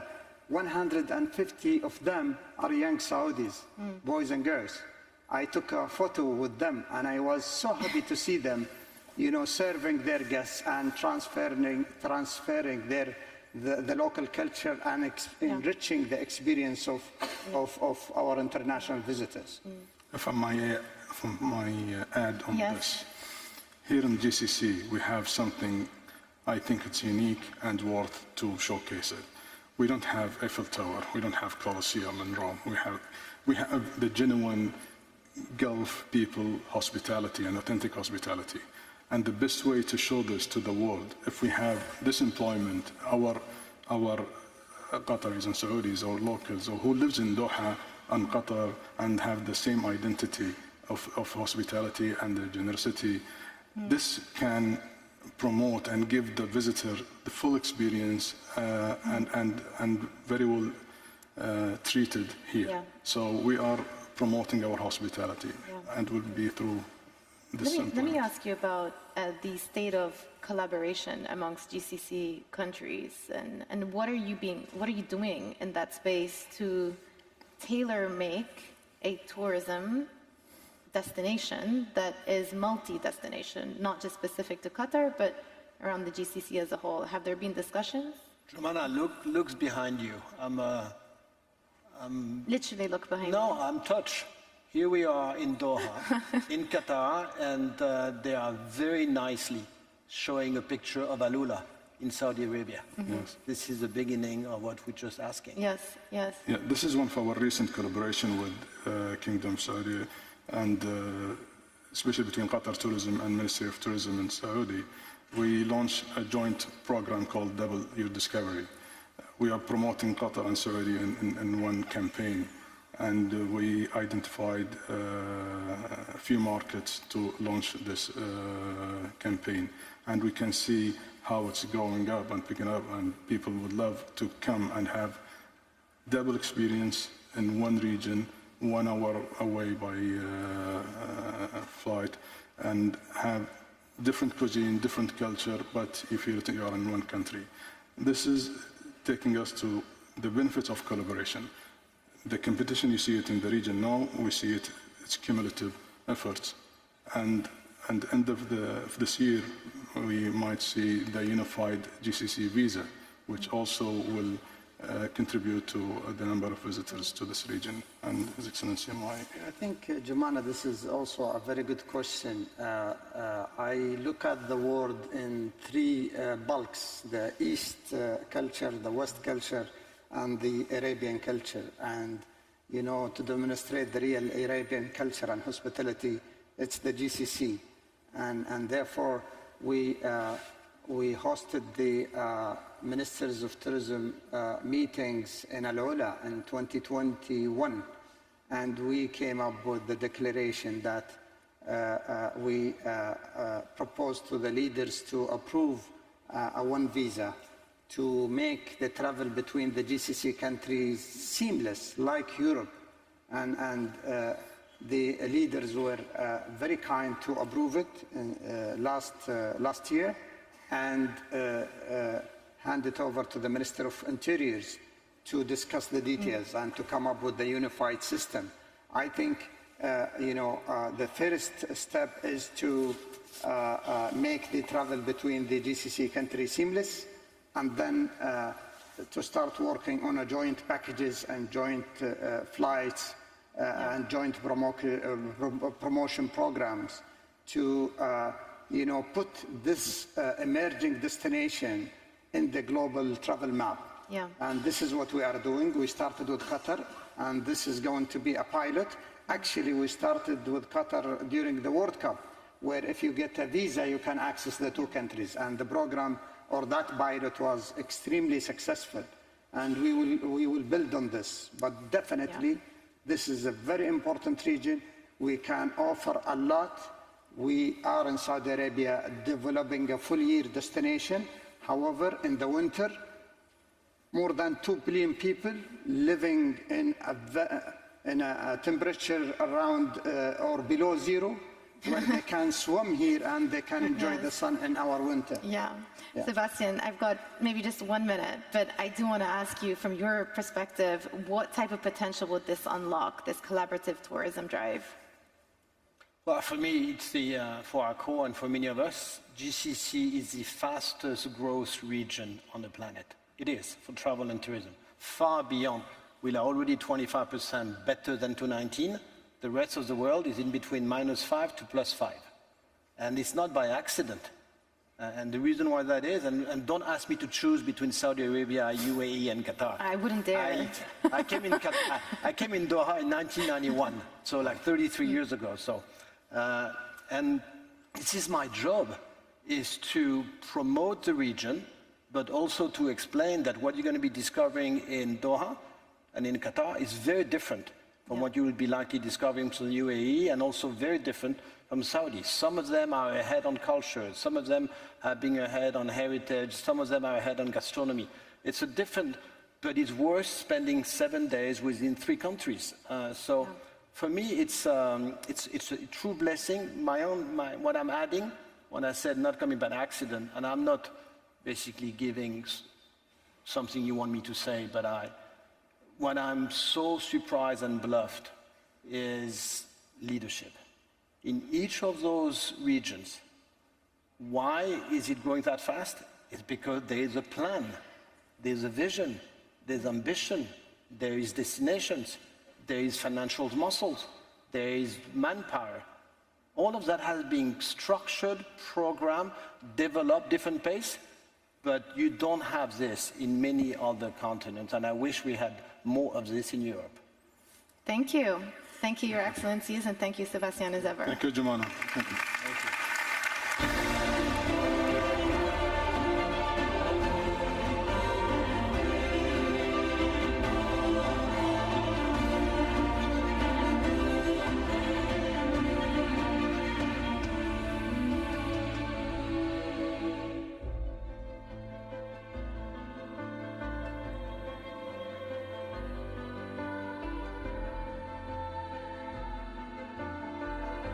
Please welcome to the stage Jerry Cardinal, founder, managing partner, and chief investment officer of Redbird Capital Partners, Brandon Gardner, partner, co-founder, and president of RAIM, Greg Lemkow, co-CEO of BDT and MSD Partners, and Amanda Stavely, CEO of PCP Capital Partners and co-owner of Newcastle United FC, for a conversation with Bloomberg's Jason Kelly.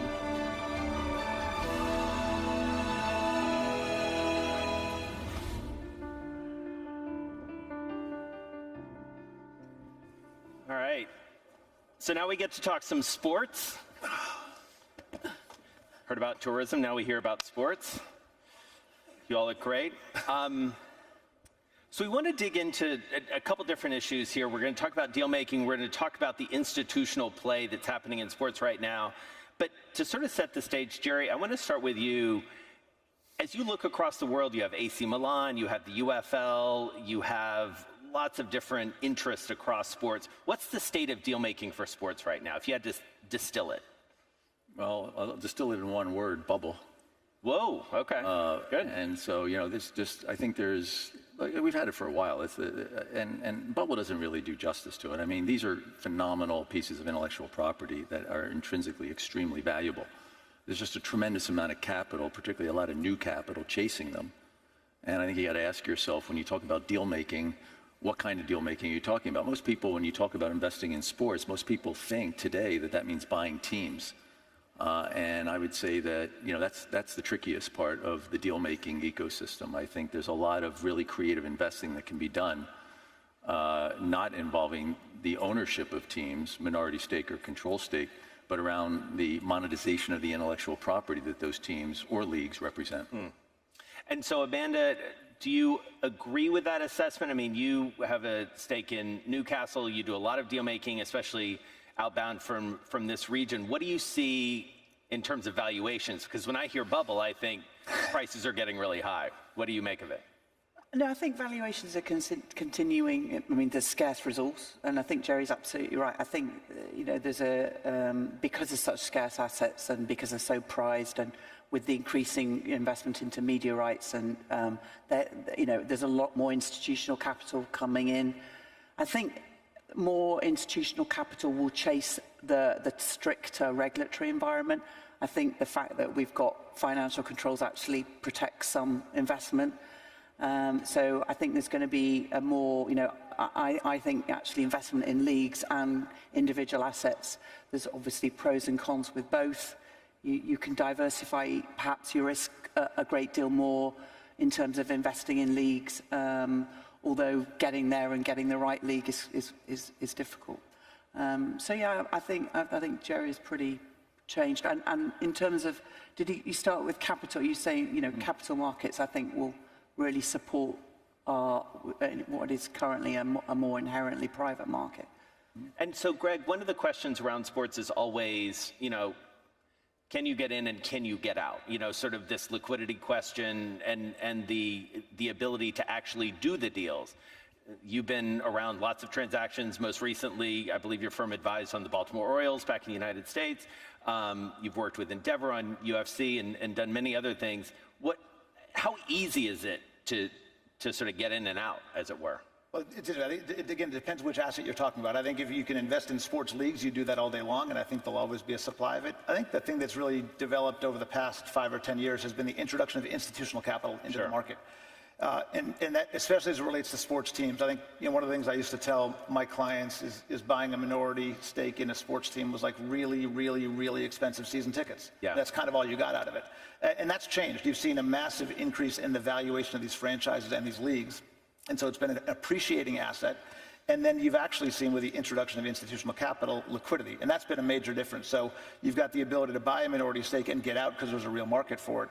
And then if you think about what's happened to a lot of these families that own these teams, for a while, at the beginning, it was their hobby. It was what they did with their excess cash, and it was something fun.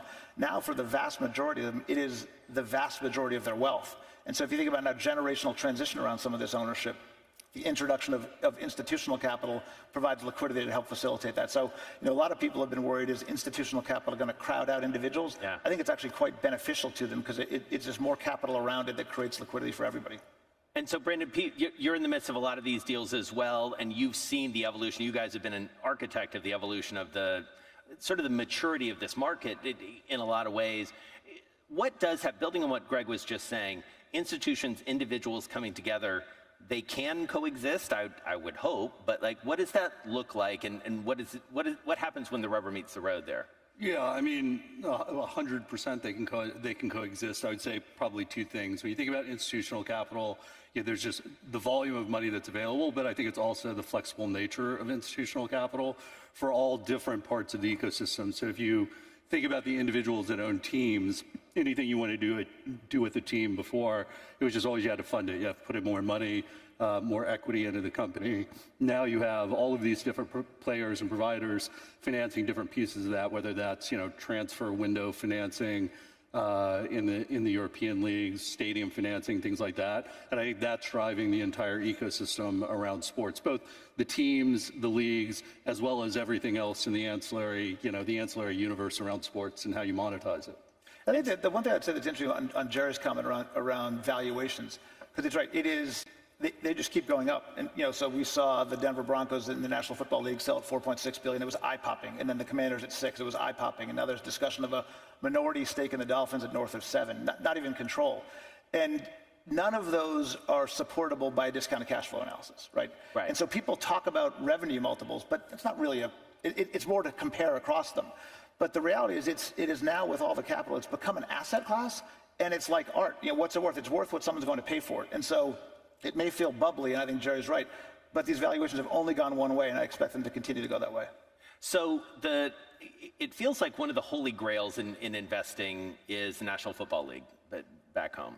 By all accounts, Bloomberg is reporting, others as well, following Bloomberg naturally, that soon, maybe as soon as next week, the NFL owners are going to approve minority stakes on behalf of institutional investors. Jerry, this is something you followed very closely. You are a founding investor in the UFL, which is the combination of the USFL and the XFL. See, I got it right. I did not call it the XFL. You understand football. What does this mean if institutional money really is coming into the NFL? Because this has been long sought after, certainly wanted by the institutional class. What does it mean? Well, it's funny, and Greg, you'll appreciate this. And the NFL reminds me of Goldman Sachs. Greg and I had the majority of our career at Goldman Sachs, and Goldman Sachs. Weren't you in the same analyst class? Yes, we were. We started together, and Goldman would always watch everybody trailblaze. They'd see what worked and what didn't work, and then when they found what worked, they would come in full force and blow everybody else out. That's what the NFL's doing here. Yeah. The NFL's watched, to their credit, they've watched this capitalism going to work. It's the new money that's come into sports that deems it an asset class. I've been investing in sports for 25 years, and I'm not so sure, when the equity research for sports is Forbes magazine. You mean Bloomberg. Or Bloomberg, right. When Goldman Sachs or any of the firms start writing really credible, detailed research on sports, let's sit down and talk about that. But it is indicative of the fact that, we have an imbalance here, and it's overshot. But the great thing about capitalism is it self-corrects. So the NFL has watched, and what's great about the NFL is they're going to most likely embrace the introduction of institutional capital into their ecosystem, but on their terms and in their way. And I think that's a huge positive because, it's a little bit of the Wild West right now. And it's interesting, from an NFL owner's perspective, a question one could ask is, how is an NBA team worth more than an NFL team, right? And the answer is, well, for the most part, there's difference, at different bookends of the spectrum. Maybe that's the case, but in general, that's not the case. But it is by virtue of the artificial inflation of valuations that you've seen go on, by the capital formation around buying minority stakes in teams with no governance and no pathway to liquidity. And so I think it's a positive because the NFL's doing it the way they're doing it in a way that's adaptive to their ecosystem. And again, if you're Roger Goodell, step back, what's your goal? So the last high watermark was $6 billion on a trade. We did have the price talk around the Dolphins at $7 billion. His goal is to get this linearly with as little volatility as possible to $10 billion a team. Right. Will that happen? Yes, that will happen. How soon? Won't be all of them. How soon at $10 billion? Well, if you ask Jerry Jones, he'd tell you right now. Right. But Jerry Jones would tell you a lot of things right now. Well, but Jerry Jones isn't transacting on a control basis. Yes. But look, the price talk around the Dolphins, if it's true, is interesting.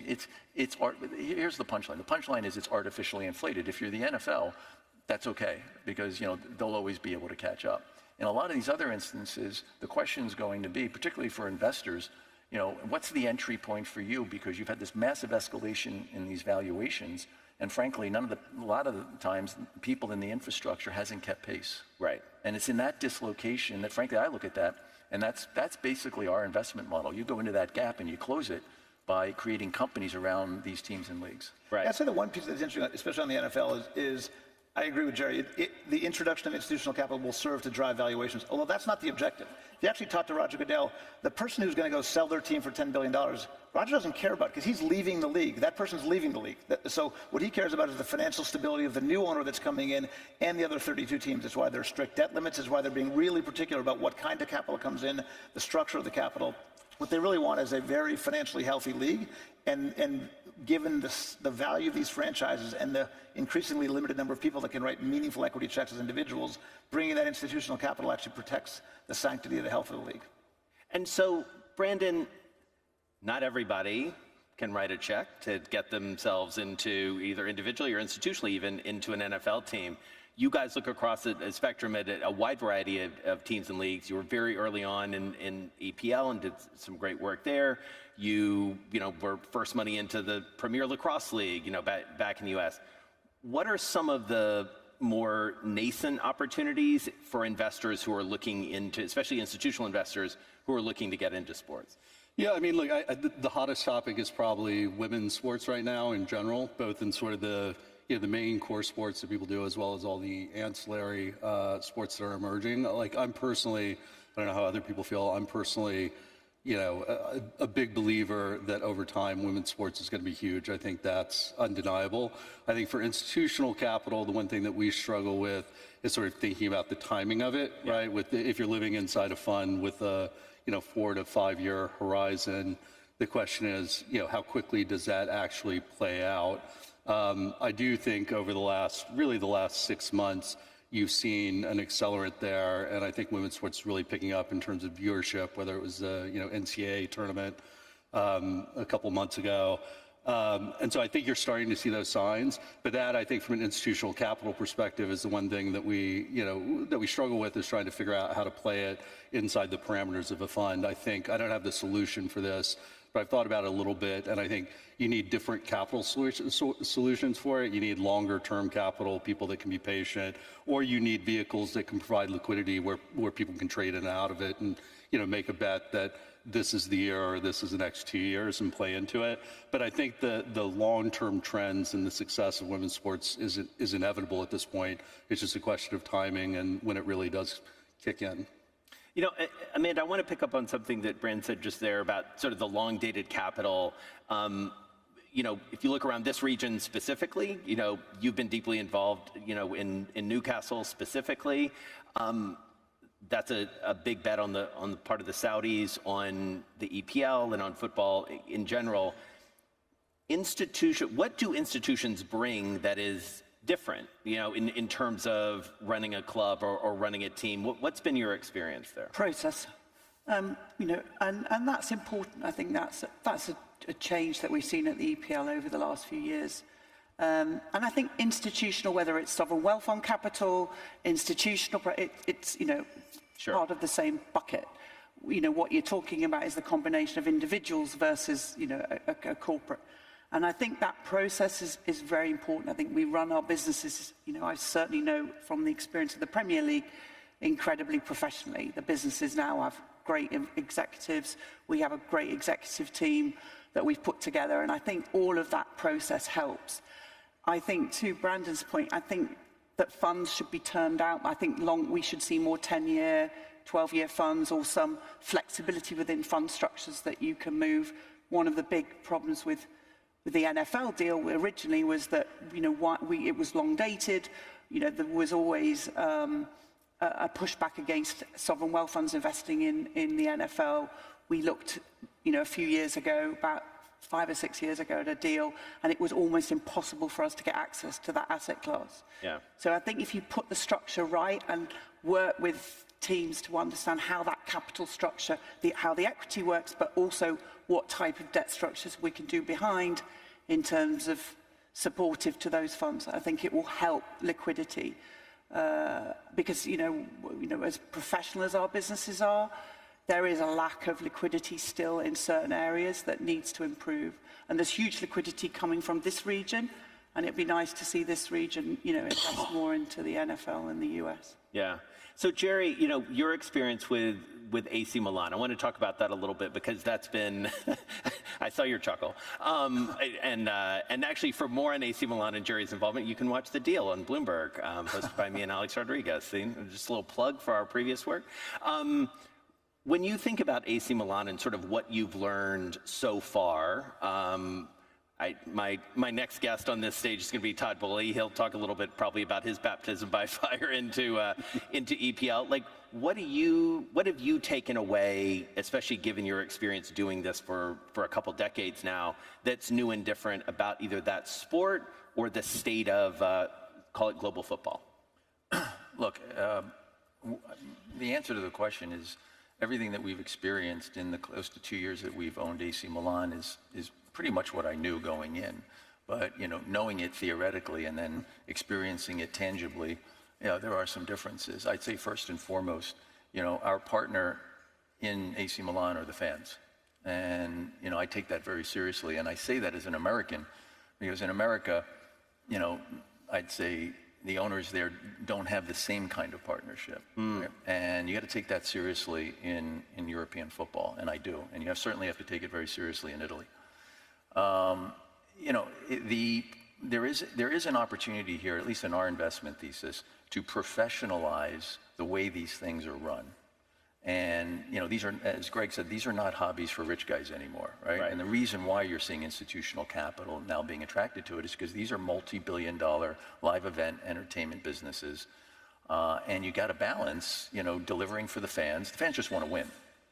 The beauty of sports, though, is, if you win every time, the irony is that you actually, make the league or the competition less interesting. So the human element, the unpredictability of the human element, is what makes these things so valuable. But you always want to be vying for the championship. You always want to be going as far in the competition as possible.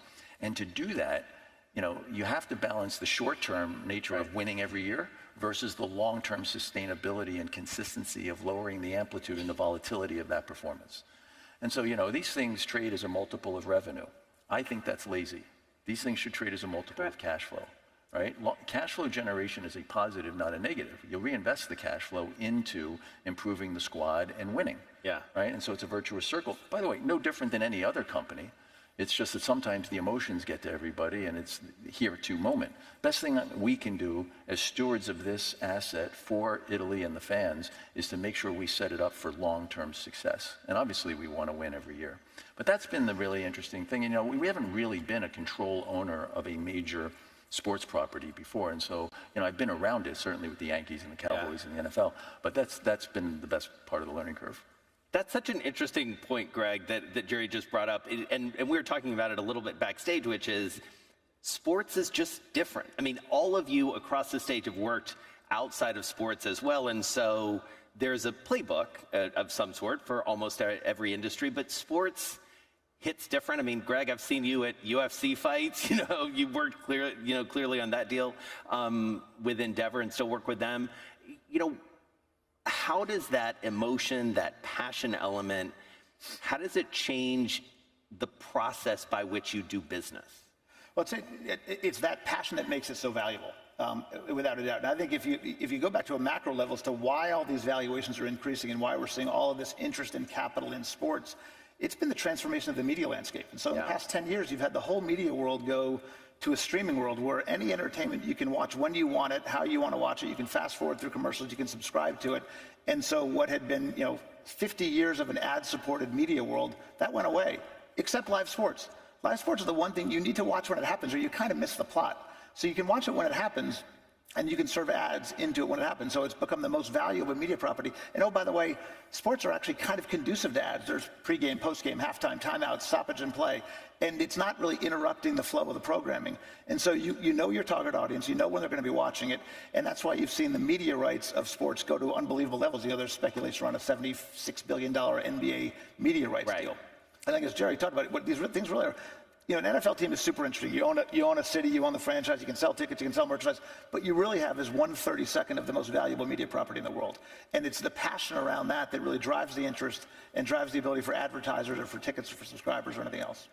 I was just going to say that the distribution that Greg's talking about, and this is building on what he says, is the globalization of the fan base because everyone has access to the content. So you had the Premier League started playing games in the U.S. I don't know how long ago it was, 5-7 years ago, and then all of a sudden everyone decided they were a diehard Liverpool fan or whatever. But you have that globalization going on, which is just driving the entire industry. I always joke that 10, 12 years ago, when you go to sell a sports team, if you're selling, the team in Minnesota, you go around, the first thing you do to put together a buyer's list is look at who owns all the car dealerships and who owns all the restaurants in that area. And that has completely changed with the globalization of the fan base and the institutionalization of the money coming in, which has fueled what Jerry would call a bubble, but that's really driven, I think, the valuation of the teams. And now if you're selling a franchise in Minnesota, you sell it to a former Major League Baseball star. Again, just bringing it back. And so, Amanda, it's a really interesting point about the globalization piece of it, especially from a media perspective. I have to think, as you're looking at deals, whether it's Newcastle or golf or whatever it is, it's got to be that sort of global approach. But how feasible is it to really monetize the media landscape globally? I think we have to be, I think we mustn't be complacent. I think as rights owners, live sport is the most valuable asset, but we've got to make sure we deliver great entertainment. And so I think I know from my own personal experience, we try to do everything we can when we get a live game to make sure that we create as much artistry and magic around those games. And whether you're in any different things, the competition for those live rights is going to increase. So I think the more innovative we can get, the rights will continue to increase. But I think we have to understand how we're going to deliver those rights in the next 10 years. What's the Premier League going to look like? For instance, we've just finished an international round. We've got, other leagues going through their broadcasting rights. And there's going to be a massive step change from the way we deliver and consume rights traditionally now, and how we're going to do that in the next 6-7 years. And that might take a dip in valuation over a period when we get the infrastructure in place to make sure we can deliver a kind of direct-to-consumer model. And at some point that will happen. And, but I think what we understand, and what I loved about, what everybody said today, it's the excitement of sport, and live sport is unique. And we've got to make sure that we deliver it correctly. So, Jerry, picking up on that point, you're also in the media business. I think more than reportedly, you've got some interest in a big media asset back in the United States. How do you factor that in? I mean, building on what Amanda's saying, like, how do you factor media into evaluation when the media world is so uncertain? Look, this is why it's so difficult to invest in these intellectually property-based assets, because it's very hard for guys like us to underwrite the spreadsheet math. We started the Yes Network with the Yankees in 2001. By 2008, we had taken 3.5 times our money out just through levered recaps. We sold it to Murdoch in 2013 for $4 billion, and then we bought it back as Redbird with the Yankees and Amazon in 2019. So that's almost a 20-year transom, and we started as a growth equity play, and we bought it back as a utility. And the regional sports network model that we kind of pioneered, has now been defeased, and it's probably going to get nationalized by Major League Baseball. But, we bought back into it knowing all of that, but we knew what the power of that intellectual property was in the tri-state, 9 million person area of New York, New Jersey, and Connecticut, right? And then again, when you look at NFL games last year, of the top 100 shows on television, 93 were NFL games. Right. So, you're going to be for some time in this uncomfortable area as the evolution of direct-to-consumer and streaming and technological disintermediation gets absorbed. The one thing I've always said is that I think the death of the cable bundle was greatly exaggerated. What the consumer wants is a value proposition, and linear cable still delivers the best value proposition. Most people aren't going to buy 18 different streaming services. So I never thought ESPN was going down the way everyone else thought. But what you're going to see is the linear model and the direct-to-consumer model coexisting. Right. The challenge is, how do you underwrite that mathematically? And it's going to be hard. So you're going to have to make some judgments, which is why I think having longevity, investing in this space is really important, because it's going to require in this transition some judgment calls. Right. And to ride it out. Yeah. Can I ask, who do you think should underwrite that point? Do you think the league should underwrite it? Do you think the owners should? That's a great question. I actually think on the league point, I've suggested somewhat provocatively to the commissioners in the U.S. that the next time there's a media deal up for renewal, they should take 20 cents off the top for the house. Yep. And capitalize themselves, because the leagues are, I think, in this transition, and you see, they're the next Disney. Right? And Netflix is now looking at getting into live sports programming. The leagues are sitting there with that at their fingertips. Yep. Now that's controversial, obviously, because if you're an owner and you've lived for the last few decades with a league that's just a pass-through, you say, well, wait a minute, hold on, you're changing the economic construct. But there is that possibility, and so I think everything should be on the table in terms of this transition and the economic sharing. You're seeing economic sharing with players, yep. Right? The players now, at least in golf and in collegiate, they now have a seat at the economic table. Yep. And I think that's a positive, and I think that's going to continue. But it's going to require some transition. And I think the economic sharing around the media pie is going to need to evolve, and the relationship between leagues and teams is going to have to evolve. All right, so we only have about 2 minutes left. I want to spend them with Brandon and Greg on one specific question that's going to be the same for each of you, or slightly more or less the same. Brandon, when people come to you and say, I'm interested in buying something in sports, what are they most often looking for?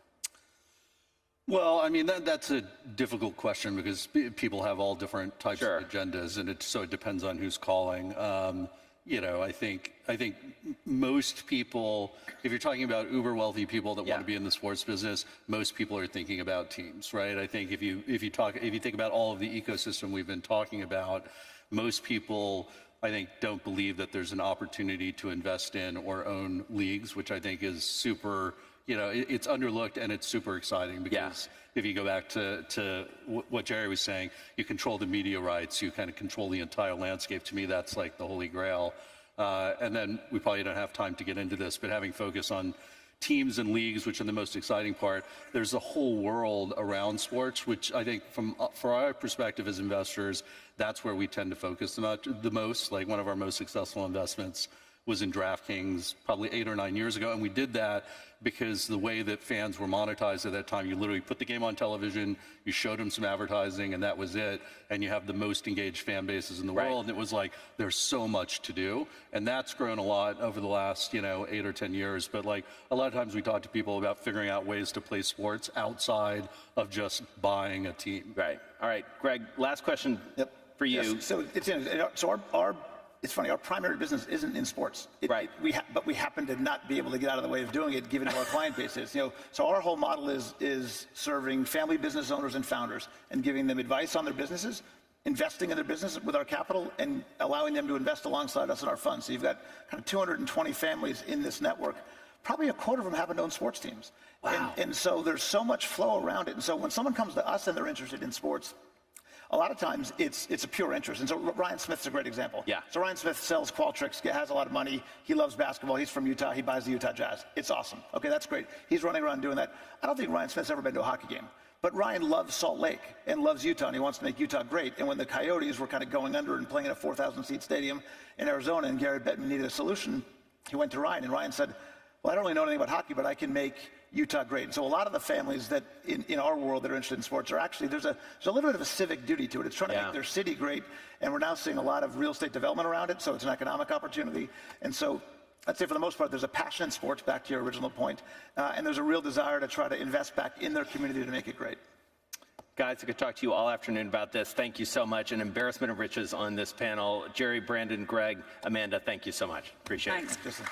Thanks, Jerry. And stay tuned for Todd Bowley. All right. See you.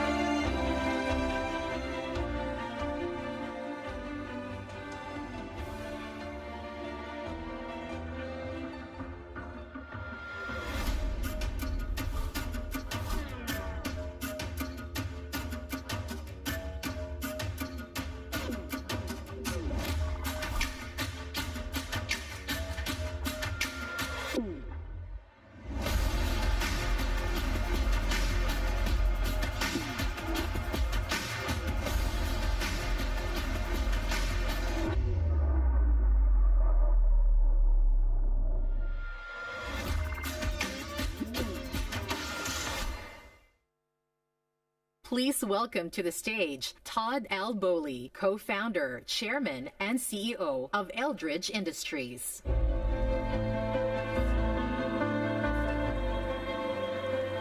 Sort of cool. I feel like I have my own little talk show up here. I sort of move sets, and then we show a little video about you. It's so great. How you doing? I'm well, thank you. Good. It's nice to see you here. Good to be here. We talked a couple years ago in Berlin, shortly after you had bought this little football club called Chelsea.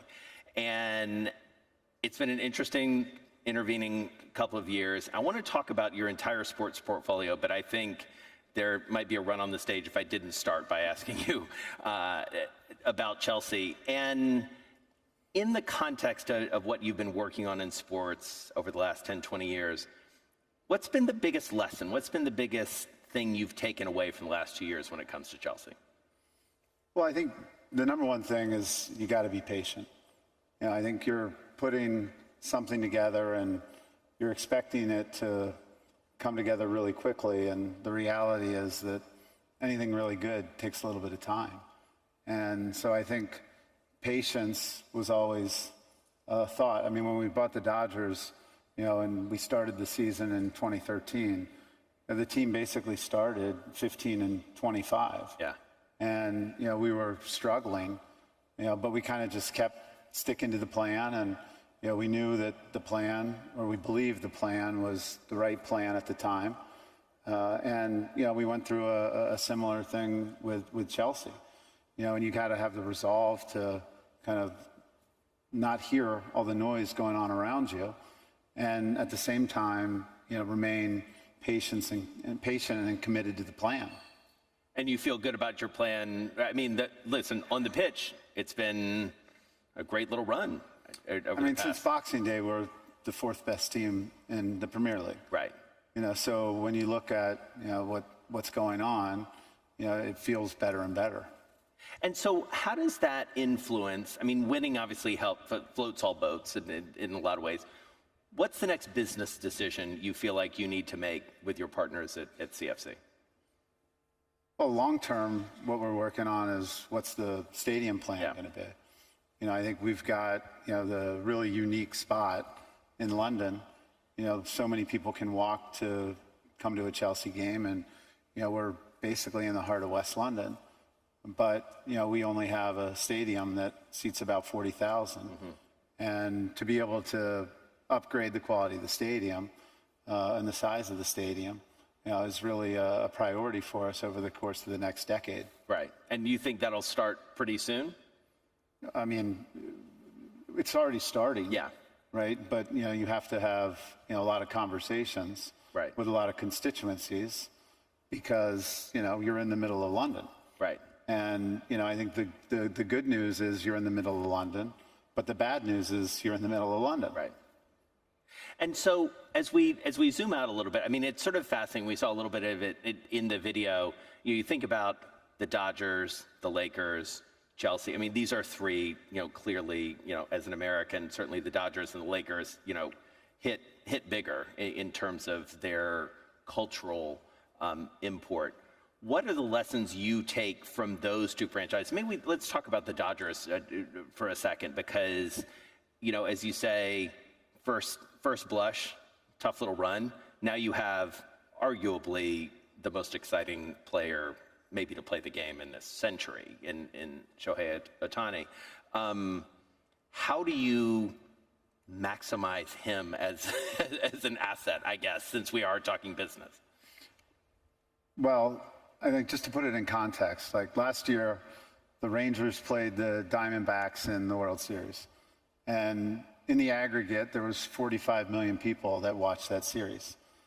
When we announced the Ohtani signing at his press conference, there were 70 million people that watched.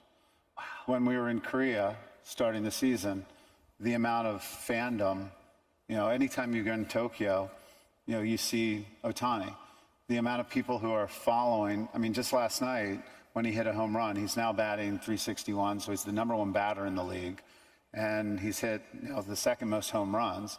And last night when he hit a home run against the San Francisco Giants, the amount of cheering for him, was almost something that you never hear when the Dodgers are in San Francisco. Right. And that's because people travel to see him. I mean, he is every city, you have this new fan base that's really focused on all things Ohtani. Right. And so what does that mean for the franchise, and what are the business decisions that you make, and how does that influence other decisions you make having this person? I mean, especially the structure of the deal allows for more spending in the interim, right? In terms of the way you structured his massive contract, right? Well, I mean, obviously he was excited about that. Yeah. Right? Because what he really wanted from us was a commitment to win on the field.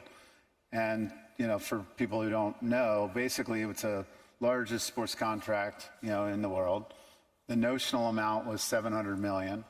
And, it's a 10-year playing contract with a 20-year payout. So for the first 10 years, he makes $2 million a year.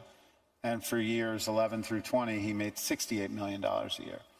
Right? So basically, when you think about what the average annual value of that is, it's roughly $44 million a year.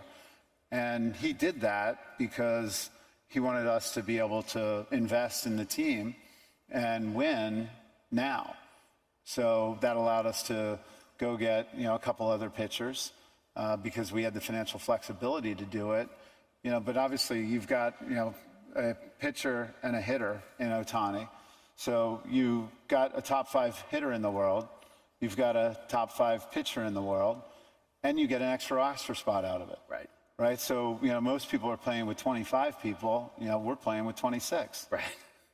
And so as you think about, the lessons of the Dodgers, how do you apply that? I mean, whether it's the long-term investment thesis, like how does that play out across the rest of the portfolio?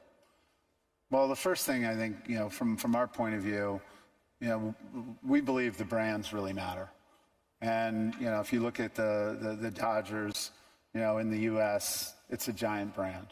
They were the first team to have an African-American player in Jackie Robinson. And then, of course, I would argue that the Lakers in the 80s with the Celtics really built the NBA. Both the Lakers and the Celtics each have 17 titles. So, those are the two dominant teams. And back in the 80s when the NBA was really kind of getting going, because before that, there was questions whether the NBA would survive. Yeah. And you had Magic Johnson versus Larry Bird, still the most watched NCAA finals game in the history of NCAA basketball, college basketball. And those two guys came into the league at the right time, and really built both brands. Right. And so I think from our perspective, it's really hard to recreate a brand. It's really hard to extend a brand, from one level into another level. So, the brands that are the Lakers and Dodgers and Chelsea, they're global brands. Right. And that's just really hard to replicate. And so what do you need to do to further the Chelsea global brand? Because, obviously it is a global brand, but probably trails some of its rivals in the EPL. Where do you need to invest there to ensure that it continues to grow? Well, I think, as you said earlier, winning is clearly the most important thing. So we're focused on winning. The second thing is having what we think is a really young and exciting team. Right. That's going to be around together for a long time. Because if you look at franchises that, dominate for periods of time, it's because they have real stability in the team, real stability in the front office, real stability in, the coaching. So, to be able to lay the groundwork, to be able to start with the stability on the team, by having a young team that has, longer than average contracts. And the reality is in European football, if you're a 7-year contract, the way we look at that is really it's a 5-year contract, right? Because, the capitalization of the transfer value is such that you're never going to let a contract expire down to the last year. Right. You're either going to extend the contract or you're going to figure out, what's next, for that player. So, when we were looking at that, we're thinking a lot about how do we have stability, how do we have a core, and, the Dodgers are the same thing. Right now, if you look at our top 3 players in the lineup, right, you've got Mookie Betts, who, we signed to a 10-year contract. We've got Shohei Ohtani batting second, who is also on a 10-year contract. And we got Freddie Freeman, who's on an 8-year contract. So, the duration that we have for those guys to develop together, is really what we think makes, the potential. Obviously, it doesn't guarantee anything. Right. But it's laying the framework for the foundation for something that has the ability to come together as it, figures itself out. Right. And is that a story that you feel like that is starting to get through on the Chelsea side? Because, I mean, let's be honest, taking a lot of heat, and I know you probably isolate yourself from a lot of the noise, but like for the spending. But you look at that as an investment. That's the other thing I don't think, right? I mean, when people talk about spending, I mean, the way I think about it is we're investing. And when we have, a collection of players, and really those players continue to hold their value. Right. Right. So it's not as if we're, kind of writing off the money, the investment, right? So, what we're thinking about is what does it really cost to finance that portfolio of players? Yeah. Right. So, because of course, some players will go up in value and some players will go down in value. But, I would argue that, the investments that we've made, have continued to, as a balance, continue to hold their value. And really, therefore, we're not spending the money, we're investing the money. And really, we're just thinking about the cost to carry. Yeah. You know, what's it cost to carry that portfolio of players that are obviously so valuable? I want to widen the aperture even more and still stay in this topic to talk about media, because you have assets there as well through Eldridge, whether it's, you know, with Rolling Stone, Golden Globes, A24, obviously in the movie business, Cirque du Soleil. You understand the media world. The media world is part of the intrinsic value. We just spent a lot of time talking about this on the panel in sports. How do you see the media element of this evolving in the near term? We've got an NBA, you know, media rights deal that's going to be announced probably any day now. What happens next with media as it relates to sports and the value of sports? So, right, if you think about how you break apart the value of a club or a team, right, you have everything that goes on site, right? You've got the tickets, the merch, the hospitality, you know, the food and beverage, the sponsorship inside of the actual facility. And then, you know, the media value is the glow, right, that comes out of the facility, whether it's an arena or a stadium or whatever it is. And then you think about, okay, well, how do I expand and extend that glow, right? And, you know, I think obviously, you know, the thing that really is driving these is that there's now trillion-dollar balance sheets or trillion-dollar market value companies that have gotten involved, right? So it used to be you would have kind of, you know, the broadcasters thinking about it. Now you've got, you know, Amazon, Google, Apple that are all playing in the game. And you look at them, and together they're probably worth, I don't know, $6 trillion or something, $5 trillion. And not to mention Netflix, who's probably around the hoop. Yeah, and Netflix is, you know, it's a big company. Yeah. But compared to those guys, it's really not so big. Right. But it's, I think, probably a $300 billion market cap. Right. Right. And yeah, now they're throwing their hat in the ring, you know, because they understand, you know, that people want to watch this stuff. And, you know, there's very few things that people will adjust their calendar for, right? So, and sports are probably it. Right. Maybe some award shows, but certainly sports. Right. And if you look at, you know, Major League Baseball, it is a tale of the haves and have-nots in many ways when it comes to media. The Dodgers, I mean, that was a key part of your investment thesis, I believe, when you bought the Dodgers, is the sort of implicit value on the media side, correct?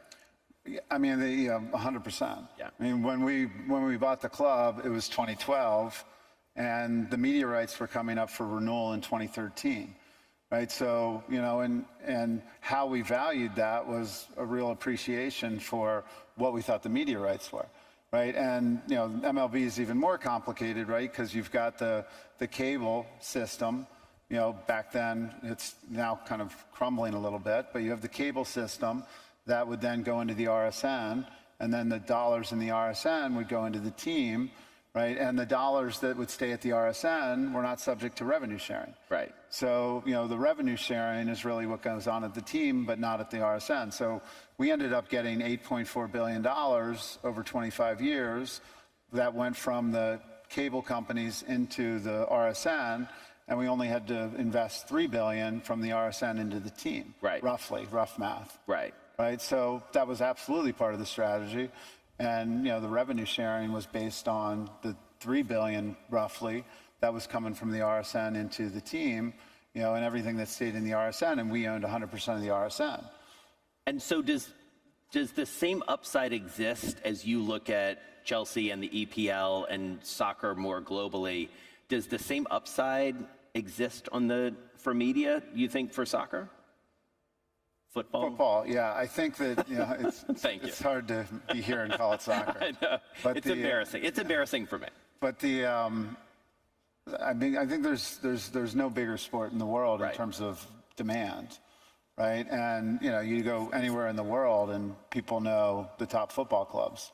And, you know, even in the U.S., you know, I think the time slots that the Premier League has, you know, in the U.S. on Saturday and Sunday doesn't really compete with anything. Right. Right. And obviously the NFL is trying to figure out how do I do more games in London and Munich and places like that, because of course that works really well for them, because then you wake up and you have, you know, breakfast with the NFL. Right. But that's every week, you know, with the Premier League. Right. right, is the Saturday morning time zone, in the East Coast at least, and a little bit earlier on the West Coast. But yeah, I think that, because there's so much implicit demand, so what you have to figure out how to do is how do you get direct relationships with your fan bases? Right. Right, and how do you do things that, are unique and different? But obviously what we have is an asset in Chelsea that, is in high demand. Right. Right, and we can give experiences that, you just can't buy elsewhere. So how do we start to think about, how to, position, those opportunities in order to really grow revenue, in a world where, financial fair play is becoming, a much more, detailed conversation, and I think something that, the league is committed to in order to try to, have a more balanced, competitive slate. Right. And do you think financial fair play is at the place it needs? What else needs to happen to ensure that there actually is fair play? Well, it's coming. I mean, I think you're seeing a lot of debate about what percentage of revenue can be spent on the team, and that's happening, and likely to be voted on in the June Premier League meeting and finalized. And then there's another concept that if you think about one is top down and one is bottom up, there's another concept called anchoring, which is saying that the maximum wages for the team can only be a certain multiple of the smallest amount of media money that goes to the 20th Premier League team. Right. And so as you look at this portfolio, we only have a couple minutes left, and I could talk to you all afternoon about this, but as you look at your portfolio now, you do have some unbelievable assets. You also have this, massive business and credit, et cetera, that you also have to, that I have not asked you anything about because we're talking about sports, which is sort of your burden and opportunity. This is the life you've chosen. But do you see other opportunities in sports? The NFL is, about to open to institutional investors. I imagine you've looked at the NFL before. Are there startup leagues? Are there other things that at least tickle your brain as an opportunity in sports? Oh, I think there's just so many adjacencies. Yeah. I mean, like I was an early investor in DraftKings, and you start to see how that continues to develop, and I think there's a lot of debate right now going on as to is gambling good for the game, right, or games, and I would argue that there was always gambling. And whether it was in the black market or in the legal market, I think it's much better in the legal market. And I think what you've seen this year is, you can see the sports radars of the world can see when there's someone crowding a specific bet. Right. Right. So there was a situation with one of the players on one of the NBA teams, where they basically were doing prop bets on how many minutes they were going to play. And, there was an incident where, he basically pulled himself out of the game, because he had a contact lens issue, but then Sports Radar basically said, well, why is everyone betting that this no-name player, is going to be playing less than 4 minutes? I can't remember what it was. And they immediately identified it. Yeah. Right. So, I think that, because now it's basically like a real market, right, where people see where the flows are going, and so when strange things are happening, you can respond really quickly. Right. So I think we're just getting started at how that's going to really protect the integrity of the game, versus in the old scandals, it was all done in the black market. Right.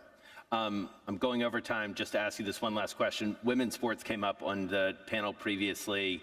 It feels like there's investment happening at Chelsea specifically on the women's side in terms of the opportunity there. Is that something you're interested in broadly? I learned about that reading about it in the paper. So, it's amazing how many things I learn about reading about. So. But in terms of the opportunity for women's sports, is that something you see in general? Oh, yeah. I mean, obviously, the Caitlin Clark phenomenon has been nothing short of just amazing, right? Right. The men's Final Four had a lower media audience than the women's Final Four this year. Right. And that was Caitlin Clark, and she played her first game last night and proved that she deserves to be in the WNBA, scored 20 points in her first game, and So, and I think it's just getting started. You're going to see the WNBA continue to grow.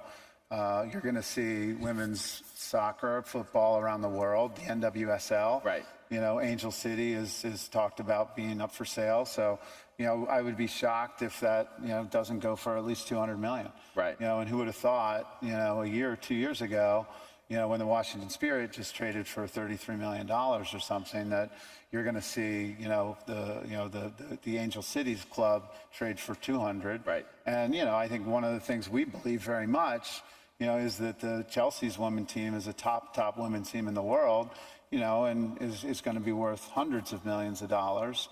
And we're starting to see sponsors recognize the fact that, you know, they got to get on board. Right. You know, because, you know, it's good for their brand. Right. You're a gentleman for spending time with me. Thank you so much. Really good to see you. Thank you, Jason. Thanks.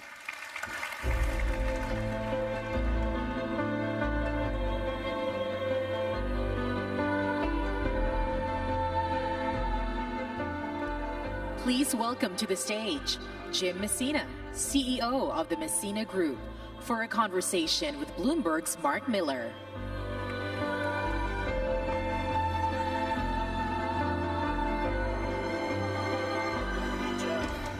We're all that standing between them and some refreshments outside. So let's get started. It's fitting that that we're following Todd Boehly because you have become a recent co-owner of a team, Leeds United, I believe. Yes, go Leeds, go. And you have a playoff game coming up tomorrow, right? Tomorrow. Who do you play?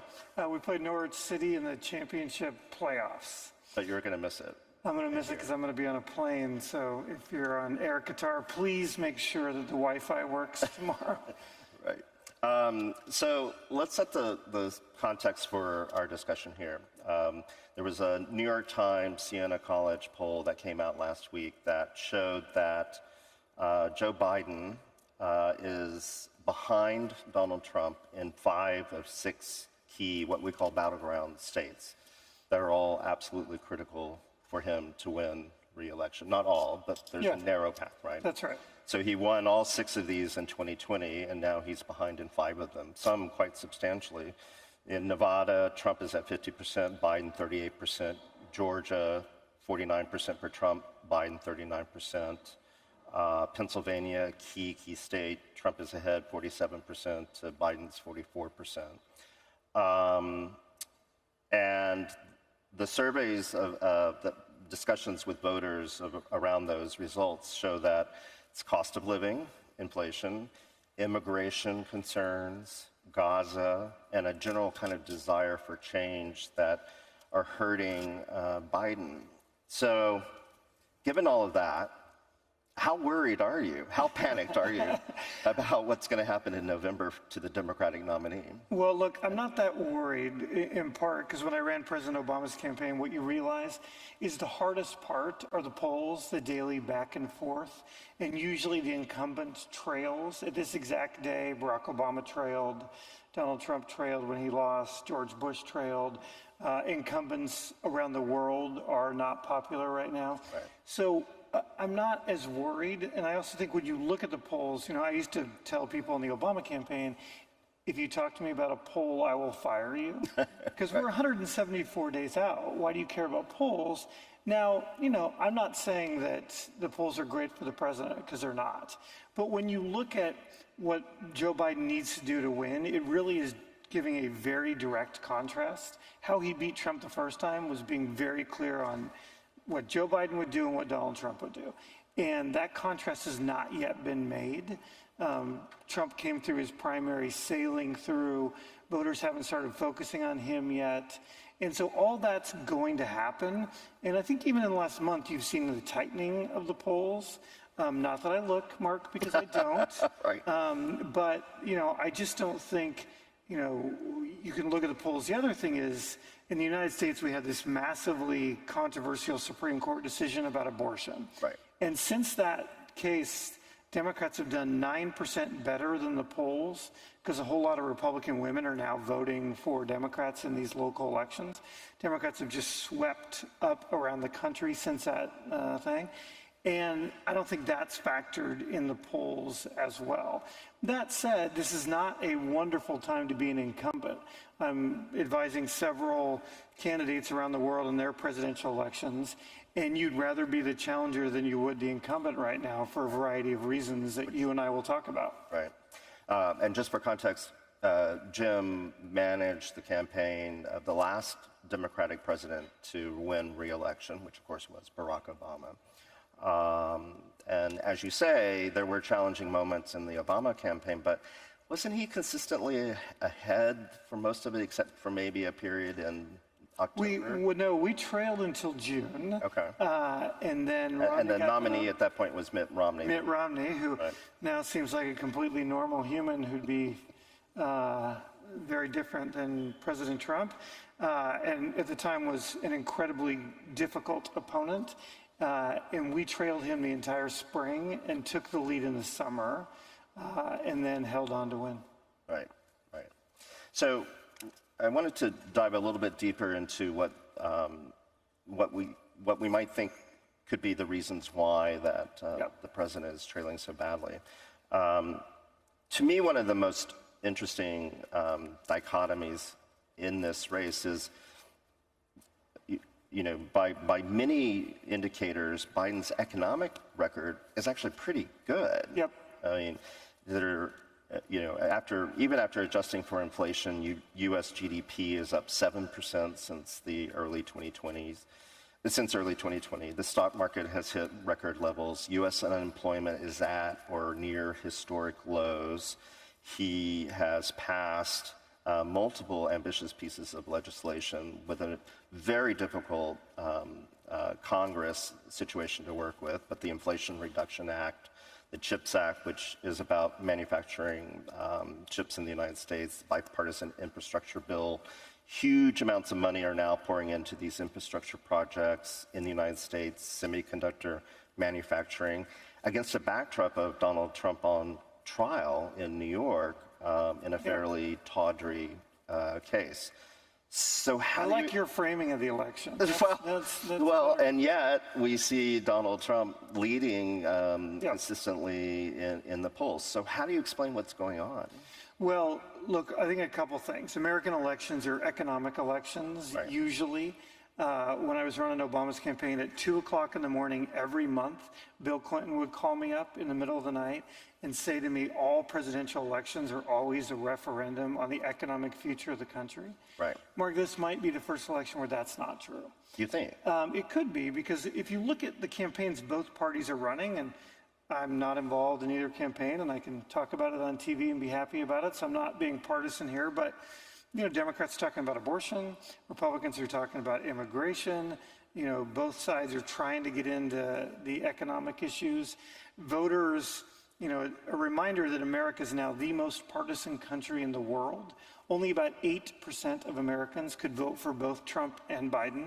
92% have already decided who they're voting for. Right. So we're competing over a very small group of people. And right now, the view with those voters is that Trump is better on the economy. And so Biden's challenge is to catch up on that economic number and basically get to parity. This will also be the first election in American political history where neither candidate gets to 50% approval rating. Barack Obama got to 50% in October of 2012, and I knew we had the election won, because 50% was enough. Right. Neither one of these guys is going to get to 50. Neither one of these guys is going to get to 45. Right. So what does that mean? That means that between 15 and 20% of Americans are going to vote for someone they don't like. And those double doubters, I call them, double haters, other people call them, are going to have to vote for someone that they don't approve of. And that leads into the other reason I think the polls are garbage, is because for the first time in 30 years in the US, we're going to have a big third-party candidate. Right. And the third-party candidate, there's a couple of them, but they're now taking votes away for that exact demographic, those double hater people I talked about. Joe Biden won those voters by 12 points. They basically gave him the presidency. And right now, that's the exact demographic where Kennedy is doing the best. Right. And so, That's Robert Kennedy Jr. Yes. The Kennedys will be around in American politics forever. Right. even one who's been denounced by the rest of The entire family. The entire family. Right. So this, you touched on this just a few minutes ago. This is not a phenomena unique to Joe Biden. No. As we know, almost 50% of the world's population has or will be voting in national elections this year. And many, as you say, incumbents are deeply unpopular. According to some polls, every leader of a group of 7 nation has a higher disapproval rating than an approval rating, which I think is fascinating. Now, you and your firm work on political campaigns and advise governments all over the world. What do you think is driving such deep levels of discontent? 2 things. In a post-COVID economic world, let's be honest, voters, it's tough out there for people. And this is the first generation, at least in America, where voters no longer believe that their kids' generation is going to be better than theirs. The American dream that we always talked about, voters aren't sure it's there. That is true all over the place. And what we're seeing in world politics is migration has become the biggest issue in world politics. You saw right-wing governments win a stunning election that no poll showed in the Netherlands a couple months ago. You're seeing rising of extremism on the left and the right. Major parties in Europe, Latin America, and Asia are going down. 3rd and 4th and 5th political parties are going up.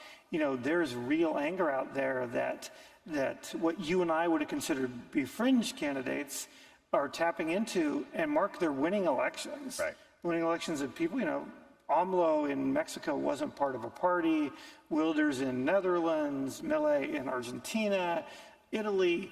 Those people are winning these elections now. And it's partially because of immigration. It's a lot about economic dislocation, and they're not sure what the future is.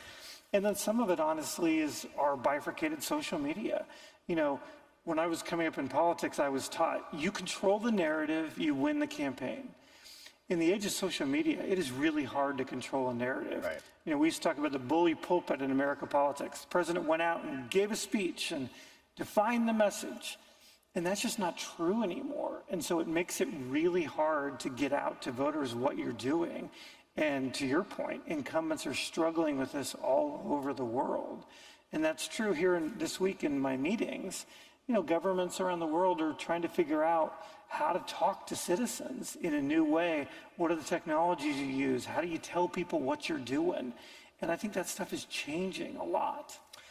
Right. I mean, when Joe Biden was elected in 2020, TikTok, did it exist? I think it had just started, but no one knew what it was. But no one knew what it was. Right. And this election will be what I call the TikTok election. Right. The most used platform in America for political discourse is TikTok. And, that didn't even exist. Barack Obama won a presidency with Facebook. I remember on election night 2008, we sent out one tweet for the Obama campaign because we thought it was a stupid technology that would never go anywhere. And 4 years later, we used it every day. And, so people say, Jim, what's your advice? And my advice is data matters. Having big data, there are many platforms, TikTok, Facebook, Instagram, text, TV, but what you need is data. And that's true in our corporate work, too.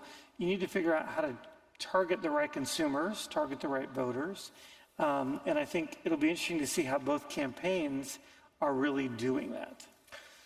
But as a student of political history in the U.S. and elsewhere, how do you see the future when you touched on migration? Climate change is obviously driving some of this migration patterns because it's causing conflict. People are trying to leave conflict. It will change the economic conditions, the ability of people to earn money in ways that I think will be profound. Technology is, that's fueled this rise of populism. Technology kind of turbocharges everything. Yep. Are we in a cycle that is going to continue, where essentially things just get worse and worse? Why should I not be depressed about the state of the world? let me make you a little calmer. So at heart, I'm an optimist.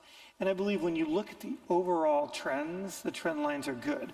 More people around the world are getting education, less people in poverty. Bill Gates gives this great speech about if you look at the data, there's never been a better time to be alive than right now. Sure. And you and I know from your history in journalism and mine in politics that we've been through this before. We went through this in the muckraker days in the 1920s. We had great strife in the 50s and 60s during the social movements. We've been through the Vietnam War. We went through that and came out the other side. I think in the end, probably technology, which I agree with you, is probably the cause of some of this, is probably going to be the thing that fixes it too. We have amazing innovation going on. Yesterday I toured or talked to folks here who are building the first large language model in Arabic in Doha. Fascinating. They'll find new ways to communicate with people. They'll do really cool things. There's a lot of experiments right now going on the ground. It's making people start to have different kinds of conversations. And so I think we'll iterate out of this. Is it bumpy right now? Absolutely. But am I inherently an optimist that the arc of history is getting better? I think that's what the data says. And I think it's incumbent upon all of us. You're in this room at 4 o'clock, separated from getting a cold drink, hearing me talk because you care about these issues. And 2 billion people around the world are going to vote this year, over 70 countries. This will be the biggest year for democracy ever. And that just has to make me optimistic. One of the things that occurs to me about social media, and particularly in the TikTok age, is that it kind of erases any sense of history. So, for example, Biden seems to be losing support among younger voters in many cases because of his support of Israel in its war in Gaza. That's prompted a huge number of demonstrations, I think, as we all know, on American college campuses, for example.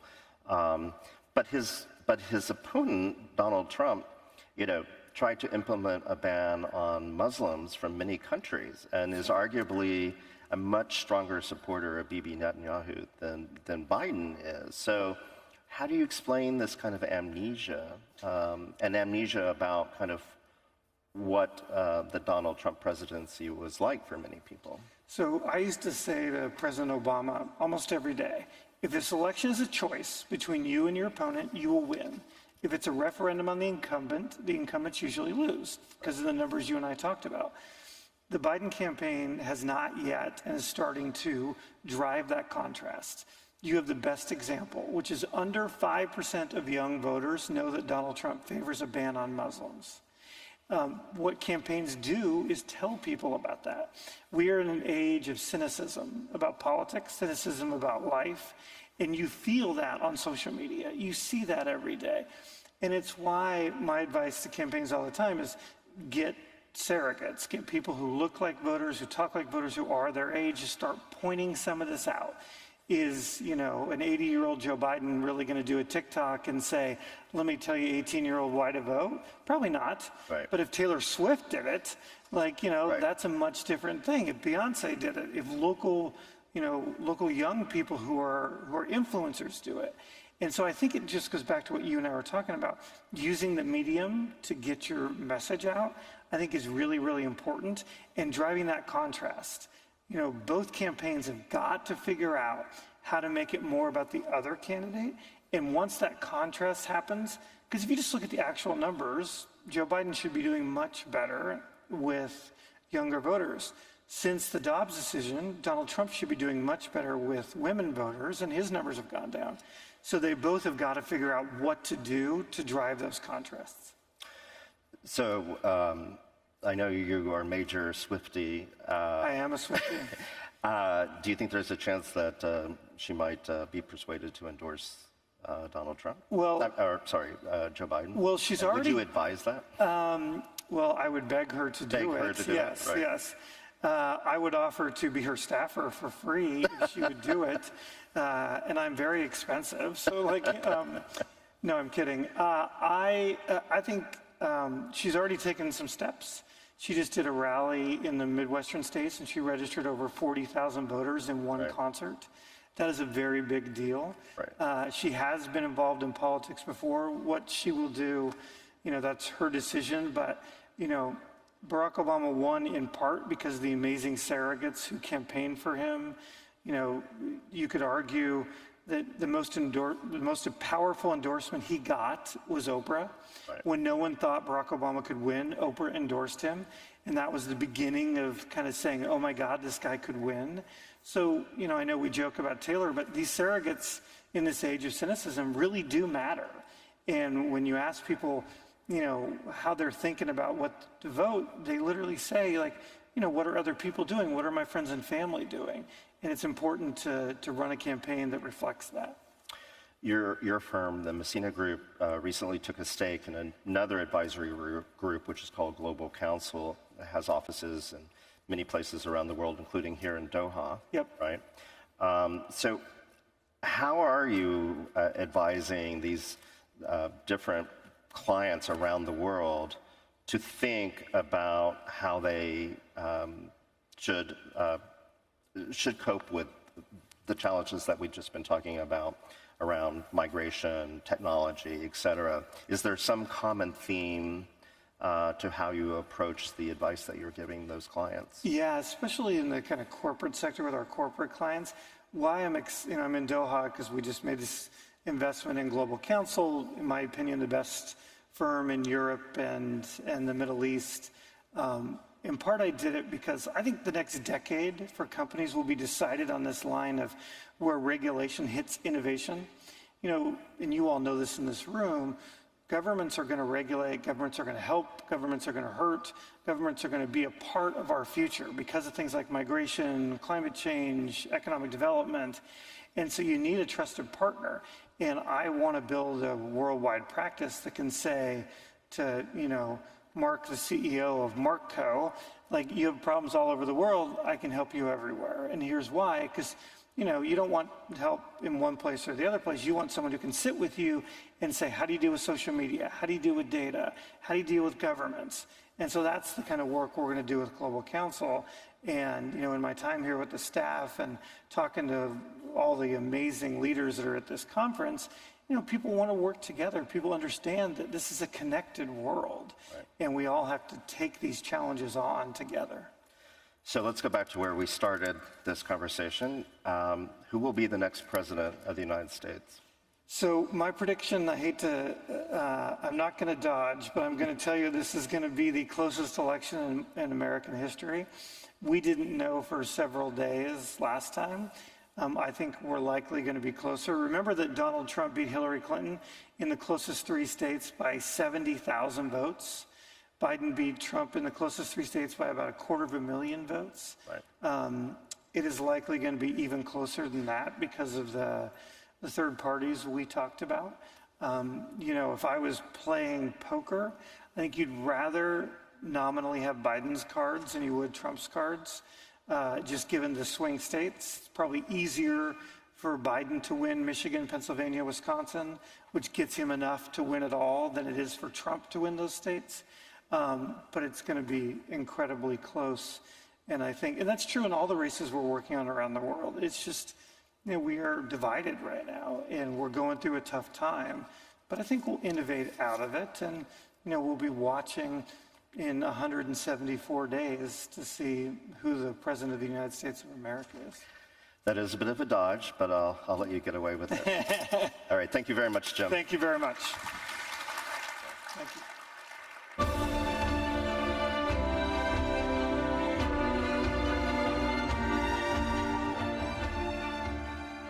Staying till the end. We hope you found today's conversations insightful. We'd like to thank our official partners, the Ministry of Commerce and Industry of the State of Qatar and Media City Qatar, our innovation sponsor QRDI, and our premier sponsors Qatar Investment Authority and QNB. Thank you all to our other sponsors for making the forum possible. Now we wrap up main stage sessions for today, but the program continues. Our breakout sessions in the Fairmont Hotel. Please make your way to the breakout stage, and we'll see you here tomorrow for our last day at the Qatar Economic Forum. Thank you.